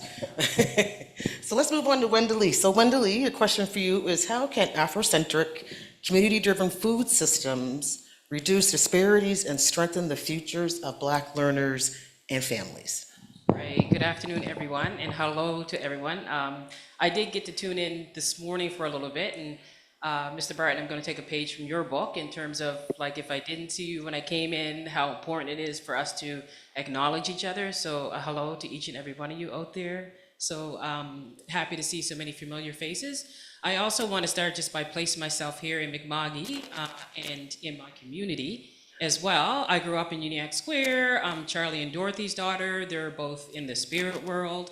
I also want to acknowledge my grandmother, my mother's mother, Burl Goler, who raised her family just right here on this block, on this side, like just a little further down the street. And so when we talk about our 52 Black communities, I know that for some of us, it seems as though they're disappearing and you don't see a large Black presence in this community, but I'm so glad to see that there are places like DBDLI and New Horizons and BEA up the street that like really give us a stake in this place. And many people also grew up in the surrounding areas. Even if we look down at the Cogswell Street Exchange, that would have been the community that my father, Charlie Wilson, came to when he moved from Guysborough Road as a young man, likely a teenager. He would have went and stayed down around that area as well. So just a shout out to my community. Squaretown, Squizzy is where my heart is. And I'm so fortunate to be able to actually have moved back into this community recently as well.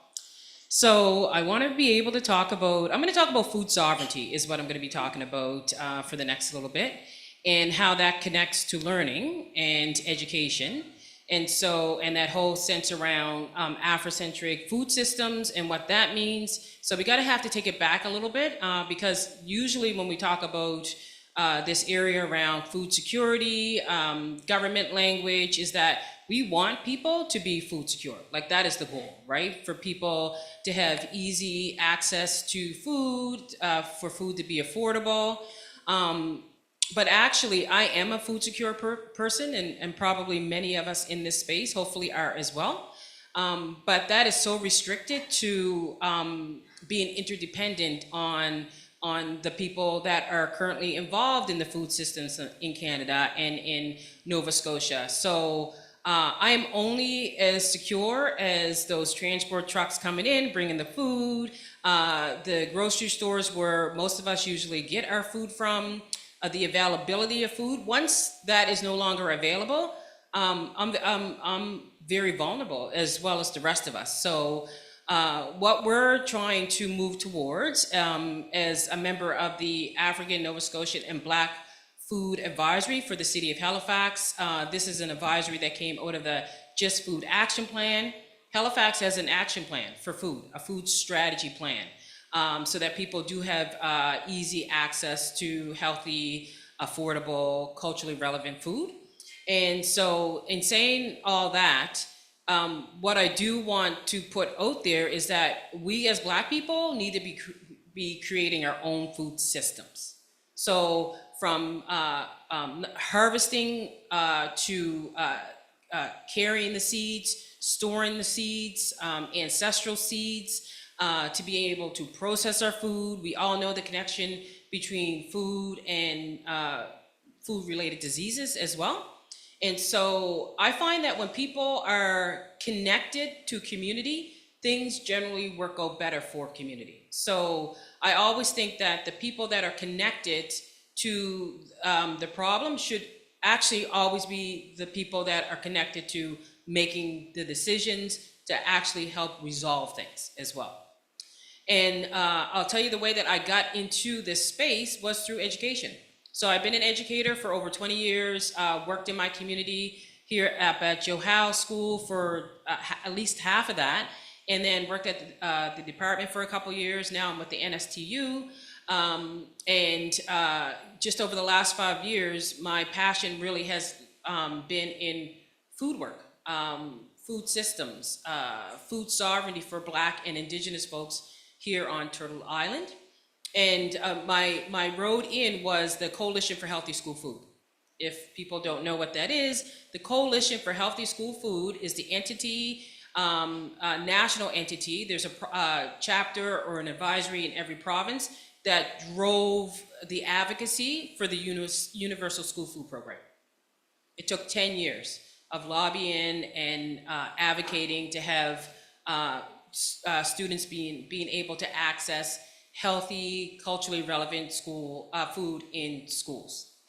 I got involved because from moving from school to school after I left Joe Howe, I actually moved to 4 other schools. And what I noticed unofficially is that there seemed to be a correlation between what students were eating in the classroom, their meals, because in the city, in the schools that I taught, the majority of them didn't have a cafeteria. So as a classroom teacher, I was actually watching what students were eating at their desks, because there wasn't a lunchroom. And what I noticed in some schools is a lot of ultra-processed foods, a very high amount of sugar. And I saw the effects that these types of foods were having on students during their learning day. So I thought it was important at the very least that we give students the opportunity to have that brain food, those proteins, those omega-3s, the things that would help drive them during their learning day. And then maybe they could indulge in the other stuff after school was over and when they had the opportunity to like move around and burn off that kinetic energy. And I just thought it was important that we have a program where students could access food, and now they can. That program, the Universal School Food Program, is not perfect. And I knew that it wouldn't be perfect.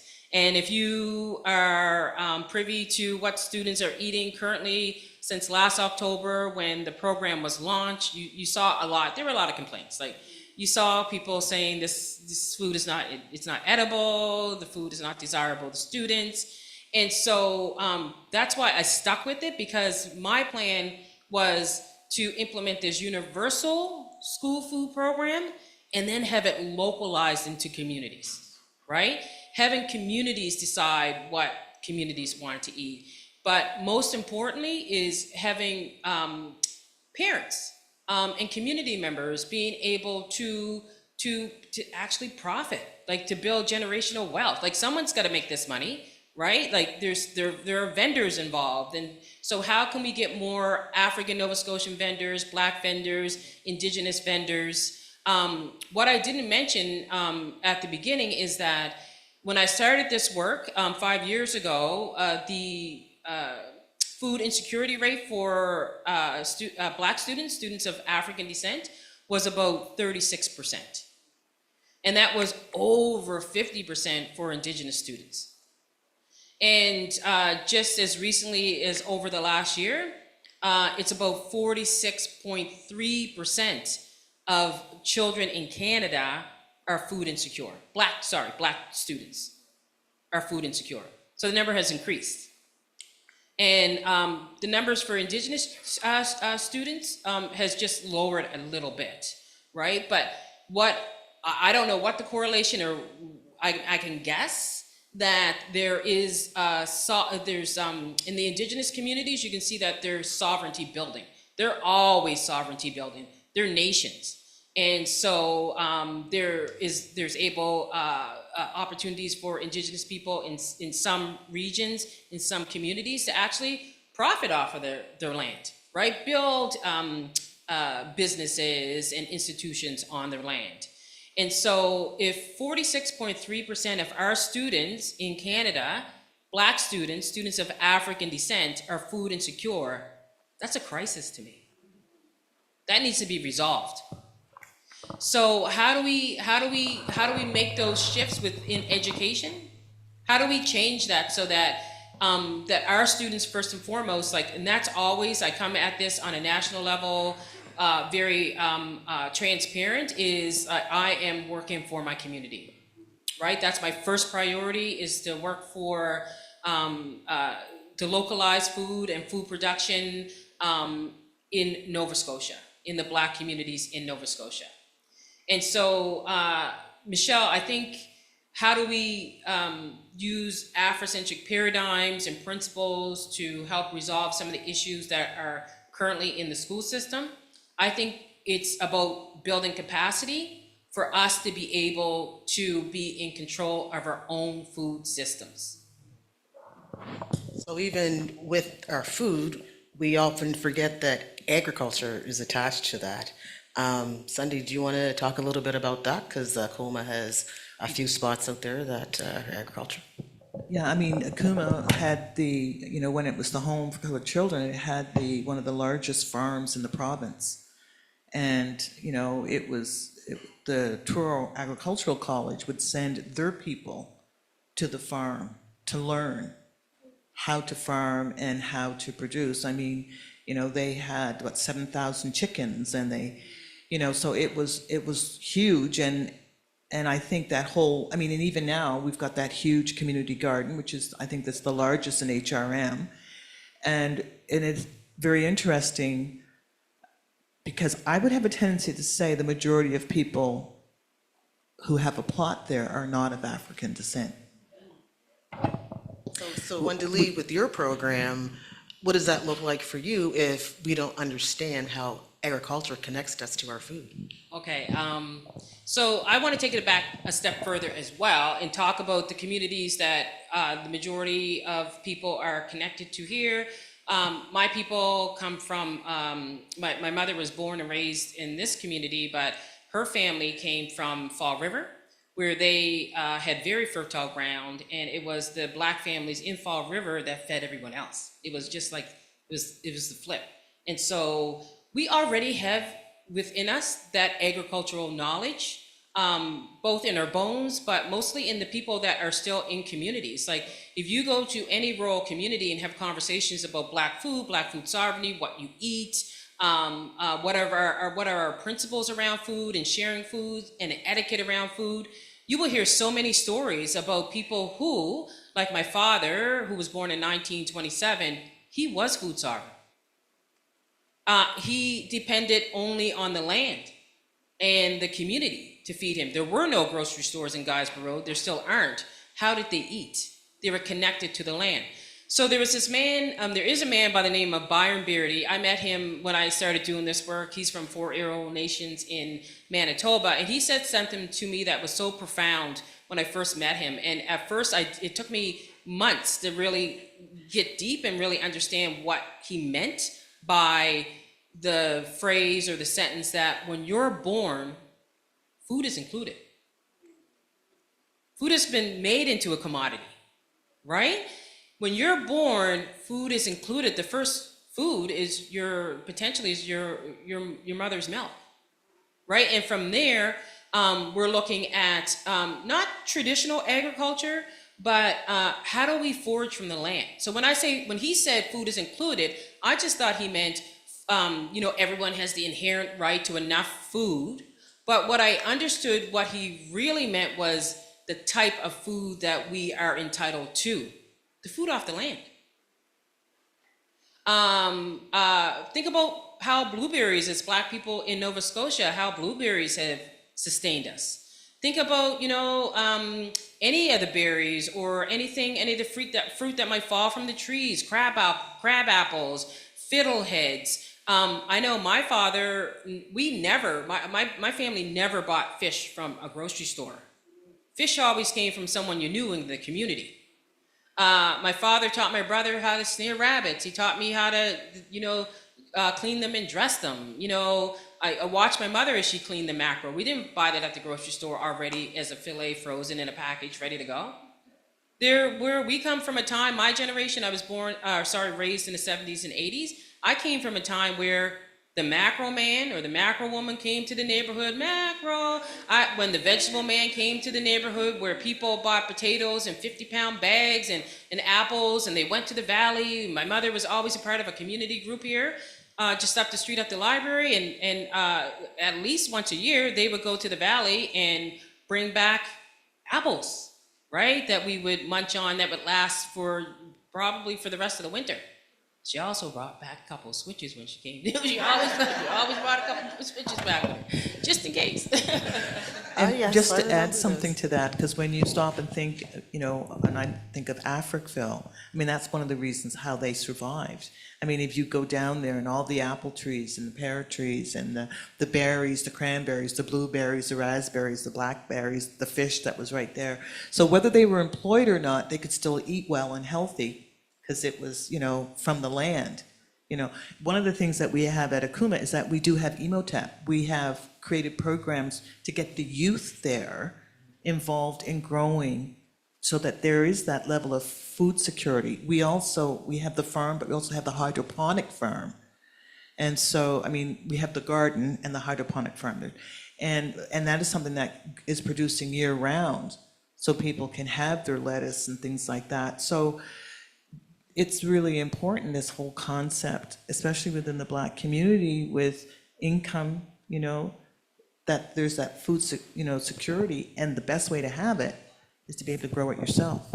Yeah, and Sunday, I just want to jump on something that you said. I love that, the idea of teaching like I'm thinking about the old ways, like the traditional ways of how we gathered food from the land and how we shared food with community, and then also how we preserve food, right? You go into Black communities, there's always a few people that can preserve anything, and it's just as simple as, you know, vinegar or sugar or salt is going to take whatever you harvest from the waters or harvest from the lands. That's going to take you through all the winter months as well. And also, as we eat, what I learned from the indigenous people here on Turtle Island, which makes sense, is that what the land offers you and is available at the time is exactly what your body needs. So in the summertime, you'll get more like leafy green things that grow and flourish, you'll eat that. Those type of things, those type of cucumbers and watermelon, these are the things that keep your body cool in the summertime. And then what the land has to offer in the winter is like those root vegetables that we dug up and put in the cold cellar, or, you know, the cucumbers that we pickled and put away so that we have food for the rest of the year. We are able to survive off of the land. And then we have this extra benefit of being able to do the traditional agriculture, like row on row of the same thing, and actually grow some food and then just really cultivate other food that's just naturally out there in nature. So just especially with the way that things are looking in terms of food insecurity and what's happening in the world with trading and tariffs and all that, we are able to be self-secure. Like if we looked after ourselves as a broader community, we could have land in rural communities somewhere. The thing that I talk most about in comparison to my cohorts in other parts of Canada, they don't have the land that we have. That's their biggest barrier. It's like they're coming, you know, immigrating from other places or in Toronto or Quebec and just places around Canada, and they're saying their biggest barrier is we don't have the land. Right? Just if we knew, if we could map out where all the fiddleheads are growing in the spring, when they're coming up, where are we going to find the lamb's quarter? Where are we going to find the greens? Where do we go? And then not everyone's going to want to do this, but there are people in community that would love to go and be able to harvest these foods, preserve them, and then share them with the rest of the community so that no one ever goes hungry. And we're eating the best food, the food that was intended for us, and how we preserve that is in ways that are safe for us. And so one of the things when I talk about food security and food sovereignty is my food security doesn't really give me a lot of security in really even knowing what's in my food and if it's even safe. And just to say, when you were talking about foraging, I mean, we all know what a dandelion looks like. Dandelion greens, you know, before the flower comes, you know, you got it grown in your front lawn. Yeah. Right, so let's move on to a community voice question here. Hopefully you both can have your own perspective. But how do we ensure Black parents or communities remain decision makers in shaping the education or future of our children as we look back into the Black Report? And this can be based on either one of you guys' perspective. I can start and just say that any decisions that we make as an advisory, I think community always has to be a part of that decision making. And if we look at the 52 Black communities, we're not all the same, right? There's like, this is my community. So when it comes to this community, I'm very well entrenched. I know the families. I grew up here, but I can't take the same methodology, the same initiatives and implant those in Beachville or in North Preston or in Cherry Brook. That's when it comes to that particular community to be making the decisions for themselves. And what I've learned the most over this job that I had most recently is with the Nova Scotia Teachers Union is this sense of governance. It's something I've never really been interested in before, but the way that governance structures are how they're structured is that, you know, hierarchically, there's one person at the top and they're very colonial, but indigenous structures really look at more circular, like no one's any higher up on the ladder than anyone else, and everyone has a voice. And there is a level before we even interconnect with anyone in that group, in that governance circle, there is a foundation of mutual respect, right? So that if you have a mutual respect for everyone in your community, and let's say they put me in charge of making the decisions on behalf of the group, I'm less likely to harm someone that I know or have mutual respect for. And if you see in government, that's the exact opposite. You see people that are making decisions for people that they've never even met. And they don't care about. And they might not even like, actually. So when I stop and think of the Black Report, there's some really great recommendations in there, like, you know, the education committees. And I would have a tendency to say that when the education committees were in place, they were in every community. And the purpose of the education committees were to get the parents comfortable working with the school system to support their children.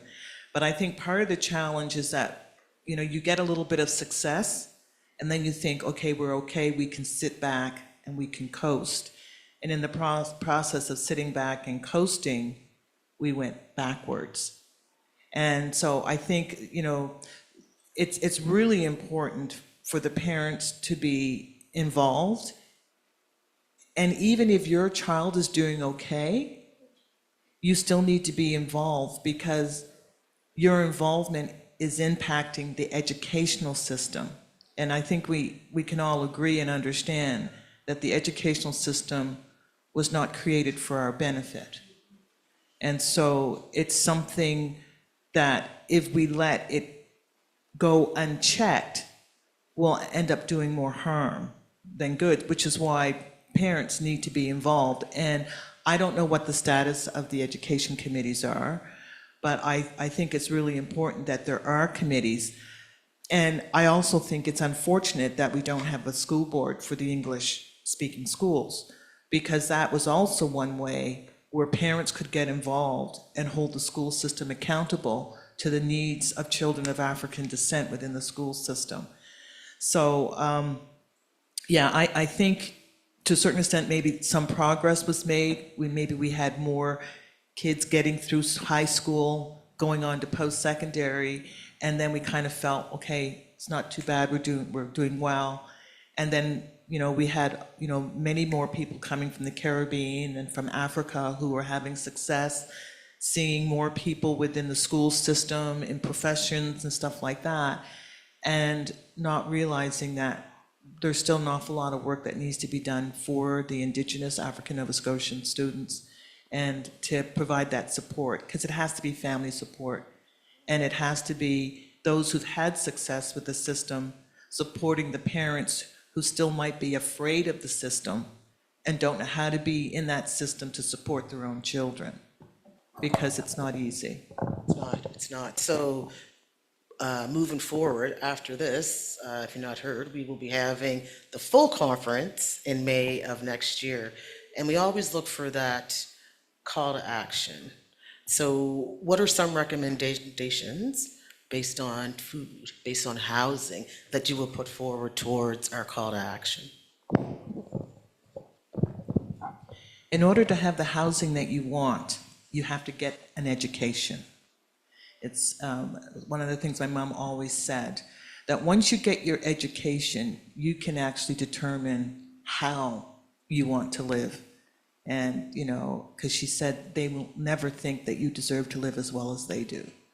So if you have your education, you can make some choices as to where you live and the conditions that you live. So my call to action, I guess, would be, how do we re-educate our communities on the importance of education and being proactive, taking control and agency for their children and their family in regards to being educated, and not just in math, writing, and arithmetic, but in economics, you know, in the Constitution. Like, as citizens of Canada, we should be having a very important and impactful position, but we will not if we do not know what our rights are and if we do not know what's available.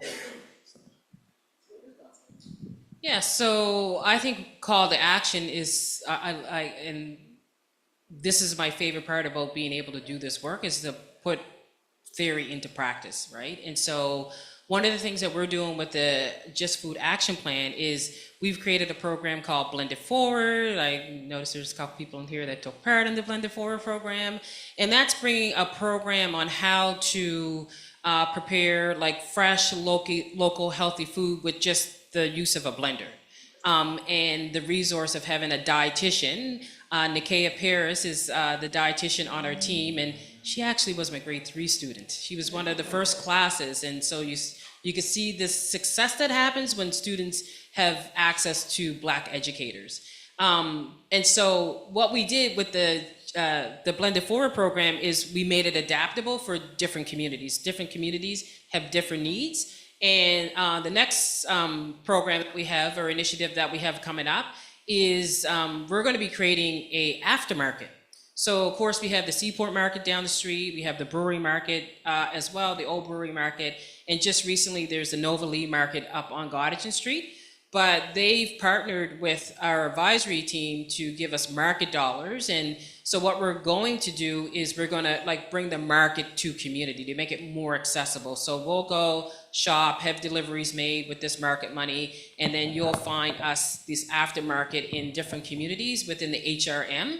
And so that people can access it. So when they access it, it's not just, it's going to be very community specific. So when they access this aftermarket, there'll be other amenities there as well. You'll have access once you shop around for your groceries. You will be able to take your bag over to a registered dietitian and have her assess what you have in the bag and kind of your nutritional needs, and if there are any medical issues, like how you might prepare your food and then the nutritional value of that food. And also, we're really looking forward to being able to grow food, not just in rural communities, but also you're going to see us. You said the conference is in May? Oh, so I'm going to give you an update. I'm so excited to be able to give you an update on how to grow in urban areas as well. So you can still have, they have a farm down the street, right? A farm manager, Hope Blooms, but we're looking to be able to access space all over the HRM to put up like greenhouses or to give people access to raised beds, or even just the knowledge of a place you can come to learn how easy it is. It's so easy to grow your own food. So thank you for sharing. Thank you for sharing. But maybe there's a bigger picture and we should be saying to ourselves, where's our grocery store? Why isn't there a Black-owned grocery store here in Nova Scotia?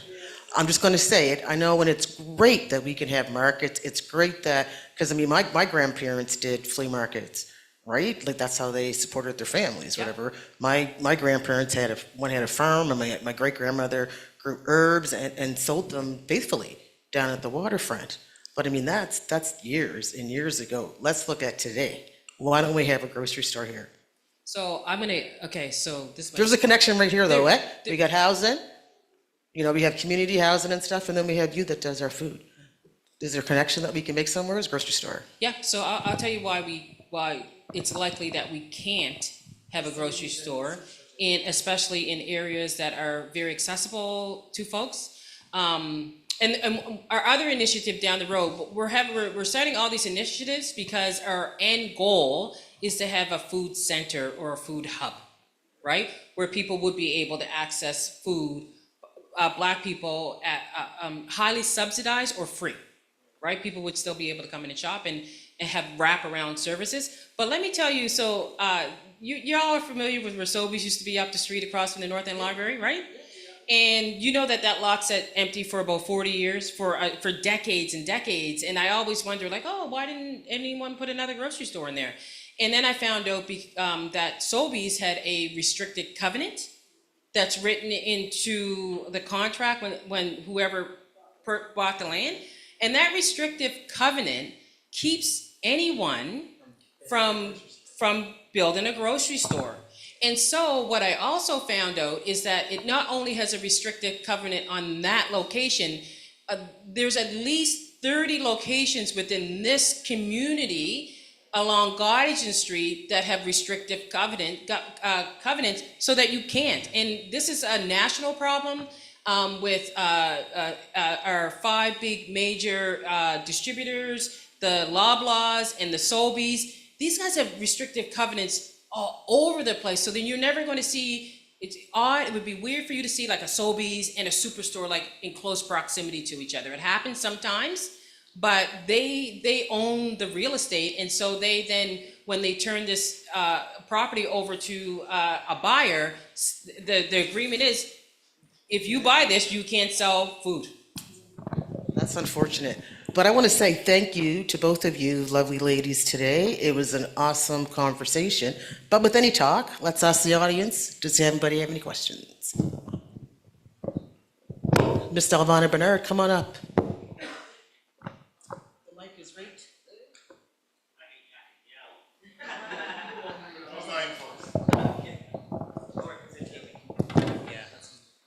Thank you both. This was fantastic. Wendy, you know, I've heard you speak of this, but every time I hear you speak about it, you're just learning more and more and sharing more and more. And Sunday, I love your perspectives because I know you work in education, BEA, and Africville, and now where you are.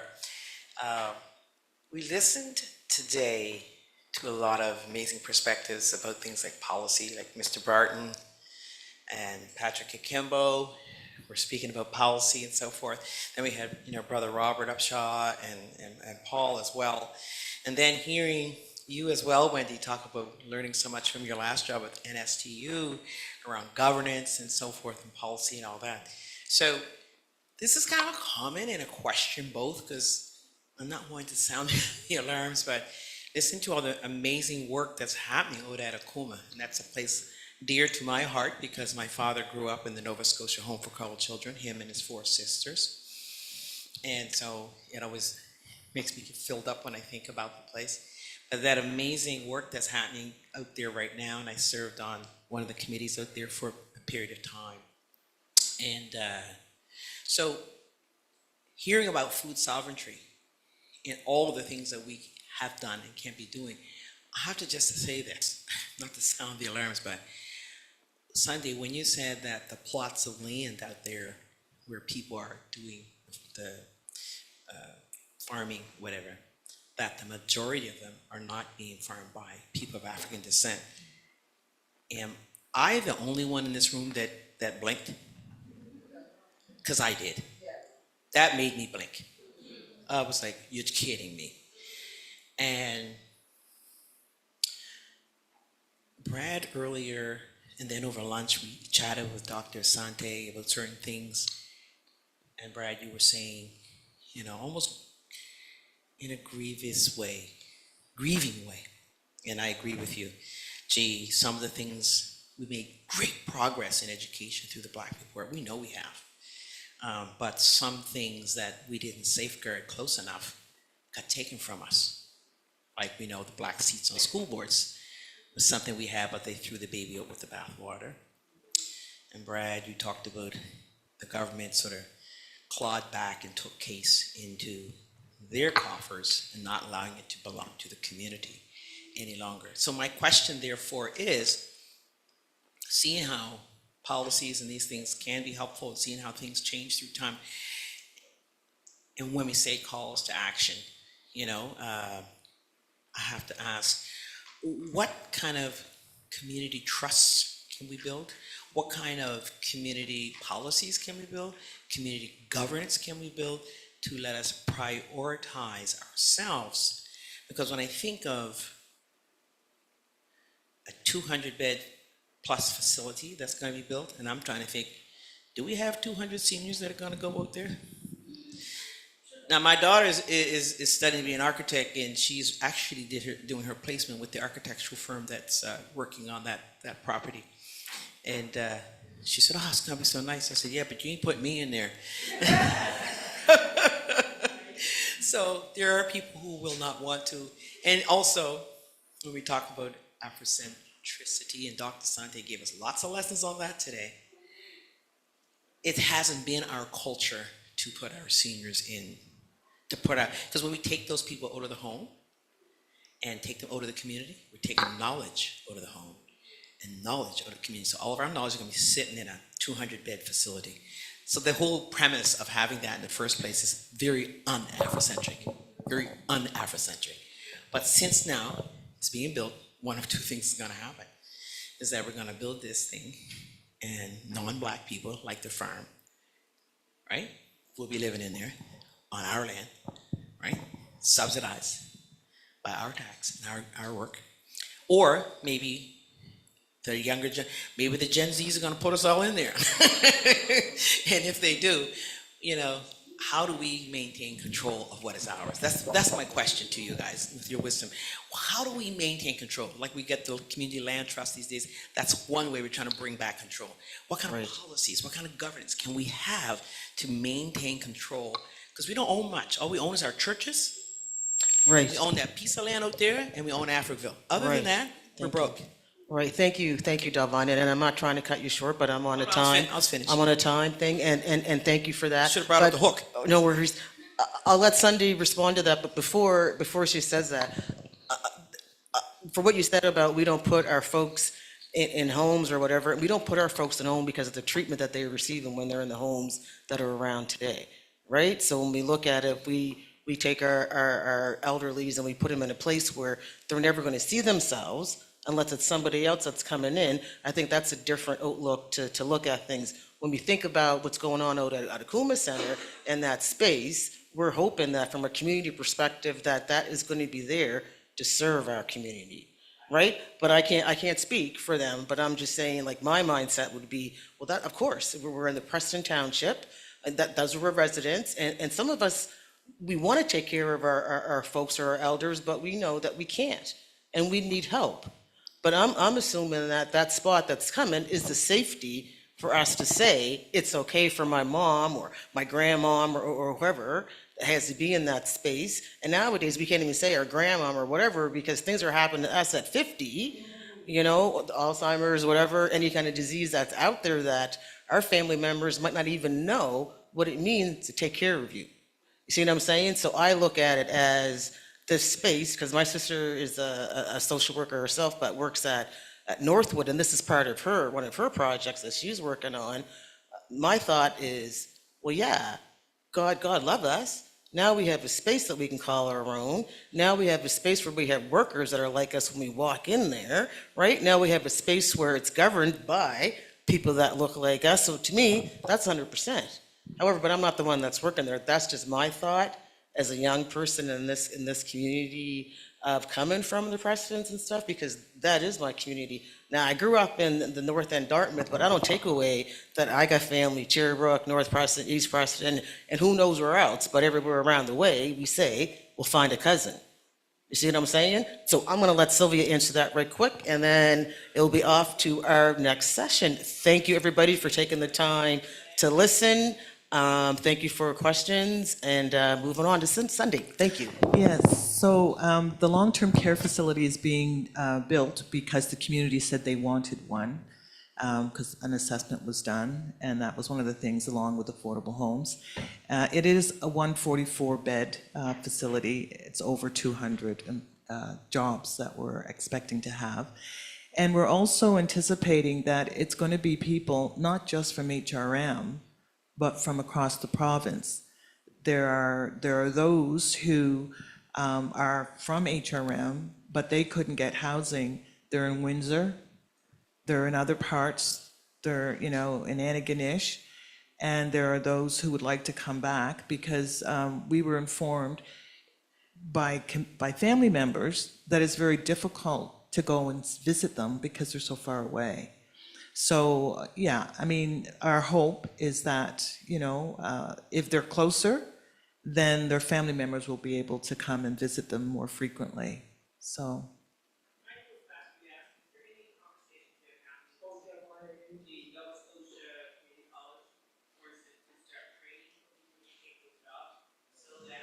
Yeah, I think.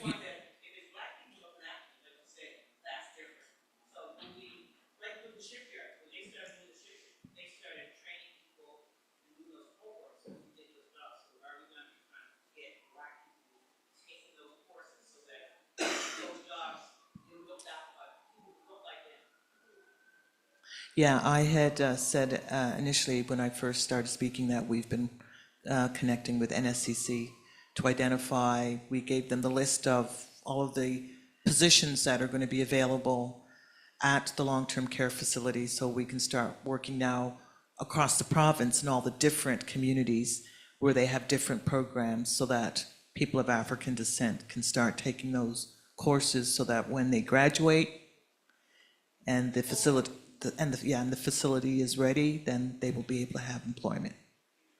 And can I just add, just on the food end of things, with our advisory and the HRM, is that our initiatives, our programming, or the delivery of these initiatives and programming are like by Black people, for Black people. And so we make no apologies for that at all. We also have a priority for African Nova Scotian families within community to do this work. And so this is why it's important for us to do it in community, because it's awkward when you go to other places and people are asking for food. You don't want to deny people food that are from your community. So we're being very intentional about where these programs are launched and where to deliver it within Black communities so that it doesn't make it awkward. But our priority is to Black families, Black community. Awesome. So thank you very much. I am going to turn this floor over to Ms. Sylvia.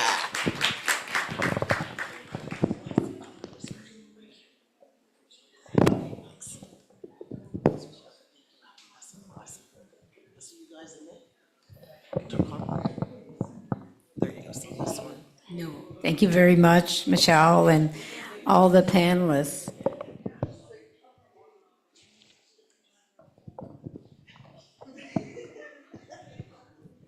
So I will say, folks, thank you so much for hanging in there, I guess. I know we've been a packed day and the learning has been amazing, but it is, a packed day for you. And we had a lovely lunch by Opus, so I want to express thanks to Opus.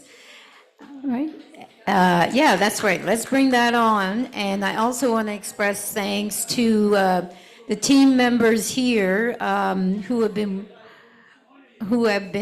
working with the caterers so that we have a sampling of culturally representative food. And there's a special recognition for that coming tomorrow as well. So folks get here before start time. There'll be some breakfast available and it'll be culturally representative as well. So a shout out to the team folks that are doing that together. I also want to acknowledge the cultural representation that has been supported here by Toria Adu. So you saw the representation over at lunch, particularly in terms of the table settings. You see it here too. If you look to my right, your left, represented throughout the space. So it intersects well with what we have on an ongoing basis. I want to draw attention again that we'll have an evaluation and we want that completed as well. It's to be sent to you and in your chat, and that we have the online program book, which has all the bios and which continues to be updated and be fully updated next week. And, oh, there I see you, Miss Melinda Day, please come on up. So we're at a very exciting part of our program. So I'm just gonna move our table a little bit around. I was just gonna say that, Bernadette, don't be stealing my idea. Okay, but what I want folks to do is as you can, please stand, but stay in the room, okay? And for the folks who are lingering out around, could we come on in? This is really one of the substantive parts of our program to hear a little bit about this book that's coming out. I think we'll have make sure Melinda's got something. Do you want another red If you want to just put that over there for her. I'm okay on this side. I don't know if these cups are from the last group or if they're No, they're from the last group, but we took them. Okay, in terms of angle, is this angle okay for me with her? Or do you want me to do this? maybe. No, that's fine. You have an angle right there. Do you want another spread chair like this and you guys have a good conversation? I just don't want to eat time. We're already losing people. We're good.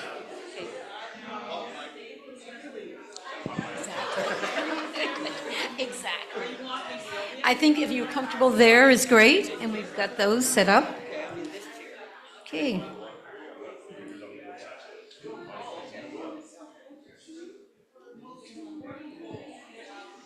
Ryan, can you grab that? It's Dr. Labisi calling. Not sure. It's Dr. Labisi calling. Can you answer? So, okay, everyone, so could I invite us to return to our seats? And also, could we, if we want to move around a little bit, feel comfortable to move up, this is going to be a great story experience. Okay. and so-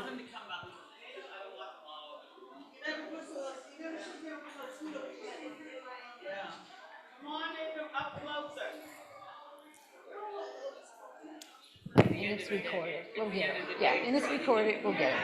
But yeah.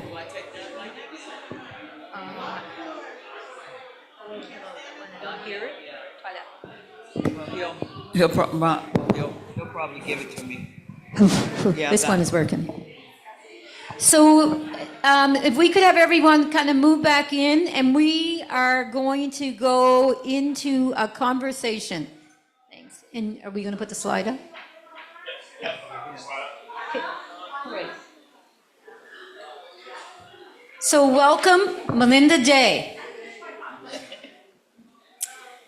the author of Champion of Two Worlds, A Daughter's Recollection of Delmore Buddy Day.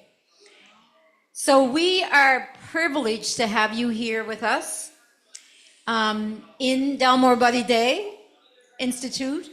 We're also privileged to have this story.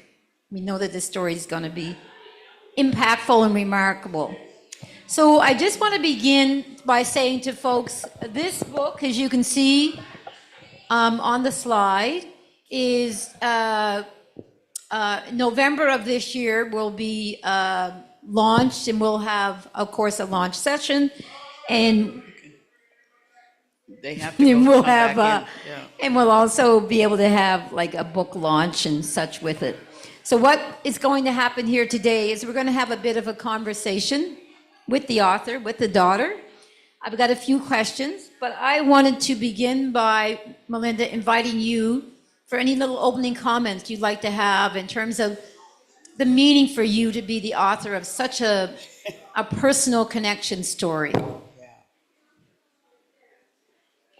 Oh, it is, thank you, Sylvia. It is truly a very personal reflection, and one that been a long time coming. I started the journey, and I think I started doing this in 2013, 14, something like that. Yeah. Then I had to do a lot of research, interviews in Halifax and across the province, in the United States, and then COVID. and that affected a lot of things, and it certainly affected the timing of what I could do with and my the publication and interviews, completions, and all that type of thing. So, and as I reflect back now, I say, well, I can take a sigh and a nice breath that it's here. So it is indeed quite emotional, but I'm very happy about it, finally. And I'm very, very pleased and happy with the people that certainly helped me along the way. Very helpful. Well, I'm pleased and privileged to have had the chance to read the manuscript. So, we won't try to give away too many tidbits. They're exactly in there, but to let folks hear it. But you talk in there about the importance of family. You talk deeply about not just the importance of family of then through your dad, but now, now as family folks get together. But I know it's your father, so we could just say it that way. But I'm just wondering about in thinking about impact, what inspired you to write a book about your father, about Buddy Day? To be honest with you, I wasn't inspired at first to write the book. I was thinking that I had to find somebody to write Daddy's story. That's what was my thought process. At the time, I was chair of the Halifax School Board, and I always knew that his story had to be told. I I was instrumental in making sure that the street, down Buddy Day Street, I was, I worked on that and made that happen. But I knew that Daddy's story should be told, and I was thinking in my mind, who's going to tell this story? And so I thought about it, and here I was, right over here at the church, and the school board was having a media showing us how to work with and present to the media, school board members. So I'm over there, and we introduce ourselves, and the head journalist was Blaine Henshaw. And when I said my name, he came over and whispered to me, "I need to talk to you afterwards." And so, okay, I went up to him afterwards, and he and I talked. And he introduced himself because he said, "I'm one of the many reporters who was in the Province House and in your father's office. I became very close to your dad. And so, have you ever thought about telling his story?" And I said, "Yeah, I got to find somebody to tell my father's story, to write it, He said, "Well, did you ever think it's you?" I said, "Me?" No. He said, "Well, he told me that my father, he had mentioned it to Daddy. Buddy, your story needs to be told." And he said, "Your father said it." "Oh, my daughter's going to do that." He never told me. So it was prophetic. Yeah, so that's how it started. He said, "I'll help you," and he did. I didn't know where to start and everything, but Blaine gave me an outline and everything of where to start.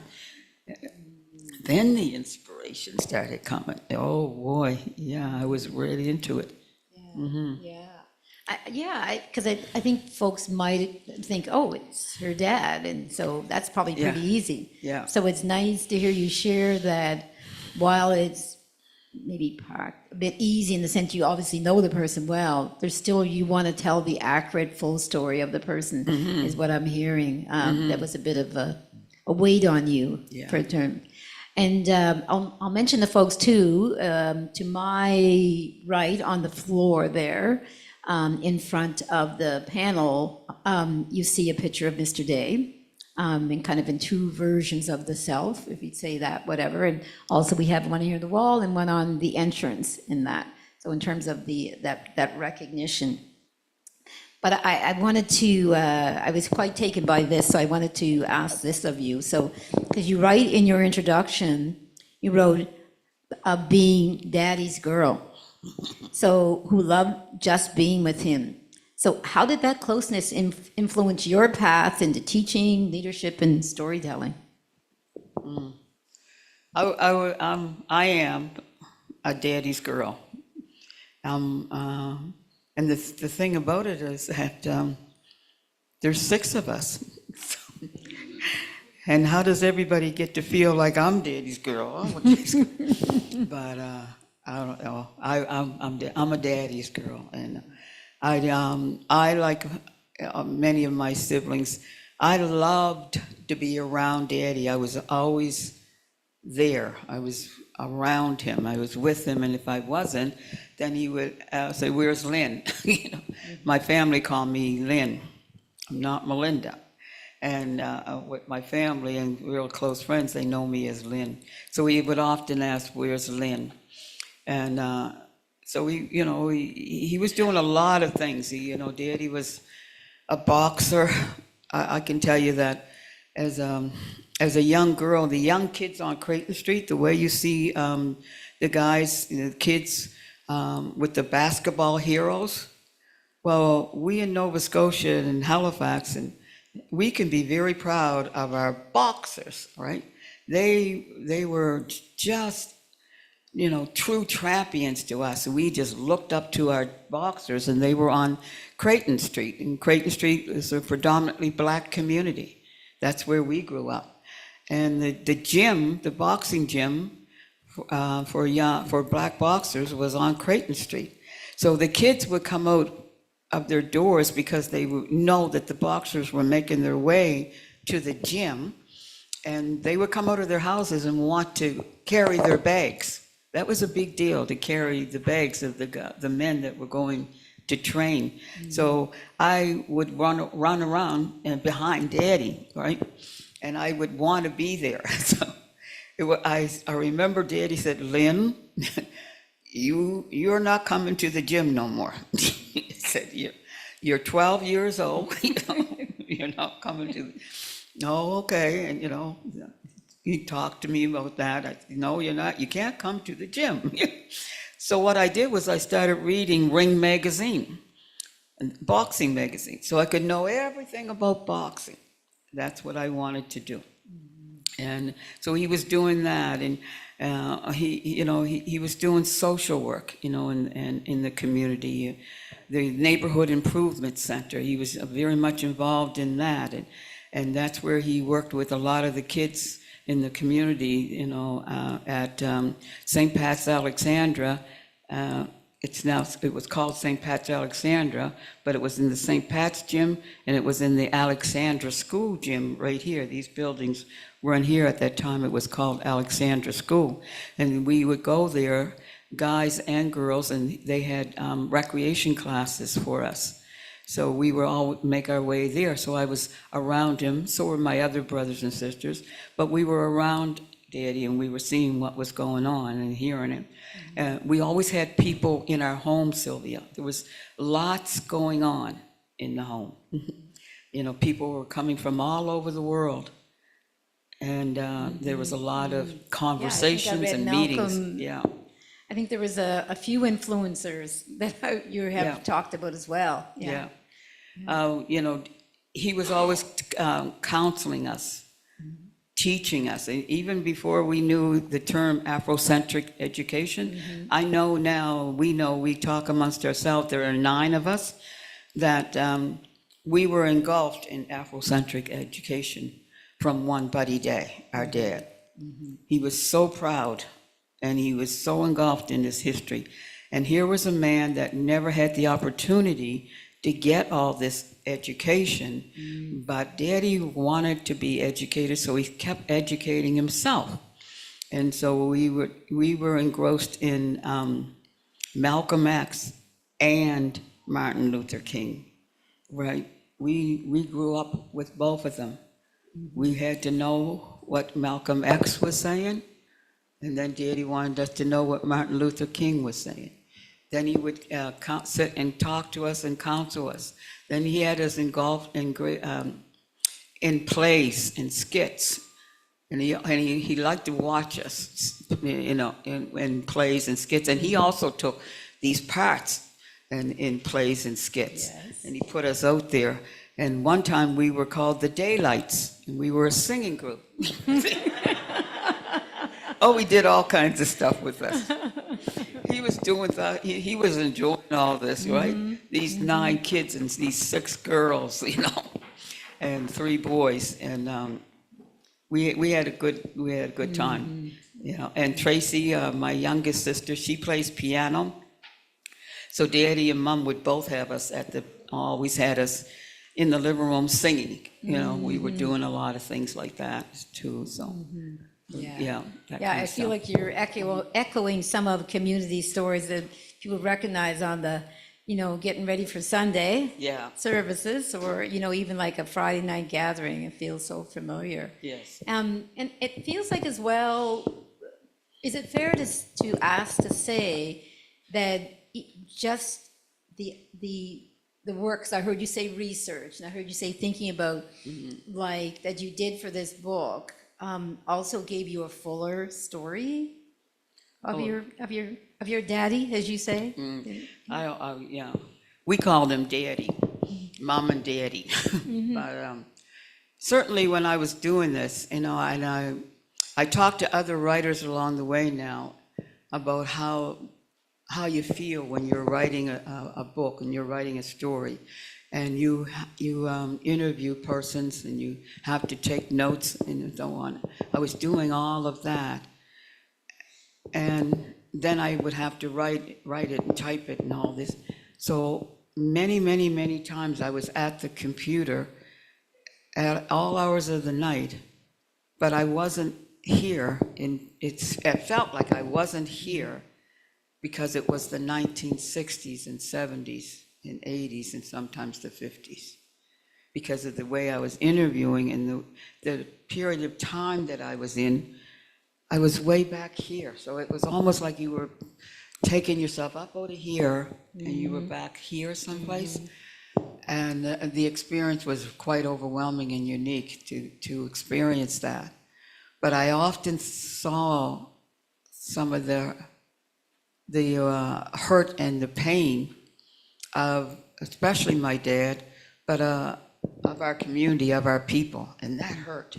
You know, that used to I used to get stung a lot, I found, you know, because the more history that you read and you delve into, the more you realize how much your people have given and how hurt your people have been, you know, but so determined yet your people had been, and they kept pushing and pushing through.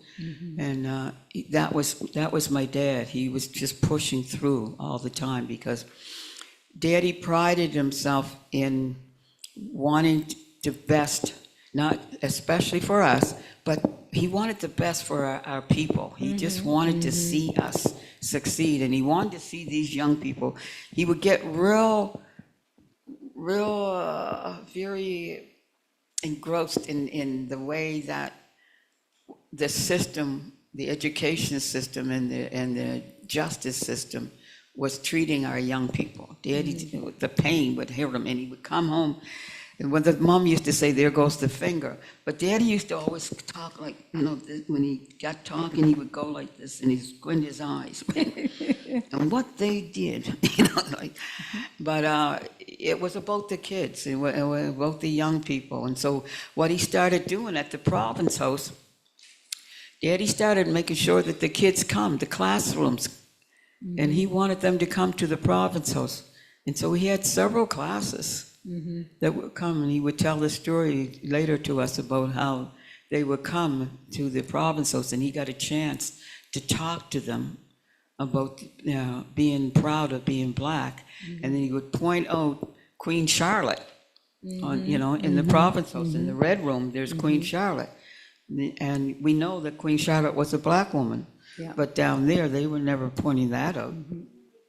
I don't know if they're doing it today. They're pointing out that Queen Charlotte was Black, but Daddy always made sure that they knew who that woman was up there on that picture frame there. There was a lot of things like that were happening. You know? There are so many things I want to ask. I wanted you to have a chance to share the story about, you know, how even your origins and family, where there was this demonstration of people taking kind of care of each other during his transition, moving here and that, right? But what I'm wondering is if you could say a bit about that and a bit about the kind of school thing in terms of an activist piece, and then I'm going to jump us ahead a little bit to talk more intentionally about the BLAC report and your father's role in that. But yeah, so maybe. So tell me So if we want to, because you talk very warmly, I think, about when he came here, 4 or 5, and that experience. My father and my Uncle Percy, there were two brothers. There was another brother, and his name was Bobby. And Daddy never met his brother, and he never met his sister until they were older, you know, adults. But he grew up with Percy, and the people often called him Bud and Percy. Percy was a year older than Daddy was. So the story goes that my grandmother, named after her, my grandmother, as with many other Black women, you know, they left their children with somebody to care for them. For any number of reasons, grandmother came from New Glasgow, my father's from New Glasgow, and she bought Bud and Purse. They were probably 5 and 6, it seems, and she bought them to Creighton Street, and she bought them to this woman, Myrtle Drummond, who must have been either a relative or great friend, because that's where Daddy and Uncle Percy were raised, and my grandmother went to United States. And I believe that she was going there, I'm told that she was going to look for the father of the children. His name is Tom Reed, so I'm also a Reed, R-E-I-D. Yeah, and Daddy found out later in life that his name is, you'll see this in the book. He found out later in life, because he wasn't raised by his mother and didn't know his father. He found out later in life when he brought his mother from the United States and brought her here to Halifax to live. Her husband had died. She didn't meet Tom Reed. She made another life for herself. And he brought her here to Nova Scotia, and she lived in Halifax here, down the street from us. We lived on Maynard Street. And he came home one day and he was real upset. He said, that woman doesn't understand how these things affect you. Mom and I were in the kitchen and we asked him, what's going on? What happened now? And he said, I just found out what my name is and that I'm a year older than what I thought. Wow, wow, Because yes. he didn't have any records. There's no record, there is now, but there was no record of Buddy Day, of Delmore Buddy Day, or Delmore William Day. There was no record. So Aunt Mert, she knew he was a Day. That's Melinda's son in Perth, of course. She knew he was a Day, so she put the Day name. She knew that his name was different. It's Delmont. So she said Delmore. So she put that on, and then her husband was William, so she put the name in there, Delmore William Day.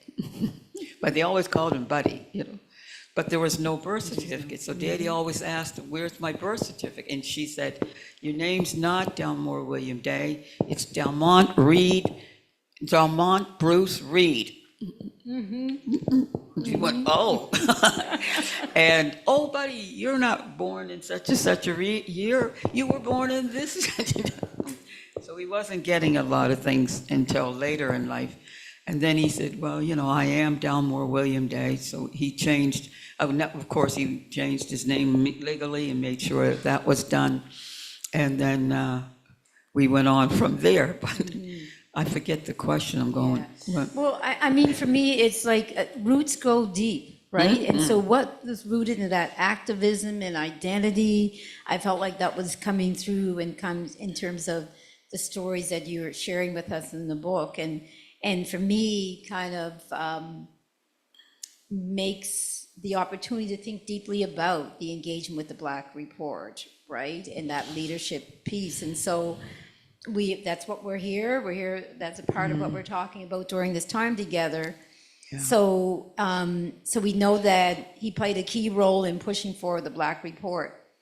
What do you think his vision was for education in Nova Scotia? And you have many angles from that as a principal, a teacher, and school boards and lots of things. So, but what would you think was his vision for Black education in Nova Scotia? And I also don't want to miss for you to have an opportunity to make any reference to those pictures that you have here for us.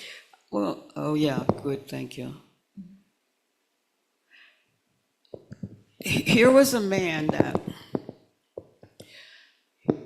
he went through the streets of Halifax, through the community of Halifax, and no matter who you were, Buddy Day would help you.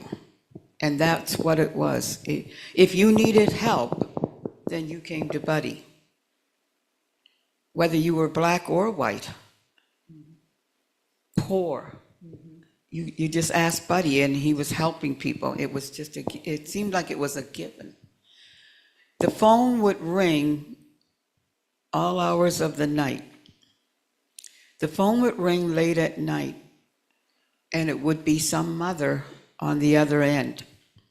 And she would be telling Daddy, Buddy, when you go down to the police station, they just took my son. And she would call his name, so-and-so. And she would be telling, this happened many times, many years.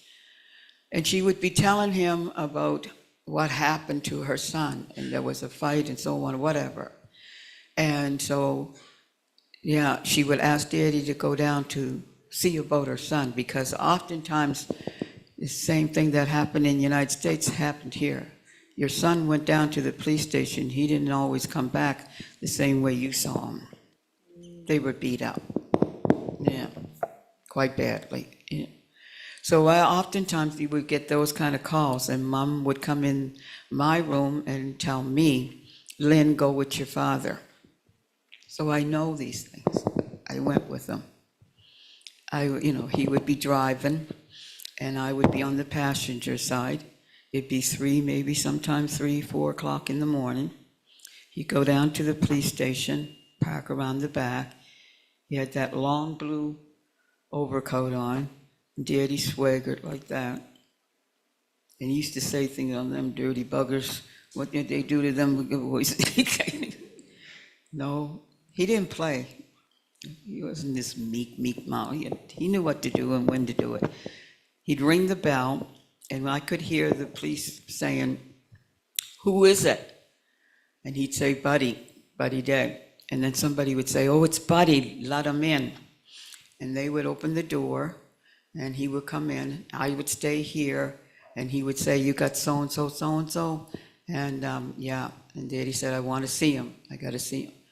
And sometimes we went down to see him, and then sometimes it was okay.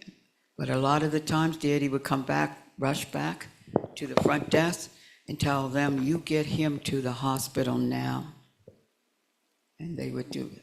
And after a while, things began to change because they knew Buddy would be down. But I saw a lot of things like that often happen, right? So he was known for his activism.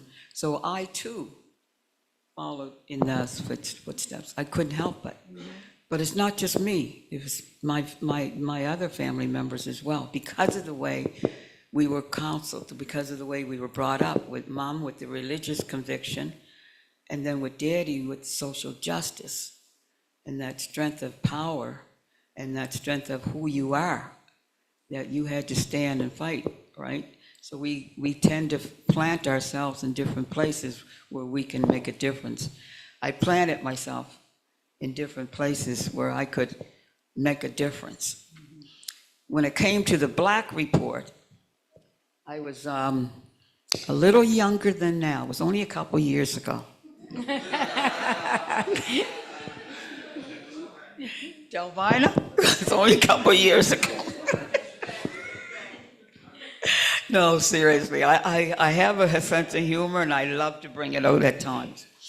Yeah, and anyhow, I was in my 30s. I just started teaching. I love it, I was just doing my thing, and I was a teacher and so on.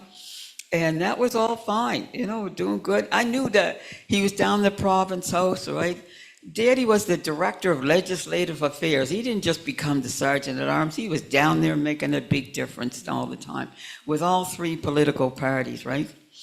And there was a lot happening. And he hired so many Black people as pages down there. Those were good times. Those were good, strong years, because he was influential in making sure people got jobs, people that they would never think of. And Daddy would say, come here, you get yourself together, come on, I'm going to get you a suit and tie and so on and so forth, and you're going to work down the province house. So there are so many names, women and men, that can tell you that I got a job at the province house. I was a page at the province house. Where would that have happened? Does it happen today? We need those things to happen today.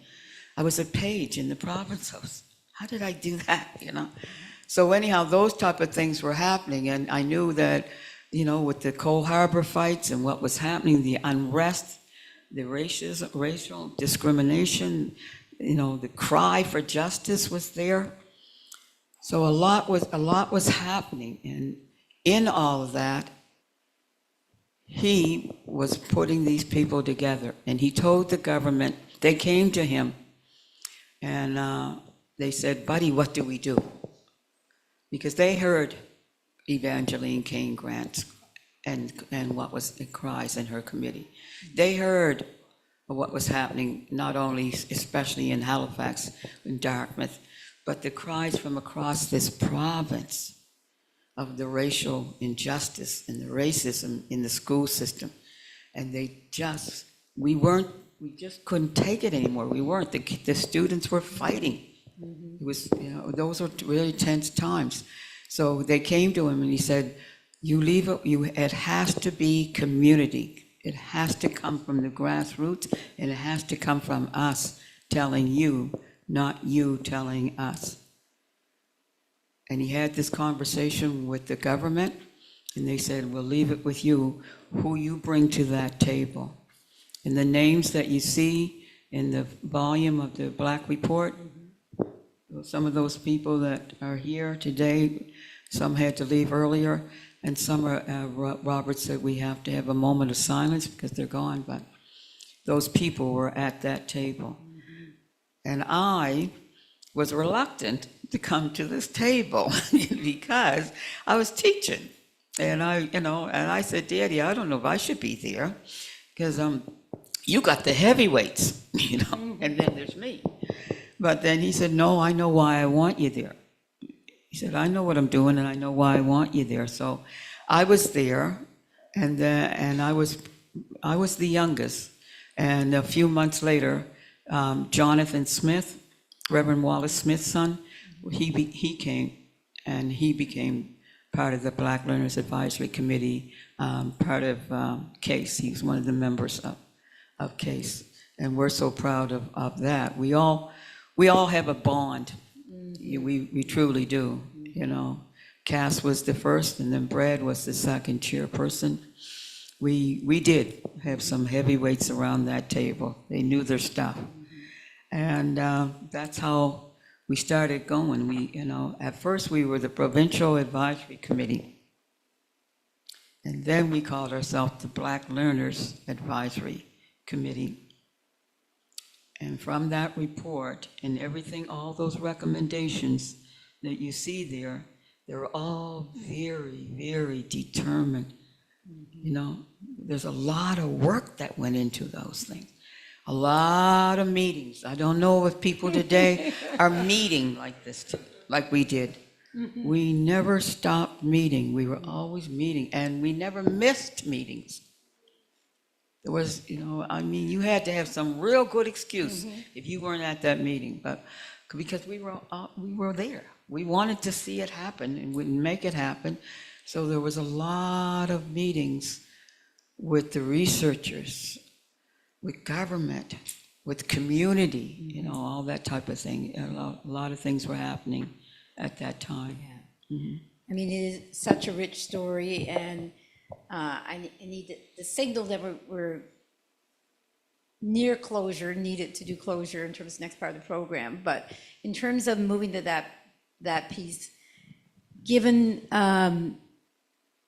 Mr. Day's ability to give good advice to the community folks he met on the street, to the folks he worked with in government, and whatever positional leaders, and I'd say part of all the message that we have from municipal governments, all those governments, I think is also a testimony to that appreciation of this namesake institute. So I want to kind of close with this question. What advice do you think Buddy Day would give to young Black activists or educators working towards change now? I'll answer that question, Sylvia, but I got to say something else here, right?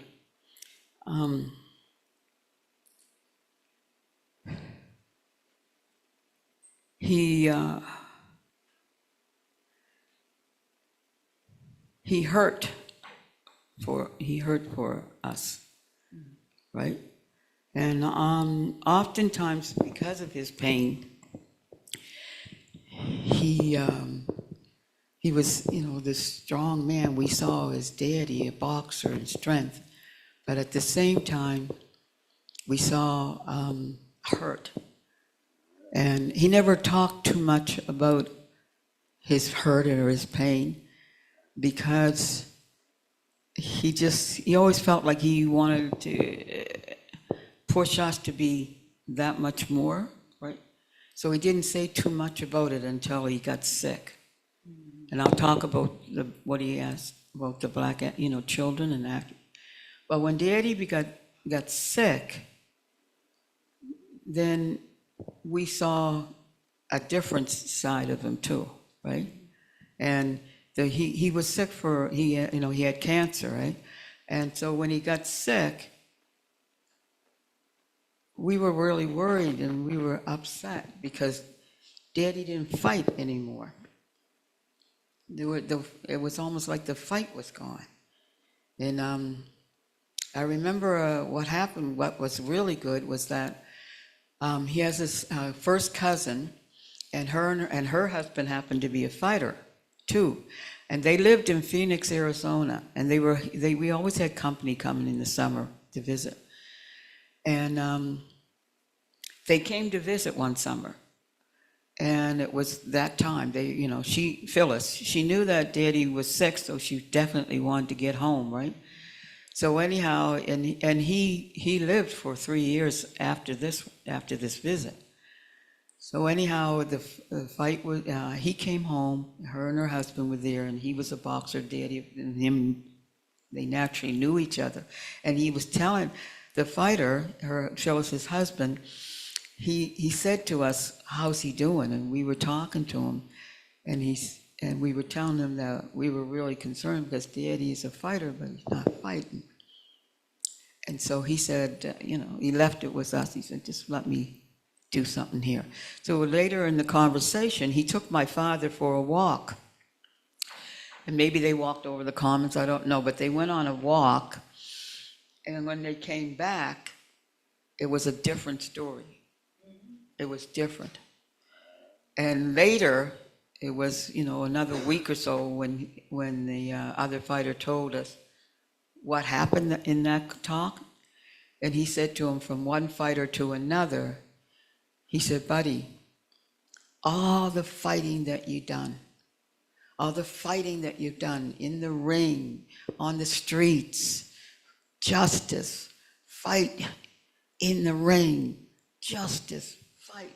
He said, when that bell rang, there was never a time that you threw in the towel.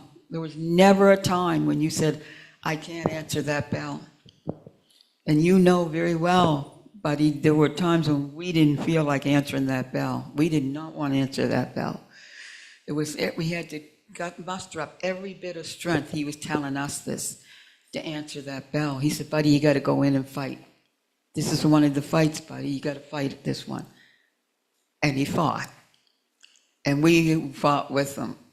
And so those were the great days as well, right? To remember that. And that's why when I look at what Daddy was doing and saying, I said, well, it was all ordained. It was all ordained. Nothing just happens. Nothing just happened. It was order my steps. This man was just doing these things. So in his death, that's when the Black Learners Advisory, which was now CASE, when they said, let's commemorate this, because it wasn't for this man, every one of us sitting at this table, we weren't called by government, we were called by him. He called every one of us to this table. We were not called by government. Right. It was Buddy Day that called us. Right. And when we showed up at that meeting, we showed up because we were called and because he challenged us that this report, this one was going to make a difference. Come and see. And it certainly did make a difference. And from that, then the word got out. We started visiting the communities. We as Black, in CASE now, we visited all the communities and we asked the communities. We told the communities what we were about to do in terms of the Institute and its name, and that's how the community, Yeah, that's how it got the name, and with the community support of the Delmore Buddy Day. At that time was Afrocentric Learning Institute, which is now Delmore Buddy Day Learning Institute, Excellence in Afrocentric Research.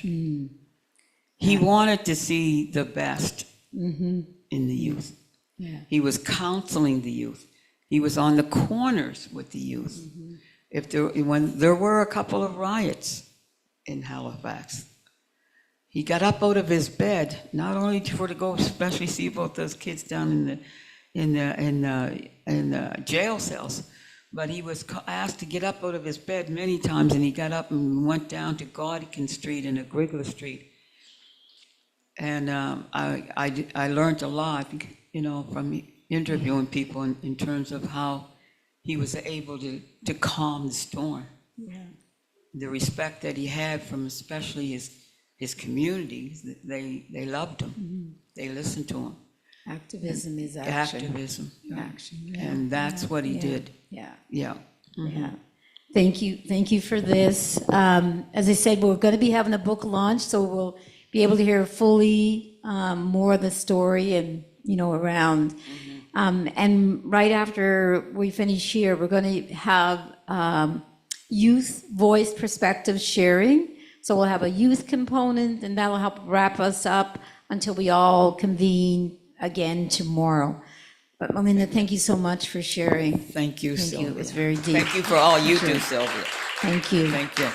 Sylvia is my cousin. The woman that I spoke about, Myrtle Drummond, that's her husband's grandmother.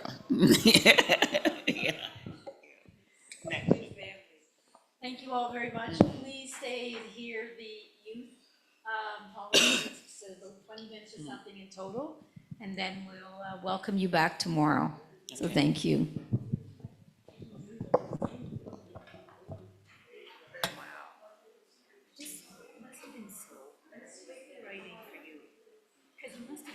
I'm imagining going to it and then you'd be like reflecting on all these things, and you'd write something reflecting on all these things. It was. Yes. It was an incredible learning. I mean, I interviewed all these people. About these people. And after you interview one, then they refer you. That's right. And I was here, I was over there, and then I was sitting there trying to write all this. I teach people, but I wasn't a writer. Yeah, it's a different thing. I was like, yeah. Yeah. But thanks very much. No, thanks. And I'm looking forward to the launch. I am satisfied of myself, and as I said, the activity reflects a lot of work and to show appreciation.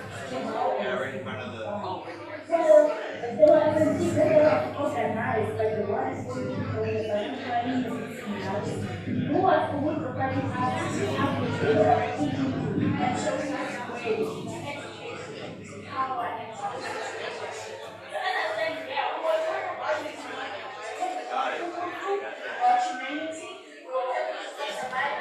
about really something that is facing in this world. For example, we're talking about teenage pregnancy, about HIV and AIDS, sexuality, and knowing their own identity. As I am here, I want to tell everyone about to show how appreciative I am to our African fight. The role of life, Ubuntu, a gentle glow of values of humanity, like a flourishing oasis of hope, where power boosts, when hearts unite. A soft glow that reflects the beauty of human values, Ubuntu lives in me and you, just as despite this peacefulness. With empathy and compassion, we lend a helping hand. Please let me lead us into the world of bread. Ubuntu is the one and only word of passion. It leads us to many divine beautiful things. Shining the beacons hope in the dark of night. With every step, we walk into our peaceful light. With every compassion and every compassion, we are able to see many things. Can we share this humanity's gift and also let kindness abound as we give, we receive in this endless cycle found? Broken hearts are healed and injured souls so safe life.